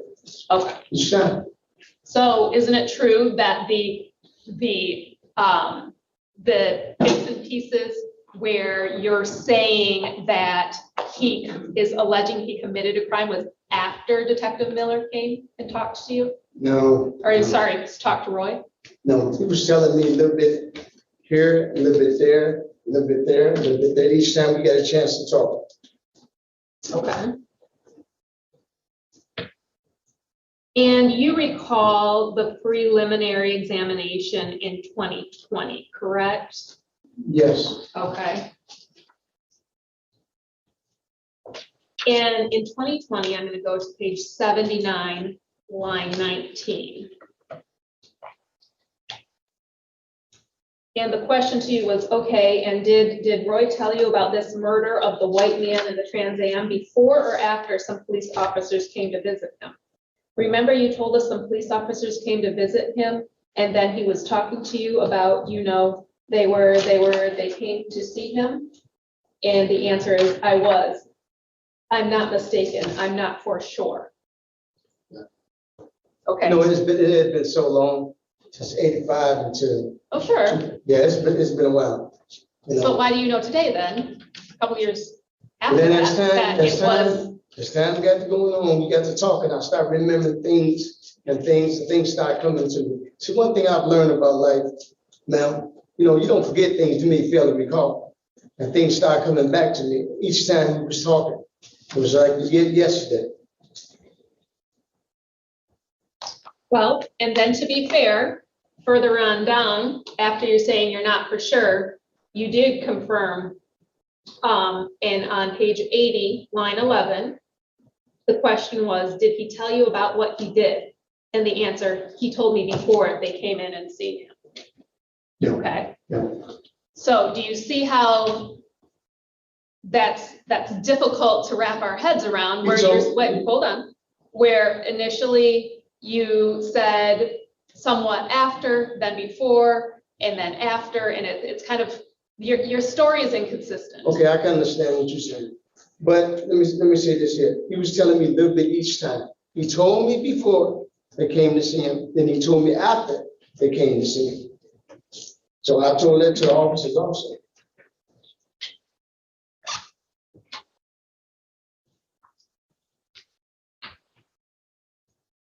All right, and then on page 73 of that 2020 prelim, line 17 I'm referring to right now, but before I read that, isn't it true that Roy had told you that not only the investigators were there to talk to him, it was specifically about the murder of somebody? Yeah, something that he had did.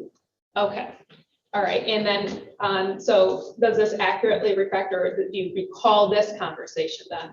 Page 73, line 17.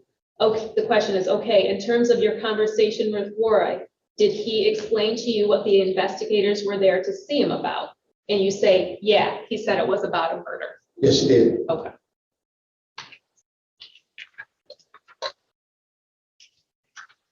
All right, I'm gonna switch subjects a little bit here, and we'll get back to that. So again, we'll go back to, well, it was 85. And then the specific date was March 4th, 1985, that interview that you had with Detective Miller, okay, which was transcribed here, okay? You talk about Roy telling you he was at a hotel room with a girlfriend. Do you recall that? Yeah. Okay. And that he obtained this room, meaning, you know, secured this room before he shot this white guy, correct? If that's what I said on that, then that's the truth. Okay. So let me read this to you then. On 0072A of that transcript, Detective Miller says this motel room, how does this fit in the time frame? Was that before the shooting or after the shooting? And you say it was before the shooting.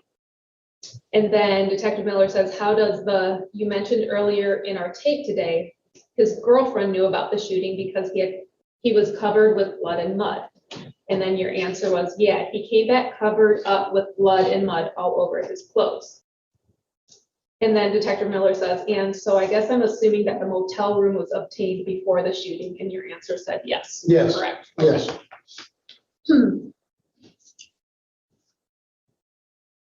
And then in 2018, there was this investigative subpoena. You recall that? Right. Okay. I'm gonna go to page 15, line 13.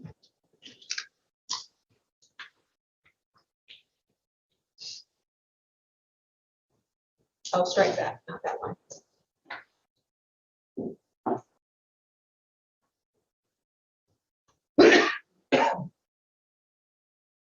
In the investigative subpoena in 2018, do you also recall supporting your previous testimony that Roy had already secured that hotel room prior to this murder taking place? I'm going by what he told me. He had the motel room, him and his girlfriend. And after he got done doing what he did, he went back to the motel room and he had blood and mud all over his clothes. So I don't, you know.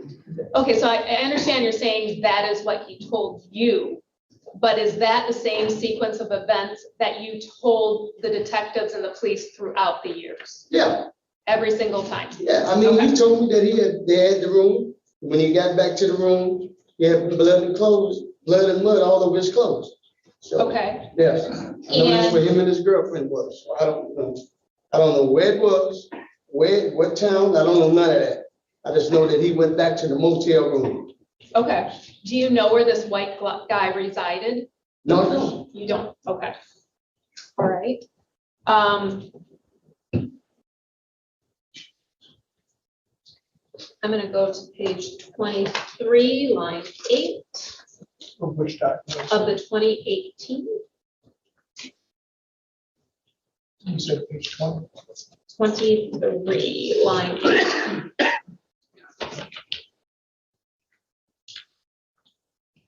And we're talking about the car. Actually, I'll bump up to line 6. The witness, which was you, said the guy owned it. That was his car. Detective Rio said the guy that was murdered, and you state that was that one that was killed. That was his Trans Am. He was driving the Trans Am. When Roy told me, Roy said he called the guy, and the guy came over, and that's the car he was driving, the Trans Am. Do you recall stating that? And that's what he told me. Okay, so summarizing that, essentially, Roy told you the white guy came to his hotel and met up with Roy at that point. Roy said he called the guy up. Mhm. Guy met up with Roy. And when everything had happened, I guess they was in the car. Well, you said the guy came over, and I previous guess to that, you were talking about the hotel room, Came right? over and picked him up, I guess. Okay, I know he was in the car with the guy and he told me he shot the guy, so. I understand that, but I'm just trying to figure out why these bits and pieces are in these transcripts. Because everything. Are you is- putting Wait, them in? wait a second. Or Can't is it, talk- oh, sorry. Let her finish the question before you answer, because you can't talk over each other. She's trying to record. Yes, ma'am, yes, ma'am. Are you putting them in to make it kind of like this whole concise story? Or did Roy actually say the guy came to the hotel room? This is what Roy told me. So he told you the guy came to the hotel room? Guy came and picked him up. Okay, all right.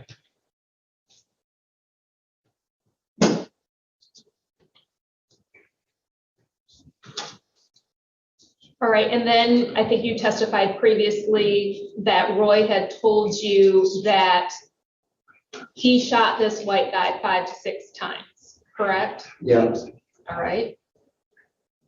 And it was because he was saying negative things to him, meaning the white guy was saying negative things to Roy. Is that correct? yeah. Okay.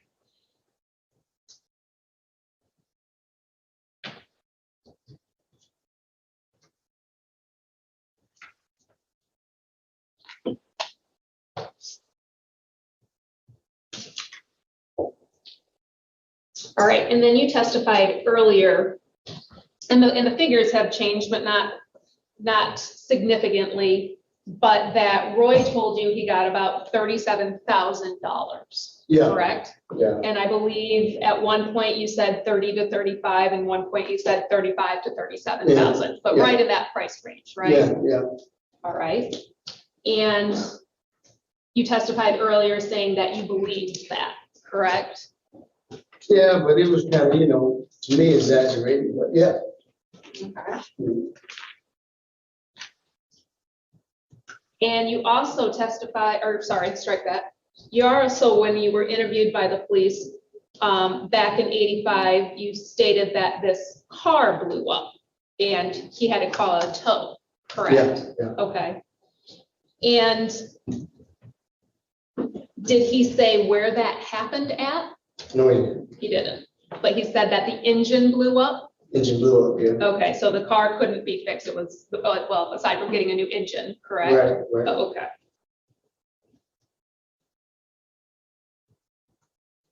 All right, so then I want to draw your attention back to 2016 then. Okay. You were in Tennessee at the time, correct? Yes, ma'am. And in prison at the time, correct? Yes, ma'am.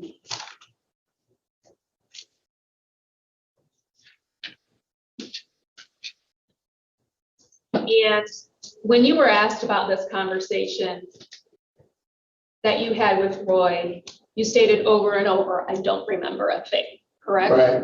Okay. And then in 2018, you testified, but you didn't remember anything at first, really, did you? And you had to reread what you previously told the police, correct? Right. And that was the only way you could state this story of what Roy supposedly told you, correct? Right. Okay. And in fact, I've actually probably shouldn't say that. You can't read, or you couldn't read at the time, I correct? can read, but I read slow. Okay, so you had somebody actually talk and speak the transcripts to you? I was reading this, like I said, I can read, but I read slow. Okay, And I was reading as we going, and the other guy, he was talking to me, and I was seeing what the statements, because then I started remembering these are things that I said back in '85. so to be fair though, you didn't remember in 2016, or at least you said you didn't.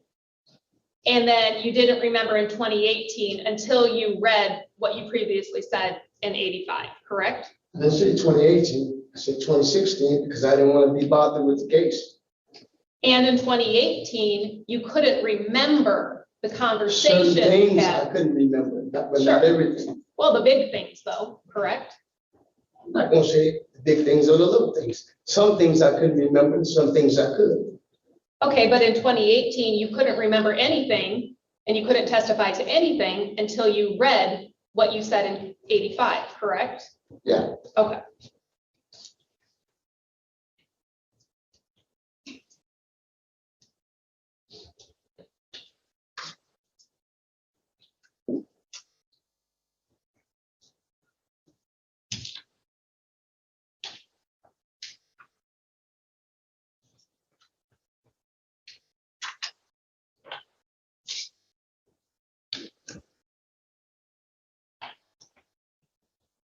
All right, so then in that 2018 investigative subpoena on page 12, line 23, the question is, now this 5-page document I got right here, it's been marked as People's Exhibit number 1. That's the little sticker right there, and then indicating. And you say, okay, question is, you've gone over this statement or this document today with Detective Rios, didn't you? Your answer, yes, I did. Question, okay, and these were, it looks like to be a conversation between you and somebody you know back in 1985. Conversation sorry. between you and a gentleman by the name of Richard Miller. The answer, detective. Question, Detective Richard Miller, right? Good. And these, it's a conversation between the two of you. Would you agree? And you say, right. Question, and you remember this conversation taking place at the Kent County Jail, correct? And your answer, bits and pieces of it. Does that accurately reflect what you just stated here today, that you had to read that document? Yes, ma'am. Okay.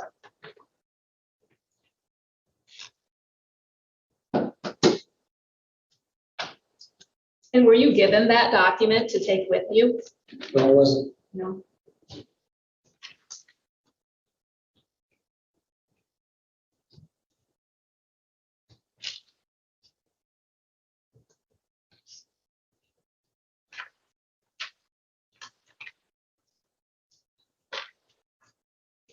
I'm gonna go back to that 2018 investigative subpoena, page 18.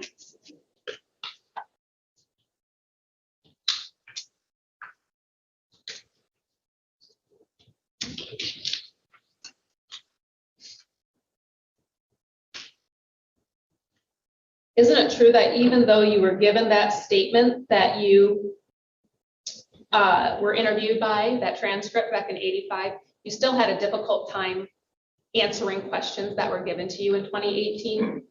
Yeah, you know, as time went on, you know, I forget things. Sure. Yeah.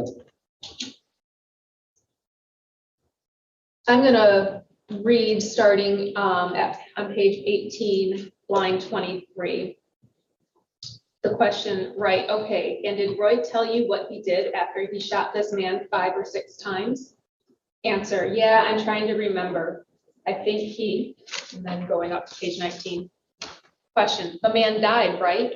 Your answer, the man died and he buried the guy. Question, okay, did he tell you they were in the car together when he shot him 5 or 6 times, right? Answer, right. Did he tell you what he did first with the man's body? He said he buried the guy, was your answer. Did he ever talk at all about the trunk of the car? Answer, that's where he put him at, in the trunk. Question, okay, so before burying him, he put him in the trunk of his own car. Answer, in the trunk of his car. Question, and then did Roy tell you that when he took the car with the body in it, he drove somewhere? Answer, yes. Does that accurately reflect what transpired in 2018? Yes, ma'am. It sounds to me that you were being fed these leading questions and all you had to do was say yes or no, correct? There's no question. I mean. There was a question. Okay, actually, there was at the very end, but I mean, not now, I mean, it's argument for the jury. I mean, the questions stand as is, and I'm happy to admit that transcript if they want. And, you know, it's so that the whole transcript can be reviewed.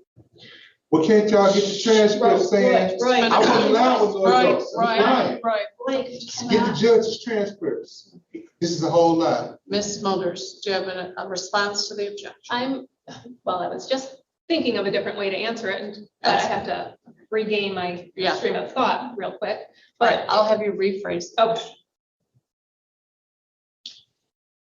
Isn't it true that had you not been asked these questions with so many details, you would not have remembered the details and sequence of events that you were trying to convey?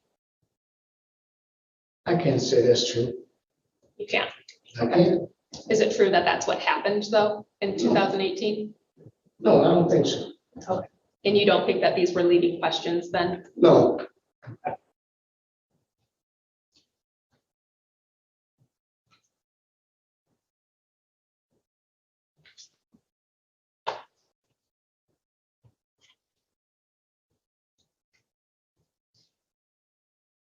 All right, so then fast forward to 2020 with the preliminary exam, and you recall that, correct? Yeah. Okay, just a couple years ago. And do you recall being questioned why you didn't remember specific information back when you were interviewed in 2016? And that could have been a bad question. So in 2020, do you recall being questioned in 2020 about why you couldn't remember certain things in 2016? Yes, because there was so much time in between. Okay. In fact, you couldn't remember a single thing in 2016 about Roy ever confessing to a murder, correct? That what I told them. Correct. Also, I told them that I didn't want to get involved. Sure.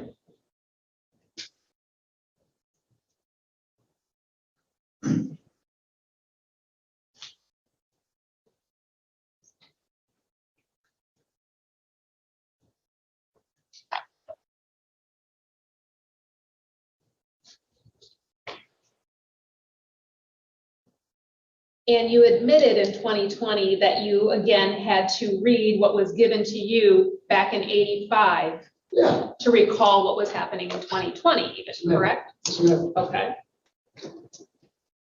And on page 85, starting with line 14. And the question is, so do you recall Trooper Watson reading this to you? Your answer, yes, I do. Question, okay, in Tennessee in 2016. Your answer, yeah.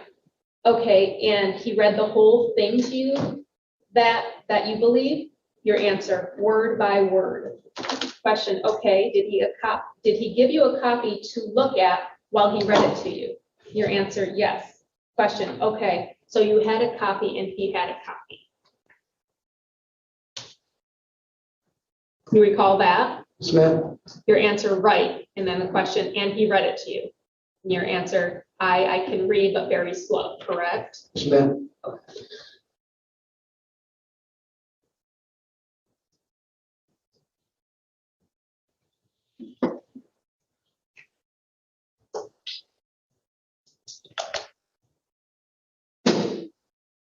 All right, and then page 96, starting with line 10, question. Now, my question for you is, prior to your testimony today, have you ever read or anybody read you your interview, go over your interview in 1985 with you before you came to testify here today?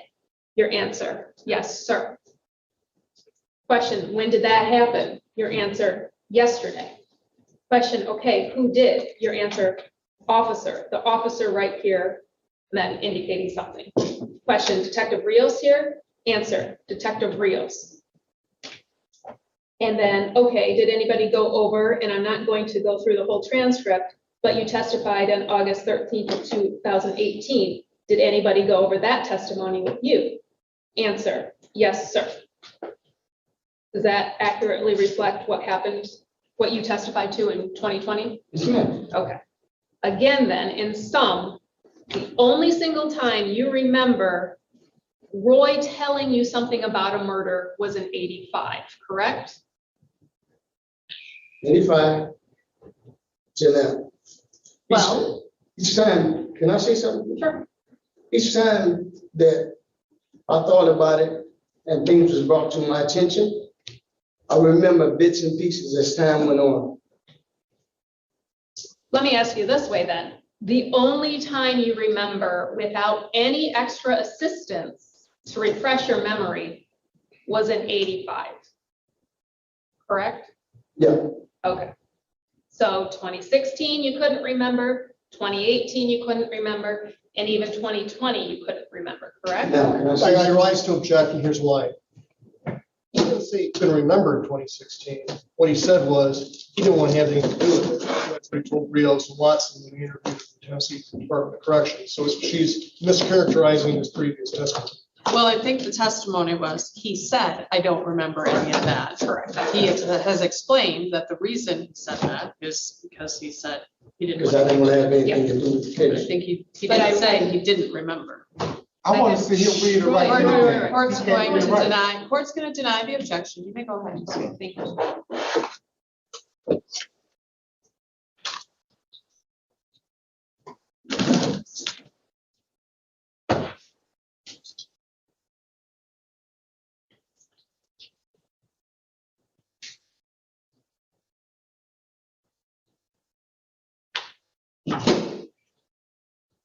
When you were in jail in Kent County, isn't it true that you got moved up to max at some point?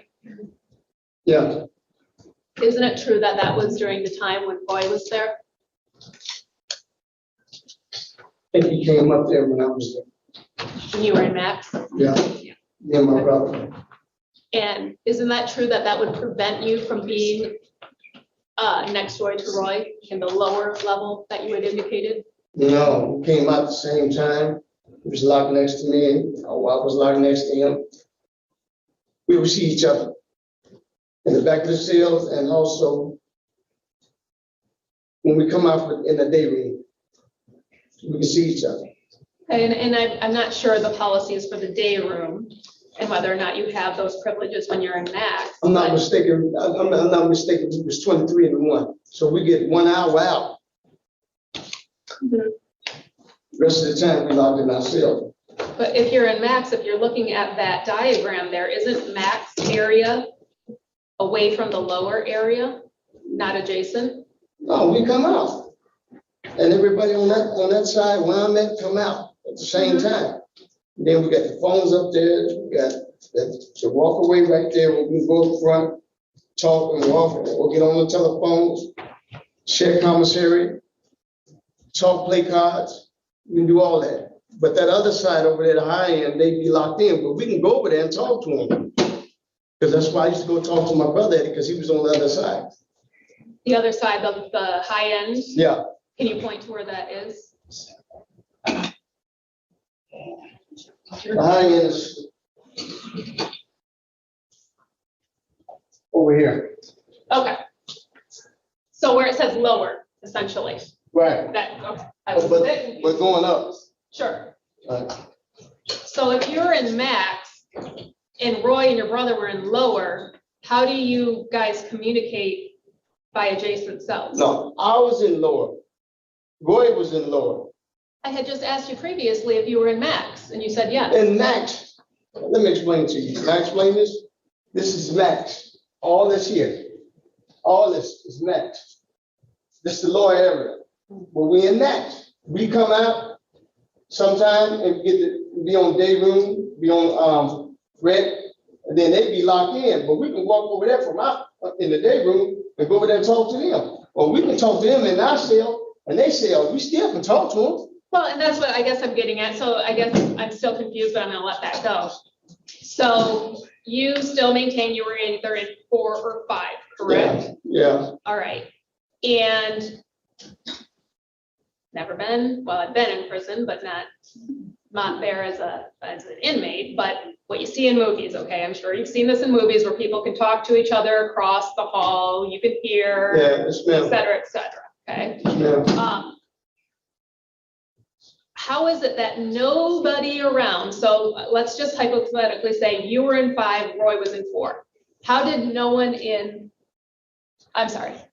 Yeah, and how did no one in 3 or 6 hear these conversations? Because we was, in there, you can be real secretive. You can be, when, I'm gonna explain something to you. When you're in prison and if 2 people talking or in jail, the county jail, and another guy come up, he's not invited, he can get in a lot of trouble. He can have some problems. Me and Roy used to talk. When we come out in the rec area, we'll walk and talk.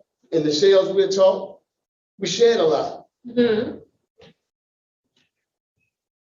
So, I mean, it sounds like there's really no privacy though, correct? Because there's bars on both sides? You can make your privacy, because other people ain't listening to what y'all talking about. You know what I'm saying? If you whisper, you know what I'm saying? And then we talk about not just what he had did, but some things that I did, you know. But you could hear other people talking.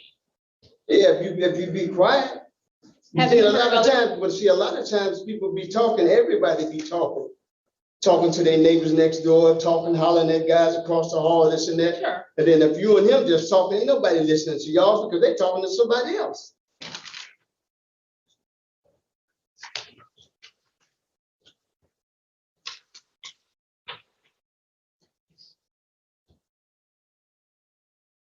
All right, I want to get back to then, back in 85, you contacted, well, I guess you didn't contact Detective Miller directly, but you contacted a guard to contact somebody about this murder, correct? Yes, I did. And because you wanted to get some sort of help on your case, I did. correct? I So did. that I was have your no full reason- intention. I have no reason to lie. Sure. And I appreciate that. In 2016, they contacted you, right? Yeah, You didn't contact them, right? right. And you were not cooperative, right? No, I didn't want to be. But you, instead of saying you didn't want to be cooperative, you said you didn't remember what was going on. That's You what I weren't said. getting a benefit, right? That's what I said. I didn't remember. Okay, but you weren't getting a benefit at all in 2016. No, Okay. And in 2018, and you just testified to this, that you didn't remember anything as well until reading an 85 statement. And again, in 2018, you didn't get a benefit, did you, for being there? no, I didn't. No. But in 2020, where all of a sudden you recall these things, of course, you still had to go on a previous statement to refresh your memory. Right? You were cooperative, correct? Yeah. And you're getting a benefit, It's not correct? no benefit. Well, council just Wait, read this entire letter. Oh, can Into I the explain to you court's about that letter? No, that letter is gonna show that I've been an outstanding inmate. Yes, when law enforcement came and asked me some questions that I required about back in 1985, yes, I told the truth. And I have no reason to lie about nothing, because that could get me a parole and it could not get me no parole. Understood, Okay? but it's more of a chance of getting you paroled, having a letter versus not having a letter, correct? Yeah, if you say so. Okay.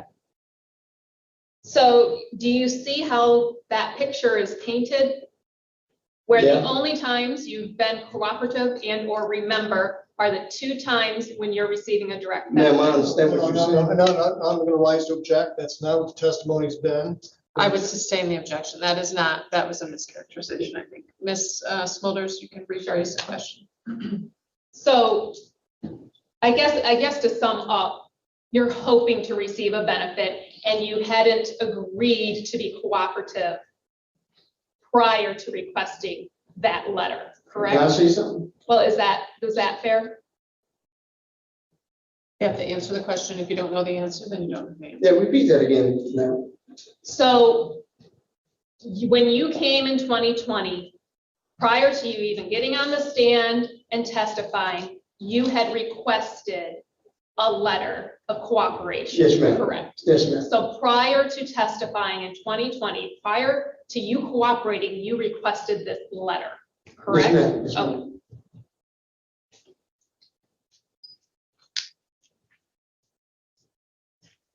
All right, I'm gonna confer with co-counsel. Okay.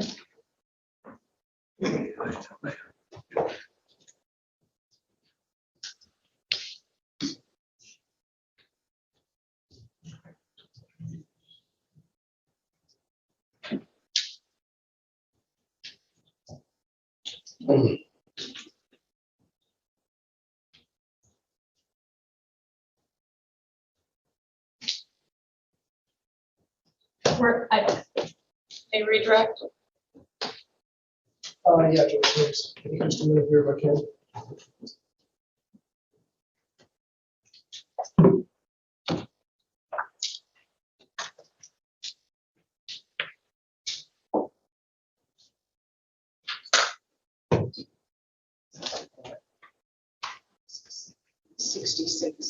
Letter 65 is the letter.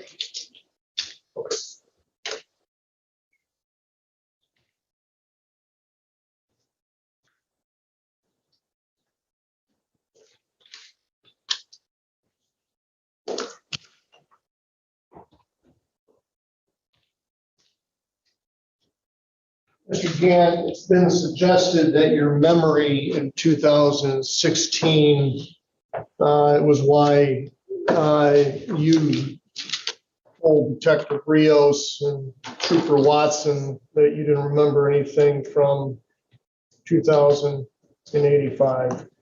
Remember those questions from Ms. Smolder? Yeah, Did you remember 1985 when they came to visit you in 2016 down at Tennessee Department of Corrections? he said, yeah. Okay. Did you need to read anything to remember about Roy telling you killing the white guy in the Trans Am? No, I didn't. Okay. And it's been suggested that the letter, Exhibit 65, is why you're testifying this way today. Okay. Now, when you testified at the preliminary examination in May of 2020, we put on the record that this would be something that you would receive. Is that correct? Yes, sir. Okay, so you had an expectation at the preliminary examination of that benefit. Is that Yes, sir. correct? Okay, can I approach the witness, Judge? Okay, I'm going to hand you a copy of your investigative subpoena testimony. This is when you testified on August 13th, 2018 in Lansing, okay? Okay. And Mr. Gann, the page numbers at the bottom. And the line numbers here indicate where on the page on that. Okay. With me, in fact, I'm going to grab my computer so that you don't have to handle a bunch of paper.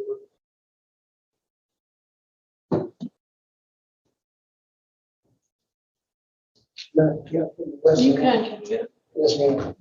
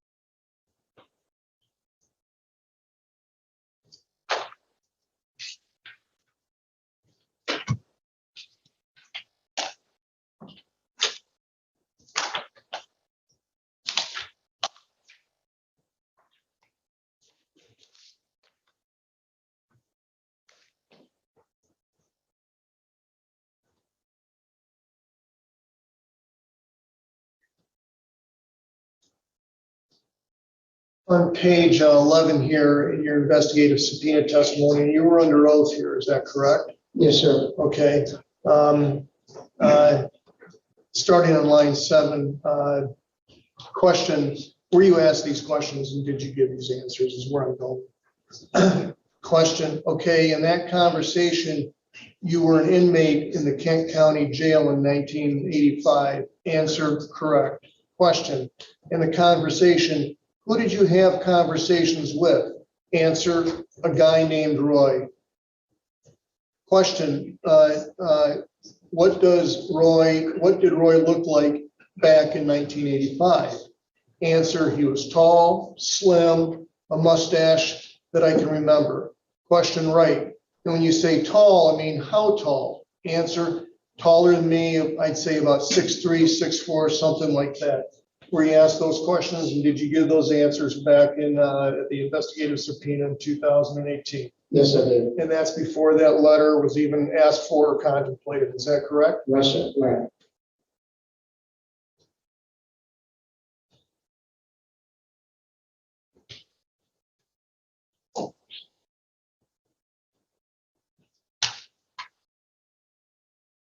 Page 11, actually from page 12, were you asked these questions, did you give these answers? I'm sorry, on page 10, line 25. Question, back in 1985, do you remember what the accommodations, what the arrangements were then back at the Kent County Jail? Answer, I had a one-man cell. He slept next to me. I was in 5.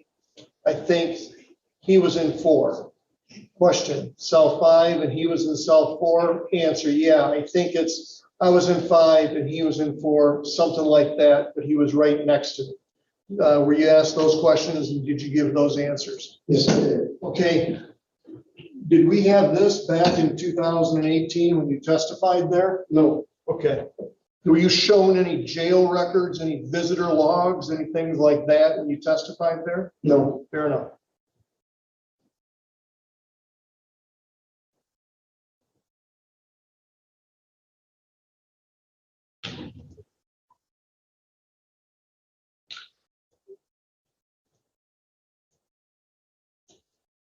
Page 12.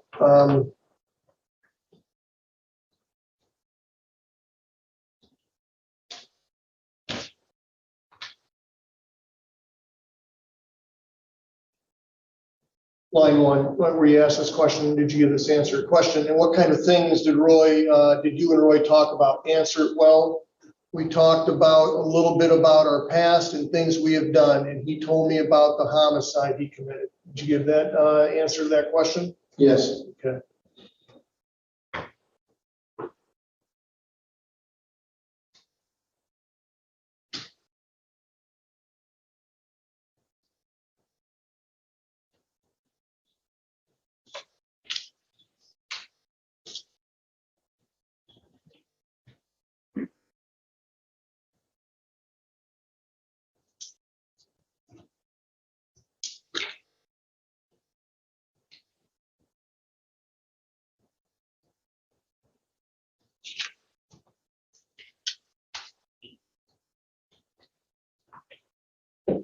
At the investigative subpoena,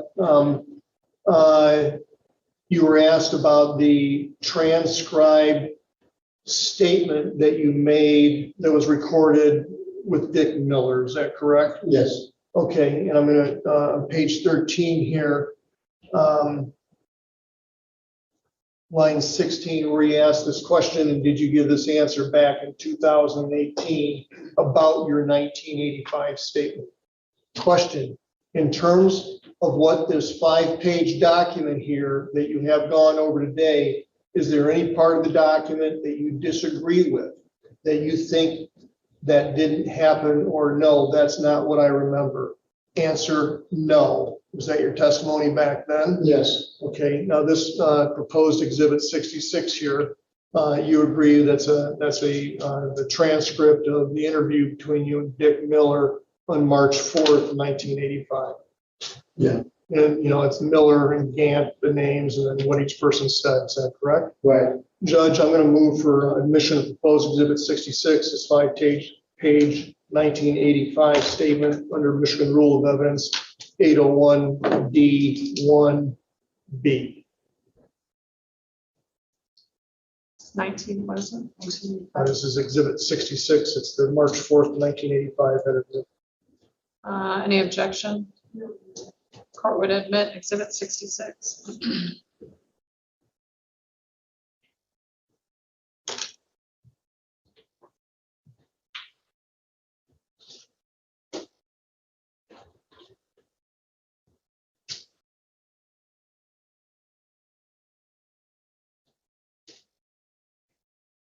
Did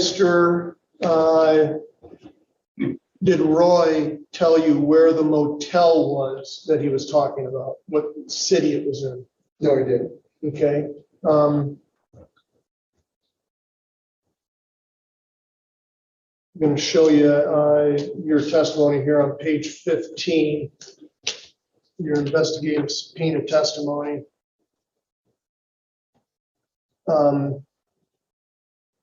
Starting on line 16, question, did he say where the motel was? Answer, no. Question, what city? It was answer, it was in Grand Rapids, I think. Was that your testimony then?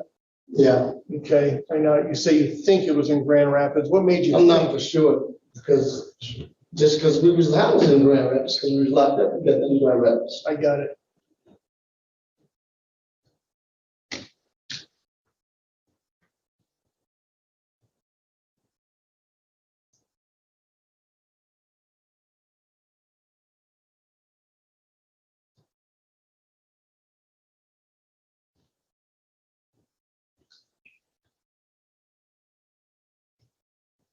On page 16. On line 18, did you give this testimony of the investigative subpoena? Question, and was he in, did Roy tell you he was in the Trans Am when he shot the other guy? Answer, yeah. Question, did he say who was driving? Answer, the guy was driving the car. Did you give that testimony back then? Yes, I did.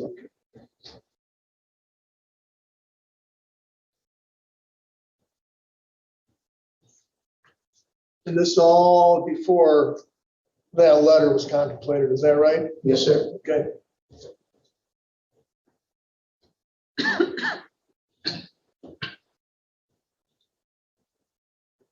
On page 16, line 25, where you asked this question, did Roy tell you how many times he shot him?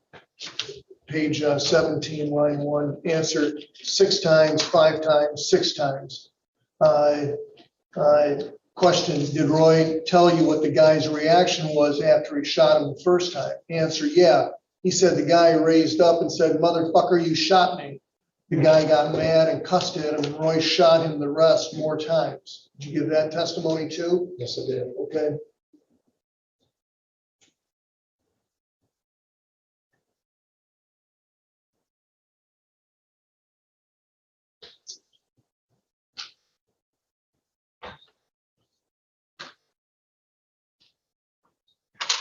On page 16 here, line 4, where you asked this question, did you give this answer at the investigative subpoena hearing? Question, did he say what kind of car he was in? Answer, I know it was a sports car, a Trans Am or something like that. I know it was a sports car. Did you give that answer too? Yes. Okay.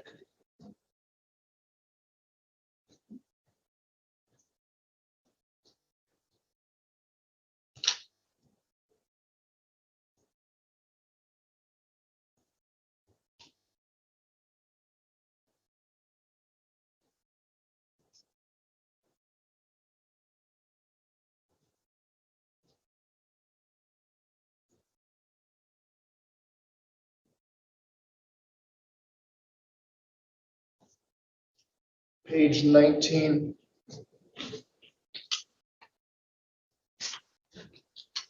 Line 1, where you asked this question at the investigative subpoena hearing in 2018. Question, the man died, right? Answer, the man died and he buried the guy.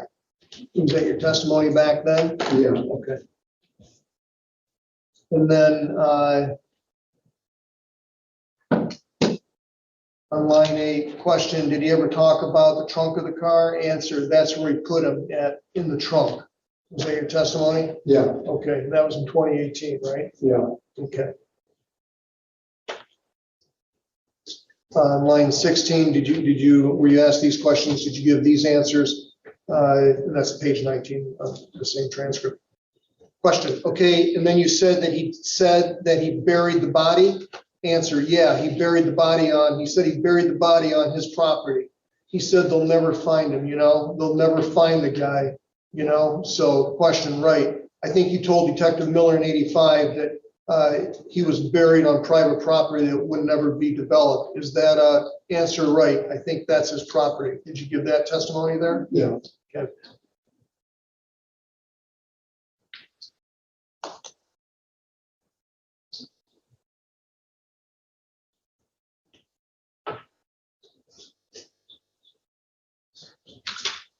Page 20, line 16.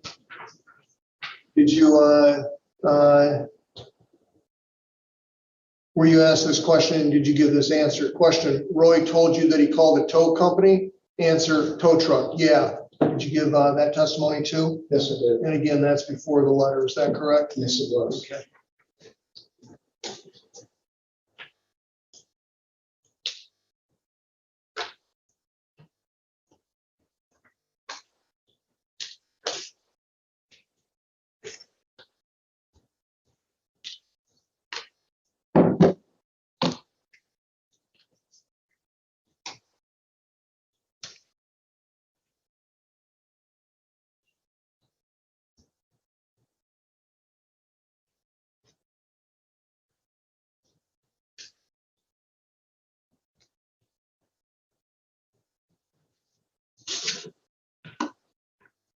I see his exam transcript. It's, let me tell you which volume it is, Scott.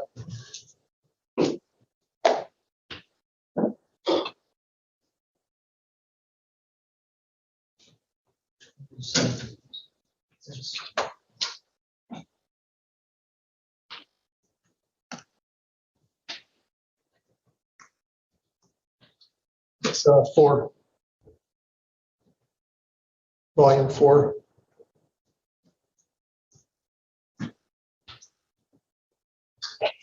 Thanks.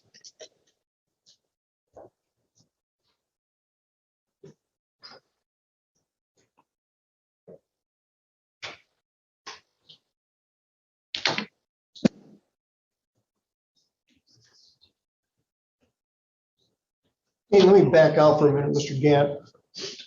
When you're in the Kent County Jail, does Roy ever tell you about the police coming to visit him?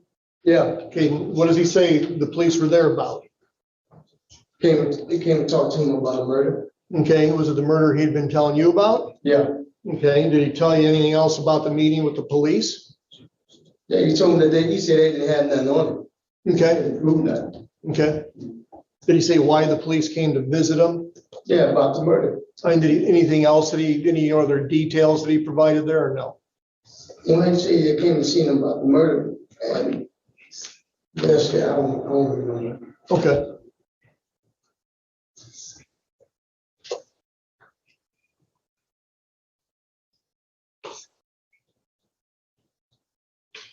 I'm gonna hand you a copy of your preliminary examination testimony, and then we're gonna be done here. I'm gonna show you page 87.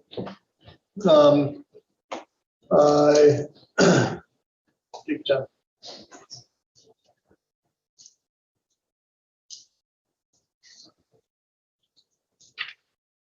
Just gonna read the whole testimony for you.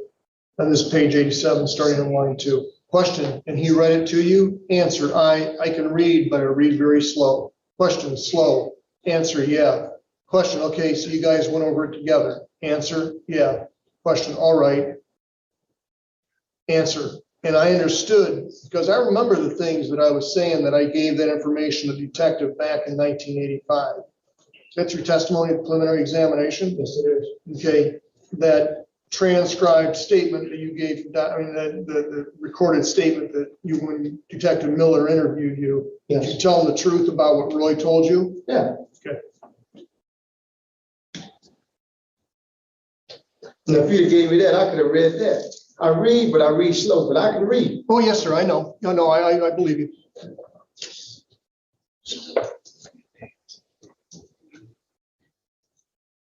I mean, the point is, not about whether you can read, Mr. Gang, and I believe you, I mean, but do you have any problem remembering what Roy told you in the Kent County Jail? Yeah, sometime I do, yeah. I mean, in terms of what you've told us today, do you remember it? I remember all that. Okay, I mean, have you added anything to it at all? I had nothing, I didn't take away nothing. Okay.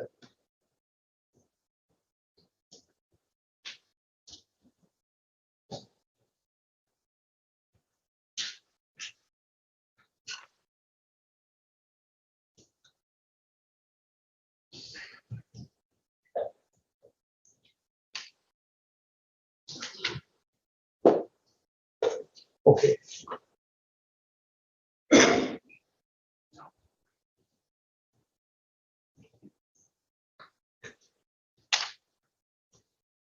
Thank you very much. Nothing else, Judge. Ms. Smulders?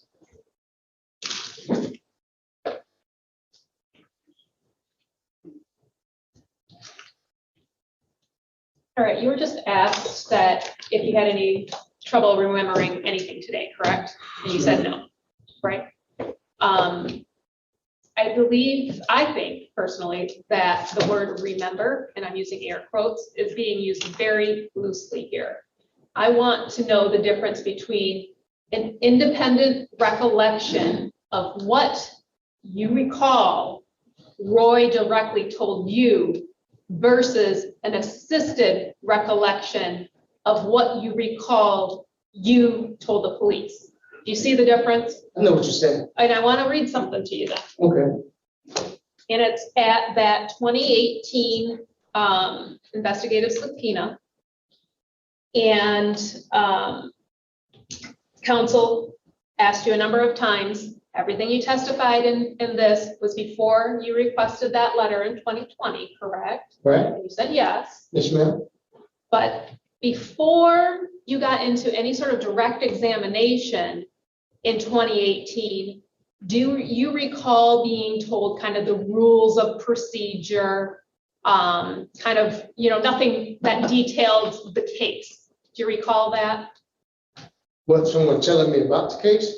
No, rules of procedure, like you're here talking about perjury. If you commit a lie, do you need an attorney? Things like that. Yeah, You recall that? yeah. All right, I'm going to go to page 8, line 15. Mr. Rolston says, and you understand the difference between an intentional lie versus a mistake. And you say, right. Mr. Rolston says, okay, I mean, people that make mistakes don't get prosecuted. People who intentionally lied can be prosecuted. You answer, right. I'm just going by everything on that piece of paper right there. That's what that guy told me, so you know. Do you Yeah. recall stating that? Yeah. Okay. You told me. So that is what I want to clarify. The rest that you testified in 2018 was not an independent recollection. It was an assisted recollection from what you told the police in 85, that piece of paper, correct? Maybe 5, when I told the police, 1985, that's what I remember. Okay, and by remembering that, it's from that piece of paper right there that you're referring to, Right. that I just read, correct? Okay, thank you.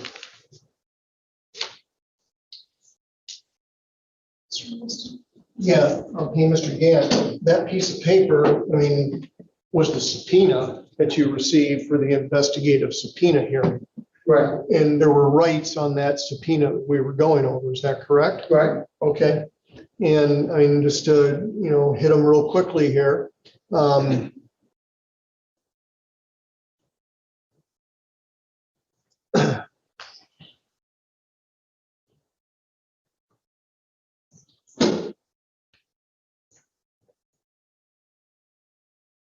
I need that.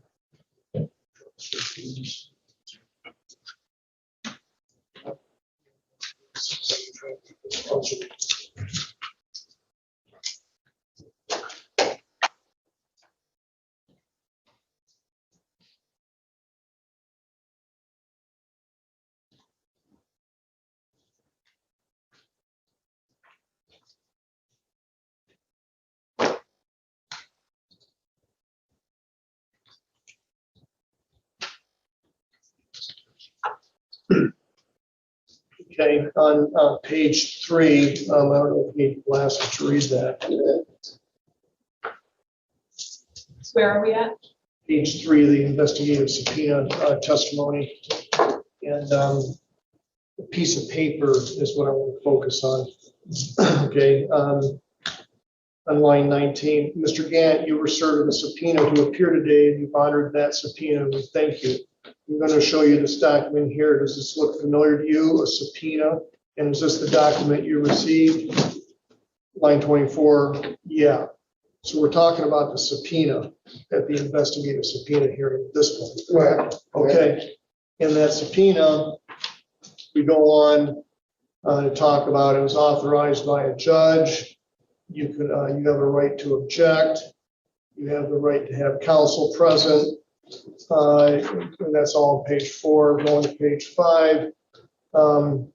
Number 4, the subpoena and the hearing are confidential unless the case is charged. Number at the bottom of page 5, in discovery, the accused would be allowed to see this testimony. Page number 6. Number 5, you have all the rights granted under the state and federal constitutions, including the right against self-incrimination.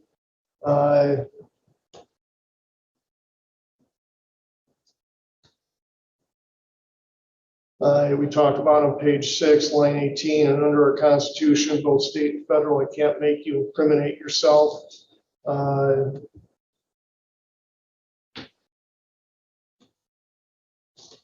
Page 6, bottom of the page, line 22, you're told that you're going to be under oath and that it's going to be important for you to answer the questions truthfully, correct? Yes. Okay.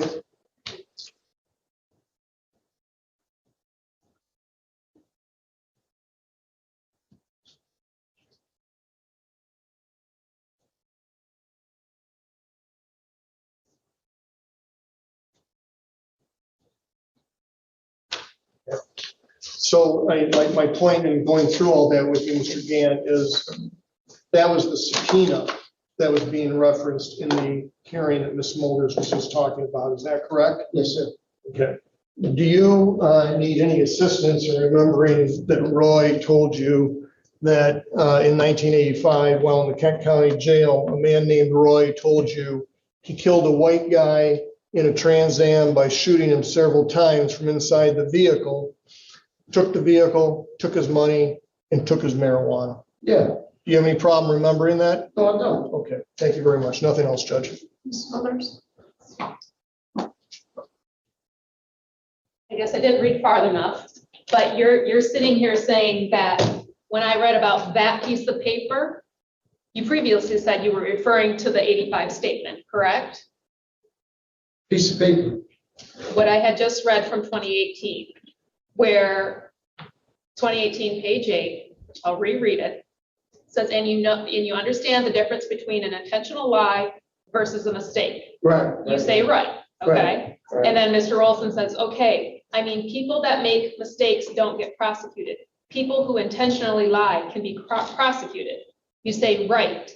I'm just going by everything on that piece of paper right there. That's what that guy told me, so you know. And then you got interrupted. That piece of paper that you just said in this statement back in 2018 was the transcription from what you made in that statement in 85, You correct? said to me in 85. Correct, okay. All right, so it wasn't talking about a subpoena, correct? No. Okay. And then when I said just a second ago that I didn't read enough, Mr. Rolstein then says immediately after this, okay, we're going to get to that in a minute. I'm trying to answer your question about whether or not you need an attorney for this hearing that we're in today. Do you feel comfortable moving forward? Okay. Yeah. Okay, and then, I don't know, 5-10 lines down, you get into direct examination, correct? Yeah. Okay. Just wanted to clarify that, okay? Okay. Thank you. Mr. Olson? No redirect. Thank you, Judge. Questions for the jury? Sir, and I want to clarify, was everyone, that exhibit that you're looking at, the picture of the jail, 64 and 64A, is that whole area max? Yeah, that's max right there. All of it? Yeah. 5, 4, 3, 55? From what I remember, yeah, right here. Oh, boy. All of this right here is max. We came out 1 hour, then the rest of the time we locked up. The exhibit seems to imply that max is 51 through 60. but- Yeah, there might have been more, but that's what I Thank you, remember. sir. You may have some.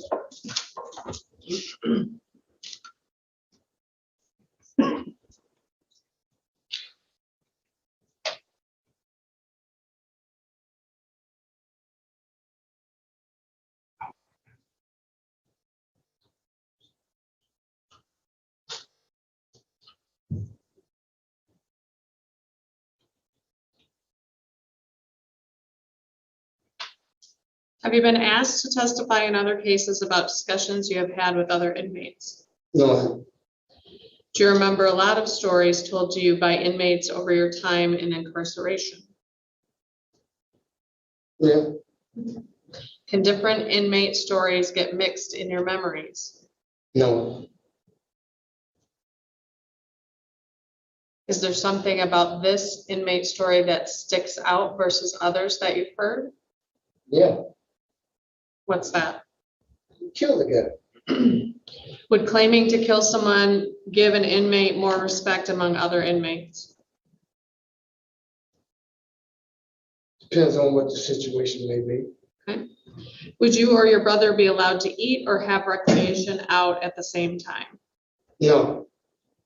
We eat all the same, but we don't get wrecked together. We didn't. Would inmates elaborate details about past actions in order to obtain more respect? Yeah,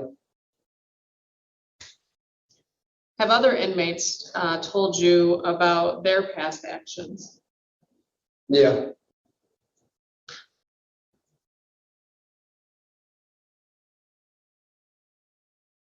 You were asked if you would recognize Roy today, and you said you would not. I wouldn't. Then you seem to say that he was present in the courtroom today. Yeah, he's sitting right there. So why do you think that that's him? I mean, as time go on, why would he be sitting there thinking? Why would he be sitting there? Thank you. You don't recognize him as No. the same person you saw in 1980. No, I don't. Thank No, you. I don't. Mr. Olstein, any follow-up? No, thank you, Judge. May this witness be excused. Yes, Judge. Mr. Gant, you may step down and follow the bailiff out for me. It's a good time to take our afternoon break. I'll affirm to tell the truth, the whole truth, and nothing but the truth, so help you God. Yes. Thank you, sir. You may have a seat.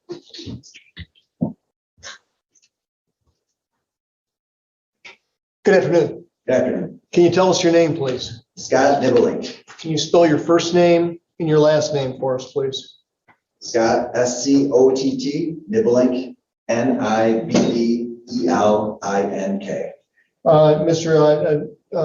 Nibelink, am I pronouncing that correctly? Incorrect. Nibblink. Nibelink? Nibblink, yes. Thank you. Mr. Nibelink, can you tell the ladies and gentlemen on the jury how you're employed today? I am a lieutenant with the sheriff's office in Kent County. I work primarily out of the jail. Obviously achieving the rank of lieutenant, I assume you didn't start there just recently. Can you tell us when you began service with Kent County? January 4 of 1999.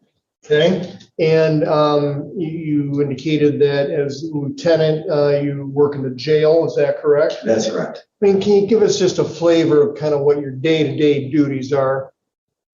I had the exciting opportunity to work at an office space, and I am a first shift commander, so I basically oversee the operations of our day shift jail. Okay, and back in 1985, let me withdraw that. Did you get a call asking for some assistance in the investigation of a homicide here in Newaygo County? Yes, Okay, and did you work with Detective Scott Rios and try to, work with him and meet his requests? I did. Okay, and did some of his requests include the layout of the Kent County Jail back in 1985. Yes, Can you tell the ladies and gentlemen on the jury what you did to try to determine, because obviously you started in 99, correct. and what did you do to research what the building looked like back in 1985? I did procure some blueprints Sure. of the jail and what it was, which didn't change from the time when I was working there. That section was still the same as it was back then. So but I had blueprints of the actual layout of the jail. Okay, and I'm going to show you what's been marked as proposed exhibit 63 here. Ask if that looks familiar to you. Yes, it does. Yes, it Okay, does. and generally speaking, not that we're architects, but what is that?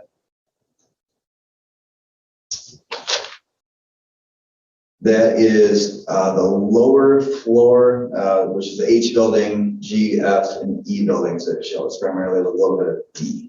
Where did you find this at, Lieutenant Goodwin? At the jail. Okay, I mean, do you have like records area that you keep, the sheriff keeps the, blueprints to the building as it was originally built? It was from our maintenance department. Okay, fair enough. I move for admission of proposed exhibit 63, please, Judge. Would admit exhibit 63? Okay, and for the jury's benefit, so that they can see what we're talking about here, this is a blow up of 63, is that correct? And this has been marked 63A. That's a blow up of what I just handed you, is that correct? That's correct. Okay. The area that I want to direct your attention to is this area in here in the middle of the diagram, okay? Did you get a request from Detective Rios to maybe include something more specific to that area, a sketch of some kind? The sketch, I believe you're speaking of, I did not make that. I understand. Okay, but yes, he actually was sent to me and asked to verify if that is accurate with the layout of the jail, that area. Okay, and was it? Yes. Okay, and I'm going to show you what's been entered as exhibit 64A.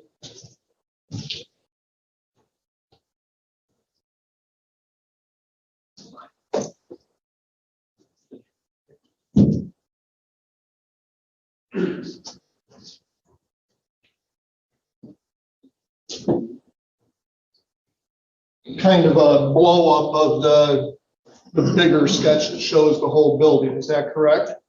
Yes. Okay, in this general area here, how would you describe that, Lieutenant Emily? That was where the inmates classified as maximum security primarily were housed. Okay, and just 1 minute if I may.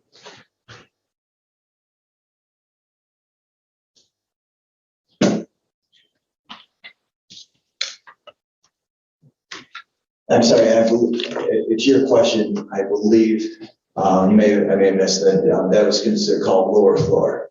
Okay, and the person that, and did you have something to do with requesting that this diagram, this sketch rather, be made?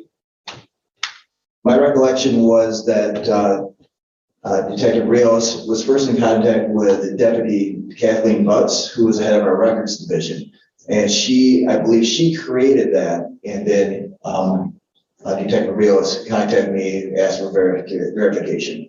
Okay, and does this show us, especially in the lower area here, these cells 1 through 13? I mean, is that an accurate rendition of, based on the drawing from, the original blueprints and your knowledge of the jail of what it looked like back in 1985? Yes, it's a much simpler, without all the details of doors and stuff. Sure. But it's an accurate breakdown of generally what it looked like. Okay, let's turn our attention a little bit to records within the Kent County Sheriff's Department. Back in 1985, I mean, was there some system that kept track of who came and went from the county jail? I believe it's all logged on some sort of paper or with the books. Okay, was there a transition point when things went to a computer-based system? Yes. Okay. the mapping from the old system to the new system, can we go in now and look like you can today if a person's in the Kent County Jail? Can you go back to 1985 with the current system? I can go back to 85, but it doesn't have near the details that we would be inputting today. Okay. Are you able to tell us if a person with a particular name and date of birth was housed in the Kent County Jail back in 1985? Yes, Okay. Did you do a name search for a Roy Snell with a date of birth of March 6, 1965? yes, Okay, and did you have an inmate back in 1985 with that date of birth in the jail? we did. Okay, and with regards to Mr. Nolan Gant, did you do a name search for him? I did. Okay, did you have a gentleman by the name of Nolan Gant as an inmate back in the Kent County Jail in 1985 as well? We did. Okay, and can you tell me the date of birth for Mr. Gant that you found? I have a note, or not note, but I have a printout that I'd like to review. Make sure. Go right ahead.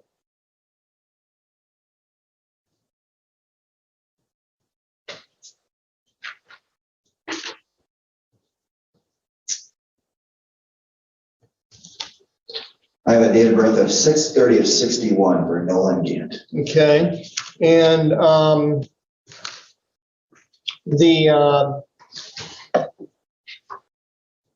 does your system allow you today to go in and tell the jury, this is the day that Mr. Snell came into the jail, this is the day he left, and these are the different cells that he was in? The records don't accurately display that information. Okay. How about for Mr. Gant? Could you do that with him? Could, in 1985, can you tell the jury when he came into the jail in 1985, when he left, and what cells he occupied during his stay? Not with 100% accuracy based on the jail management system records. Okay. And there's been a change since 1985 in that system, and you've gone to an electronic system. Is that Yes, correct? we are on our third one. Okay. Third generation of electronic systems. Completely different system, yes. Okay, so how about, are there other ways to tell where an inmate might have been housed back in 1985 besides the central booking records? There is. Tell us about that.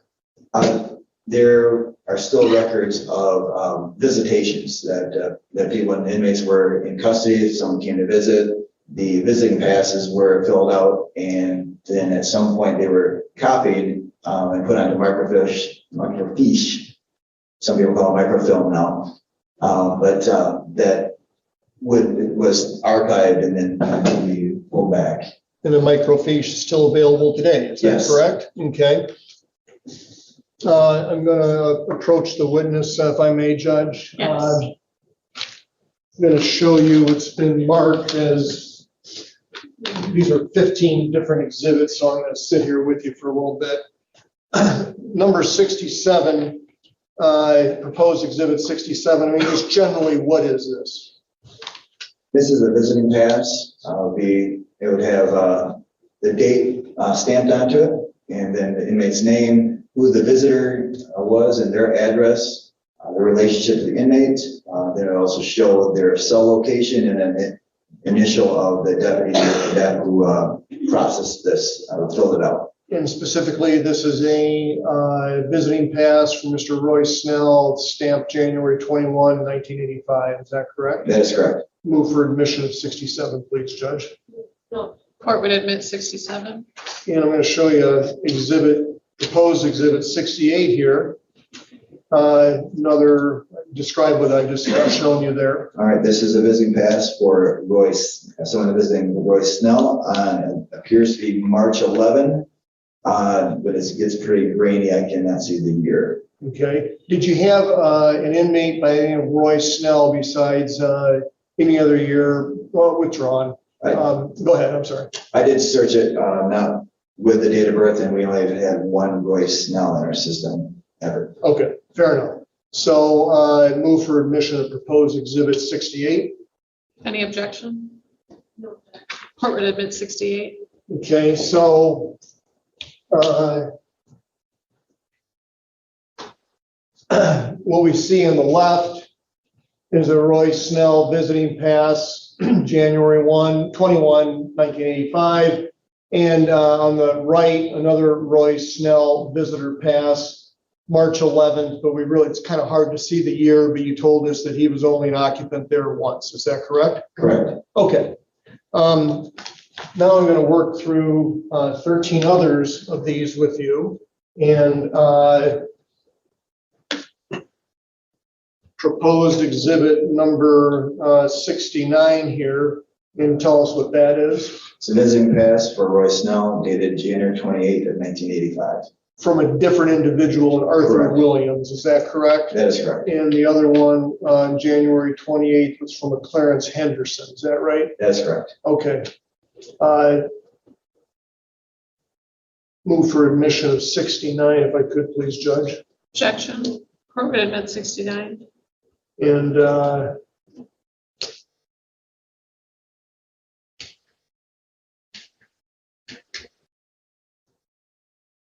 that's the one we're looking at right now, is that correct? That is correct. Okay, does it show here, and let me actually back up a minute here.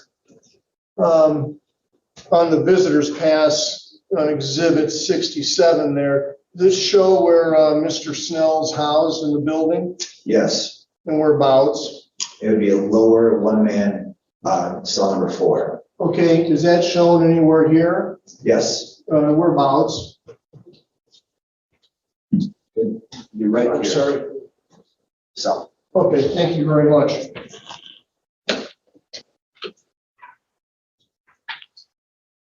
and it's indicated by an L-4. Okay.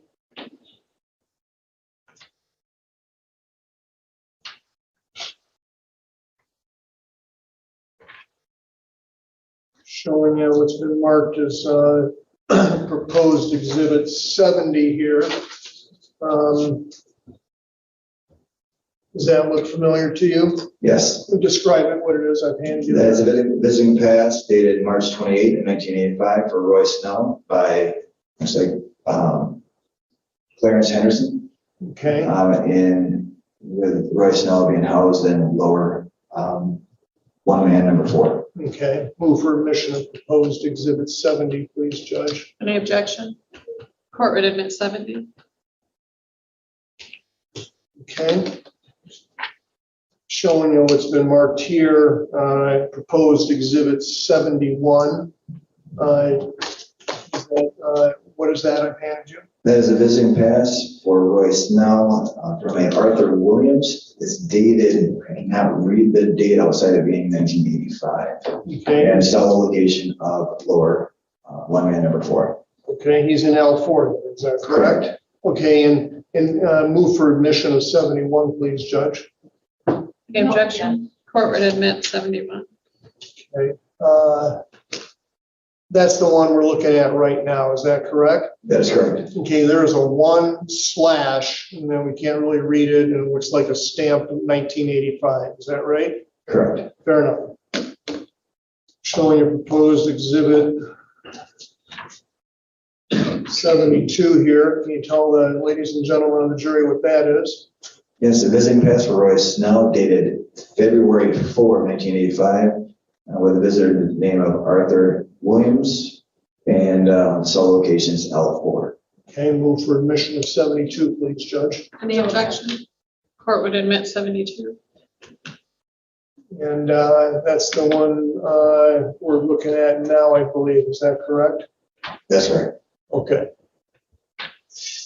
Exhibit 73 here. What is that, sir? That is a visiting pass dated February 11, 1985 for Roy Snell, visitor's name Arthur Williams, cell location L4. Move for admission of 73, please, Judge. Court would admit 73. That's the one we're looking at on the screen right now. Is that correct? Correct. Okay. Showing a proposed exhibit, thank you. 74 here. Tell me what I'm showing you there. It's a visiting pass for Roy Snell dated February, currently it could be 14, but that's pretty faded, in 1985, from Clarence Henderson. Cell location is L, looks like 4, pretty Okay. faded. Okay. Move for admission of 74, please. No, Court would admit 74. That's the document we're looking at right now. Is that correct? That is correct. Okay. Showing your proposed exhibit 75 here. Can you tell me what that is, Lieutenant? It is a visiting pass for Roy Snell dated February 18 of 1985.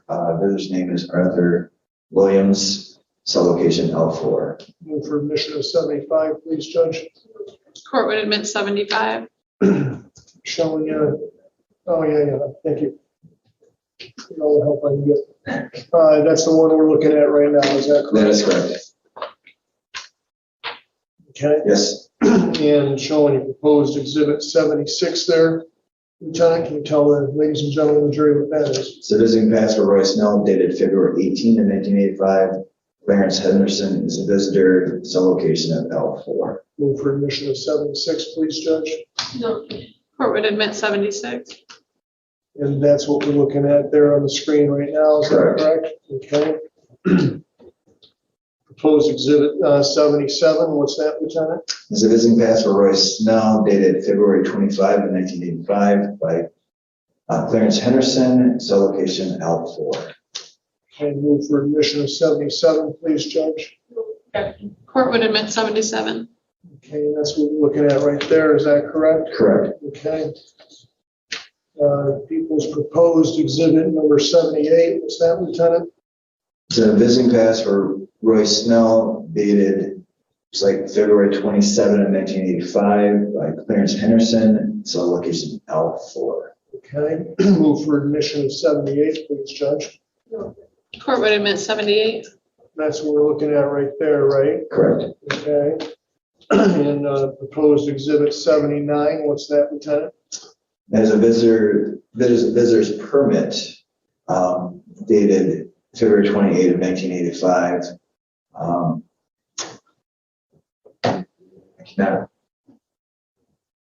Looks like Warner, something Warner maybe, but I can't make out the name of the visitor, but the person's with the Michigan State Police, Rockford Post, number 61, wanting to see Roy Snell, and the cell location is L4. Okay, let's talk about that for a little bit.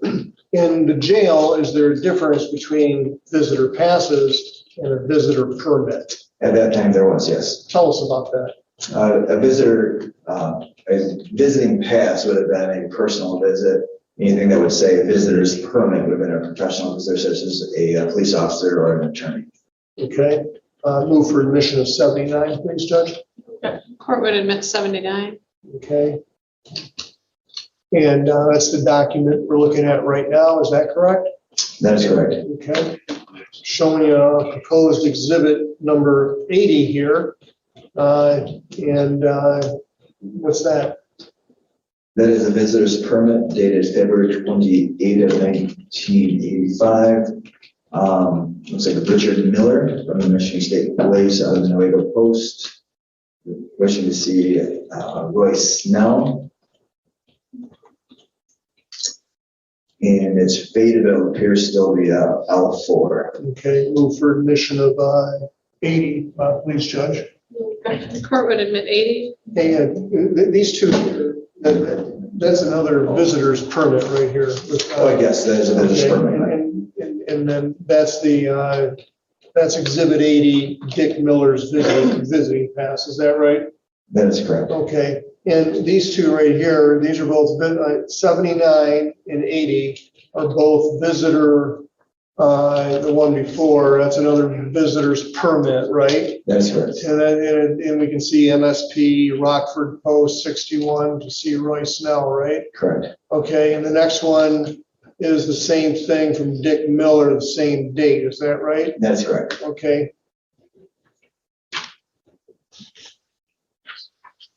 And finally, 81 here, what's that?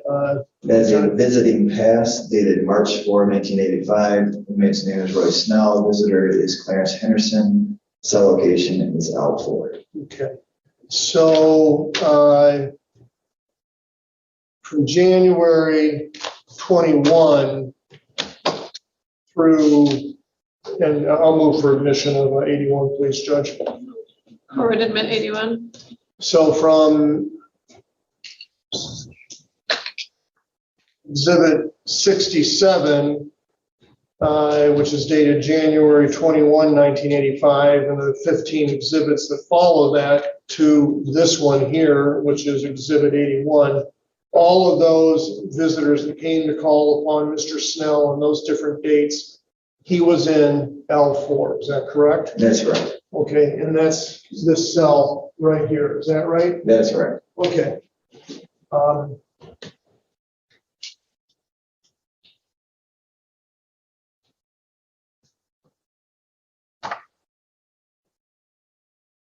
Turn your attention now to a different gentleman, Mr. Gant, who I mentioned previously, showing you Exhibit 82 here. Proposed Exhibit 82. Can you tell the ladies and gentlemen of the jury what that is? That is a visiting pass dated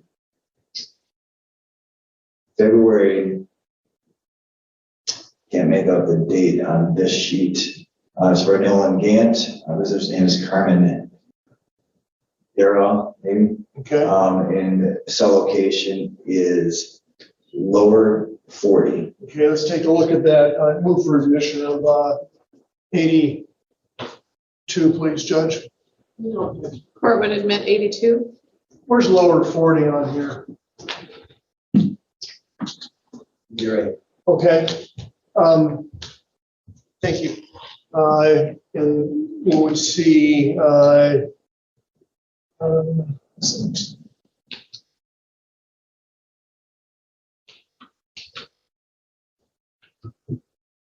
don't know what I'm writing on.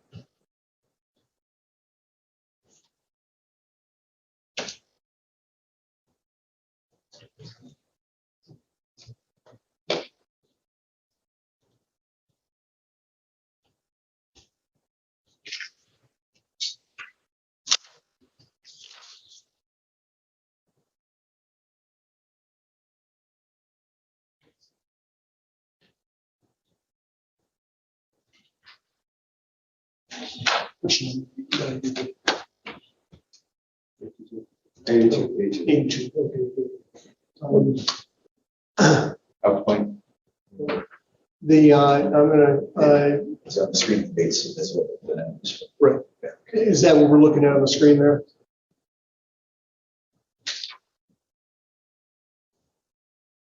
No.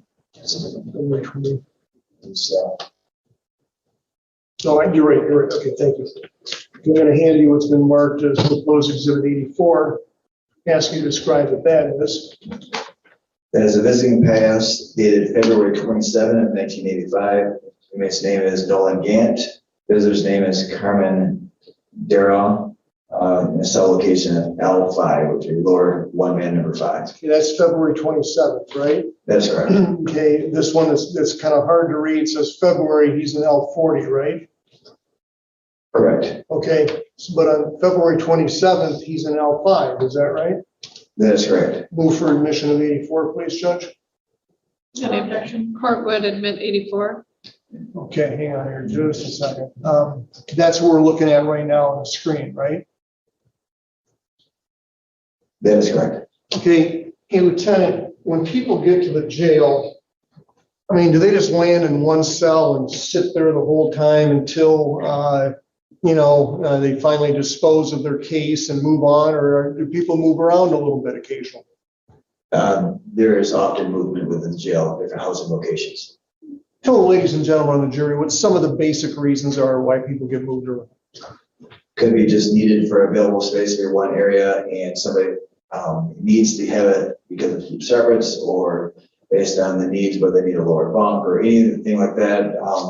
They could be moved out of there for another reason. There could be disciplinary reasons that people get moved out of there. There's just many different reasons why people get moved around. And sometimes you have, with the different classifications, you might have a need to just jostle some people around and so they do get moved.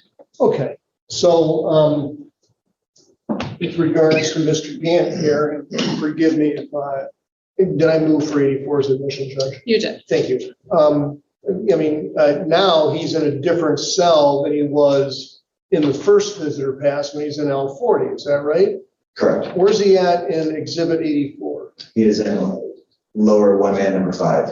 Okay, and can you show us where that is on Exhibit 63A? This cell right here. Okay, that's next to where Mr. Roy Snell was housed, is that correct? That is correct. Okay.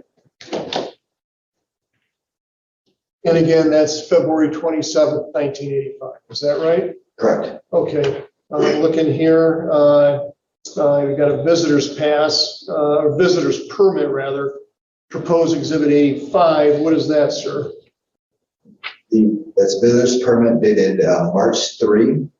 That's handwritten, so it's not stamped. There's no year at the end of that. I cannot read the name, but it looks like Gherkin or something of that nature. Visiting Nolan Gant and is in cell L5. Okay. Move for admission of 85, please, Judge. Court would admit 85. That's what we're looking at now, is that correct? That is correct. Okay. Showing a proposed exhibit 86 here, and tell us what that is. That is a visiting pass dated March 6th of 1985. Inmate's name is Nolan Gant. Carmen Dira is a visitor, and the cell location is L5. Move for admission of 86, please, Judge. Court would admit 86. And that's what we're looking at right there, is that correct? Correct. Okay, and finally, proposed exhibit 83, a little bit out of numerical order, but get to that in a moment. That is what? That is a visiting pass for Nolan Gant dated March 11 of 1985. Cannot make out the visitors very light on this form, but the cell location is L5. Move for admission of 83, please, Judge. No.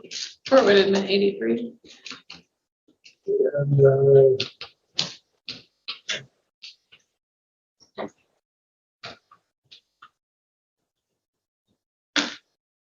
put it this way, Lieutenant.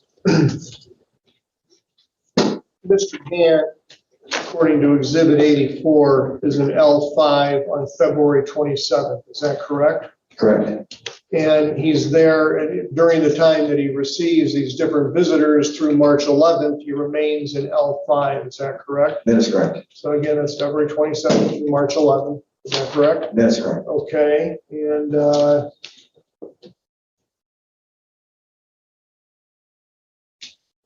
with regards to Mr. Snell,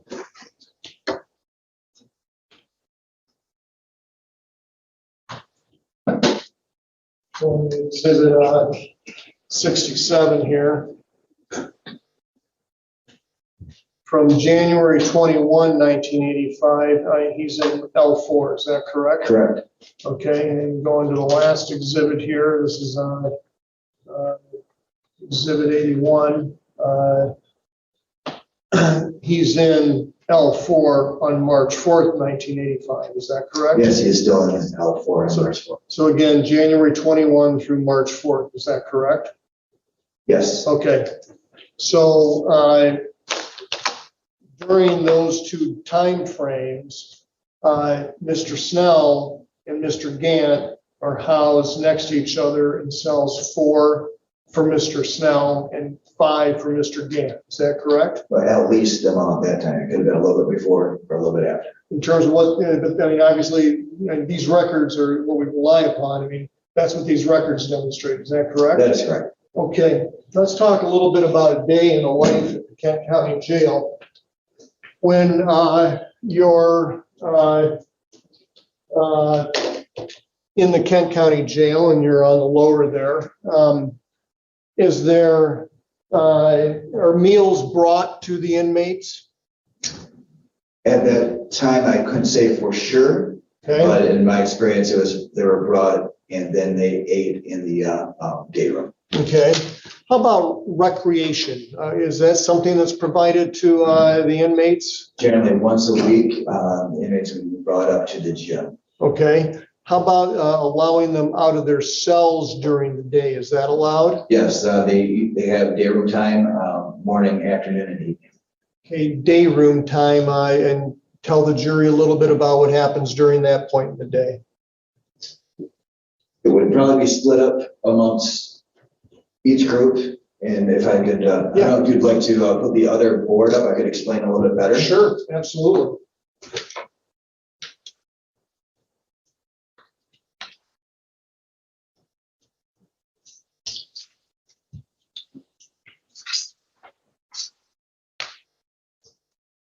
This is 63A for the record.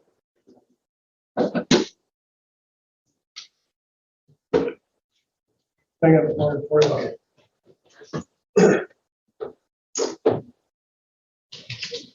Old school. All right. All right. So in this, may I move this a little bit? Sure. That's all I get. All right, this would be the lower one-man, the cells here, and the question is 1, 2, 3, 4, 5. So this is a 1 through 13, and then the other side. They usually did not go out to day room at the same time. They would split it up, and they would come out of their cells into this area, which is basically closed off from the common areas. So they would have this day room where they have showers and access to phones and stuff. Generally, day room times would be from 9 a.m. until 11 a.m. And then there would be lunch. So then they'd be back in their cells. Then there would be day room again between 1 p.m. and 5 p.m. And then again from 7 p.m. until 10 p.m. Not all inmates are out at the same time. They're usually a day room schedule, so they would split up that time to have day room. Hey, let me ask you this. The gentlemen who are housed in this area here, first of all, what is this area right along here? That is what we would call the catwalk. It goes on the outside of the cells, and you'd have access as a deputy. If you have two options when you're doing block checks, which would be periodically throughout the day, we're required to walk around and check on the well-being of everybody. So you could either walk down the middle and see the inmates because they're gated doors, so you can look into the cells. By the way, these are all one-man cells in this area. Or you could walk around the outside of the cell area, and the way that's set up on that side is like a half wall, and then there's kind of a barred window or opening with bars that you could look into the cells from that side. Can an inmate that sits in cell 4 communicate with an inmate in cell 5 by talking through that window along the catwalk? They could, because they're open bars on both sides, they could either talk through the windows on the back side, or they could talk through the doors on the front side. Okay. And I think you told us there's opportunities during the course of the day to mix with the other inmates. Is that correct? Correct. And it would be reasonable to think that Mr. Gant and Mr. Snell would have day room time at the same time, because you would not have anyone that we keep separate. So we say they're not allowed to be next to each other. They would have day room at the same time. So all that grouping there would be out in the day room together. Okay. How long is the day room roughly? It depends on the schedule. It could be, each one could have been maybe an hour, hour and a half, depending on maybe up to 2 hours. It all depends on what the schedule was at that time. Kind of what's going on that day? Correct. Okay. Just 1 minute if I may.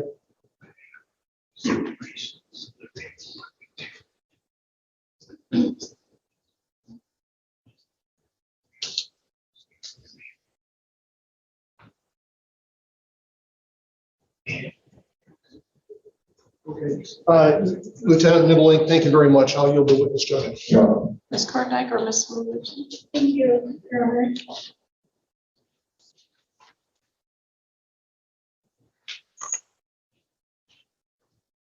Lieutenant Nibbling, how are you? Well, thank you.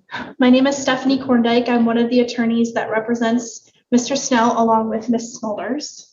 Just have some questions for you. If you don't understand them or can't hear me, just let me know and I'll ask again, okay? Very good. Okay.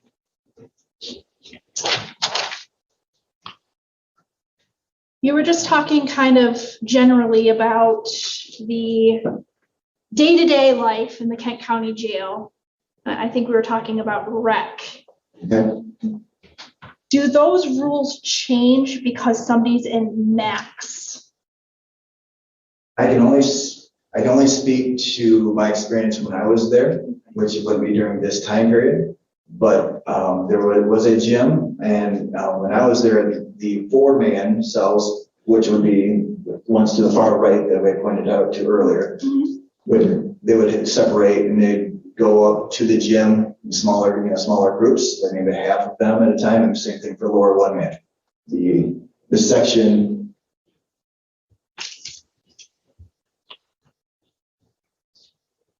that section right there would not have rec time. Okay. So the higher numbered maximum cells would not have rec time. No, they were considered supermax in those areas. Is what they were referred to anyways. And they were cells that there was 4 of them side by side, and then they would have their time out of their cells with just a little catwalk that ran between or in front of the 4 cells. Okay. In your investigation into this case and looking through the jail records and things like that, did you come across any specific court order that ordered Mr. Snell to be sequestered away from other inmates? I did not find any such record. I'm going to refer to these visiting passes.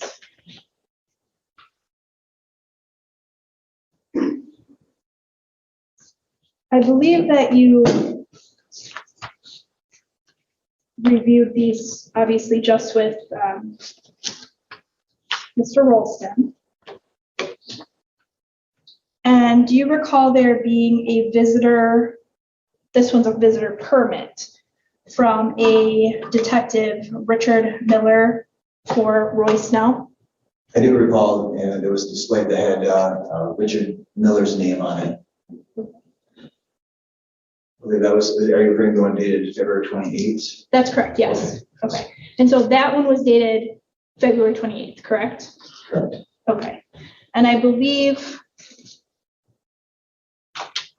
with Nolan Gant's visiting passes, the first one we went over, we can't ascertain a date. It was too blurred out. Is that correct?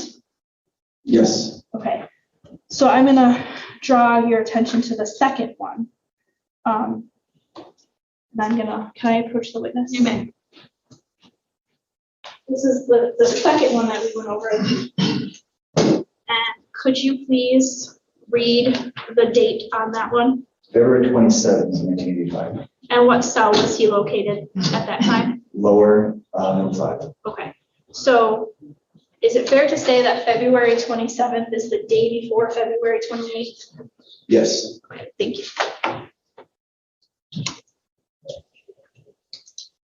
When you were going through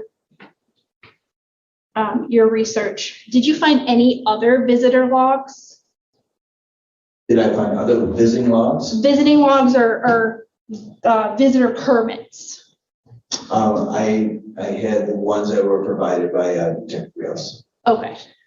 So you did not independently find any of these visitor? I did not go seek those out. Those were, I believe Deputy Rios went to our records office who then retrieved those. So those had to be gotten from downtown. So those are archived. When you say downtown where? I'm sorry, downtown Grand Rapids. So at our county building. So they're not even kept at the sheriff's office. Okay. Okay. So you don't know if there's other visitor logs? Then the ones that are right there, I believe there's some other visitor logs that, but I believe it was zeroed into dates that were pointing to the time that they were housed next to each other. Okay.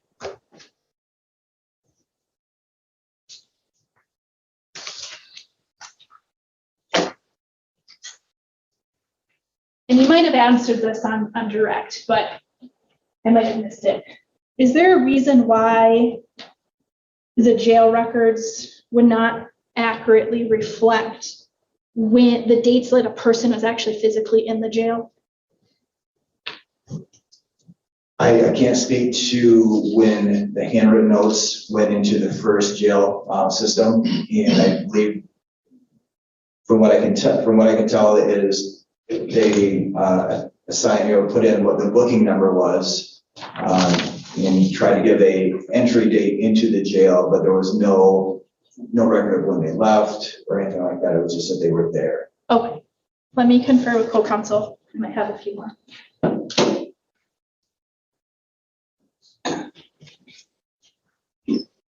I'm gonna go back to these visitor logs. Sure.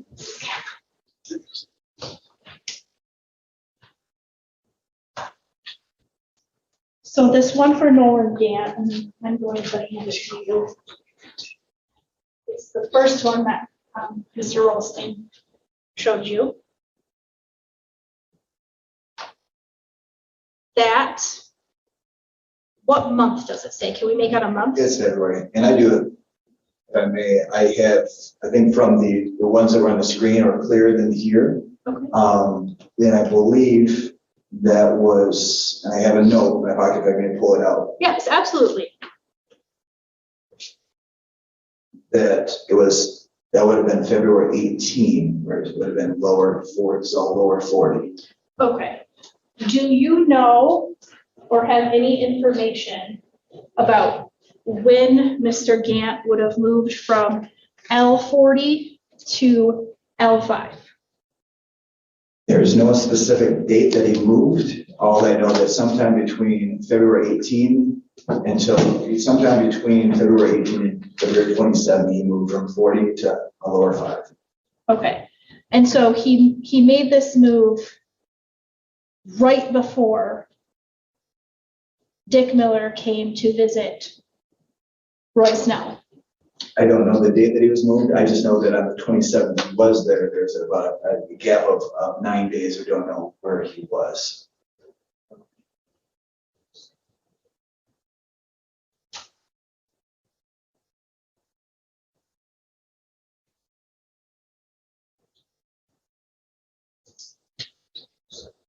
Do you know if there's anywhere to find that information?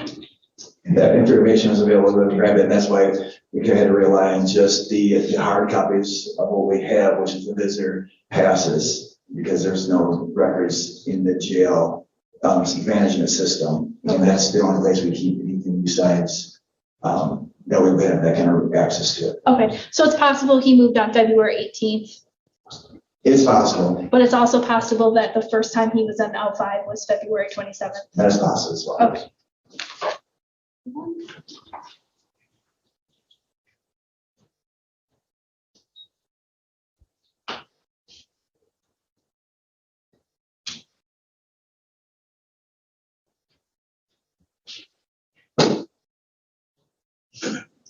If you know, are you familiar with an inmate ever receiving sort of a separation order from a court? A separation order, and we've had people that have been kept separate because they have similar cases, and they're on standing trial together. It's usually by the police department that will ask for that, but that's wouldn't be uncommon or unheard of if a court ordered individuals not to be housed near each other. If that were the case, would the person that has the separation order, again, if you know, would they go to rec normally with the other inmates? If there was, what I would call it, keep separates on an inmate, they would never be in a position where they'd be next to them in the same housing area. They would not go to lunch, day room, or any activity together. Okay, maybe let me ask it this way. Would they only be kept separate from that specific person? Yes. Okay. And have the rules and regulations of the jail changed since 1985? Our PMP is updated every year, so I'm sure there's been changes over the years. I know there's been changes over the years, yes. Okay, I'm sorry, policy and procedure manual. That's it. okay, thank you. And do you have any personal knowledge about whether Mr. Snell was moved from different cells? Do I know if he was moved from different cells? I do know that there is record of him based on the visitation passes that he was moved at least once. Okay. And do you know if that was before being placed near Mr. Gant or after? Would be after. Okay. And approximately how long after, if you know? I know that he was in lower 4 on March 4, and I know sometime between then and March 18, he was moved to the lower max 51.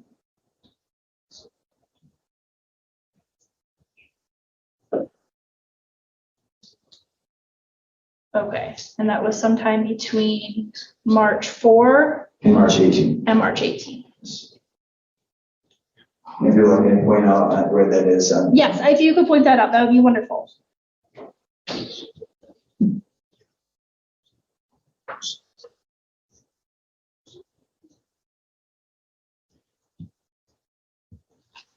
And would that part be considered the supermax part? Yes.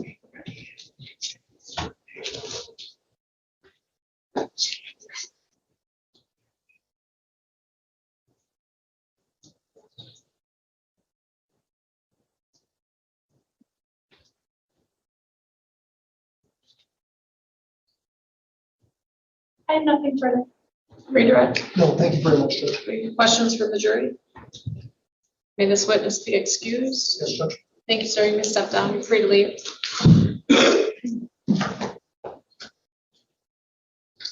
Any other witnesses for today's purposes? It's 4:25. All right.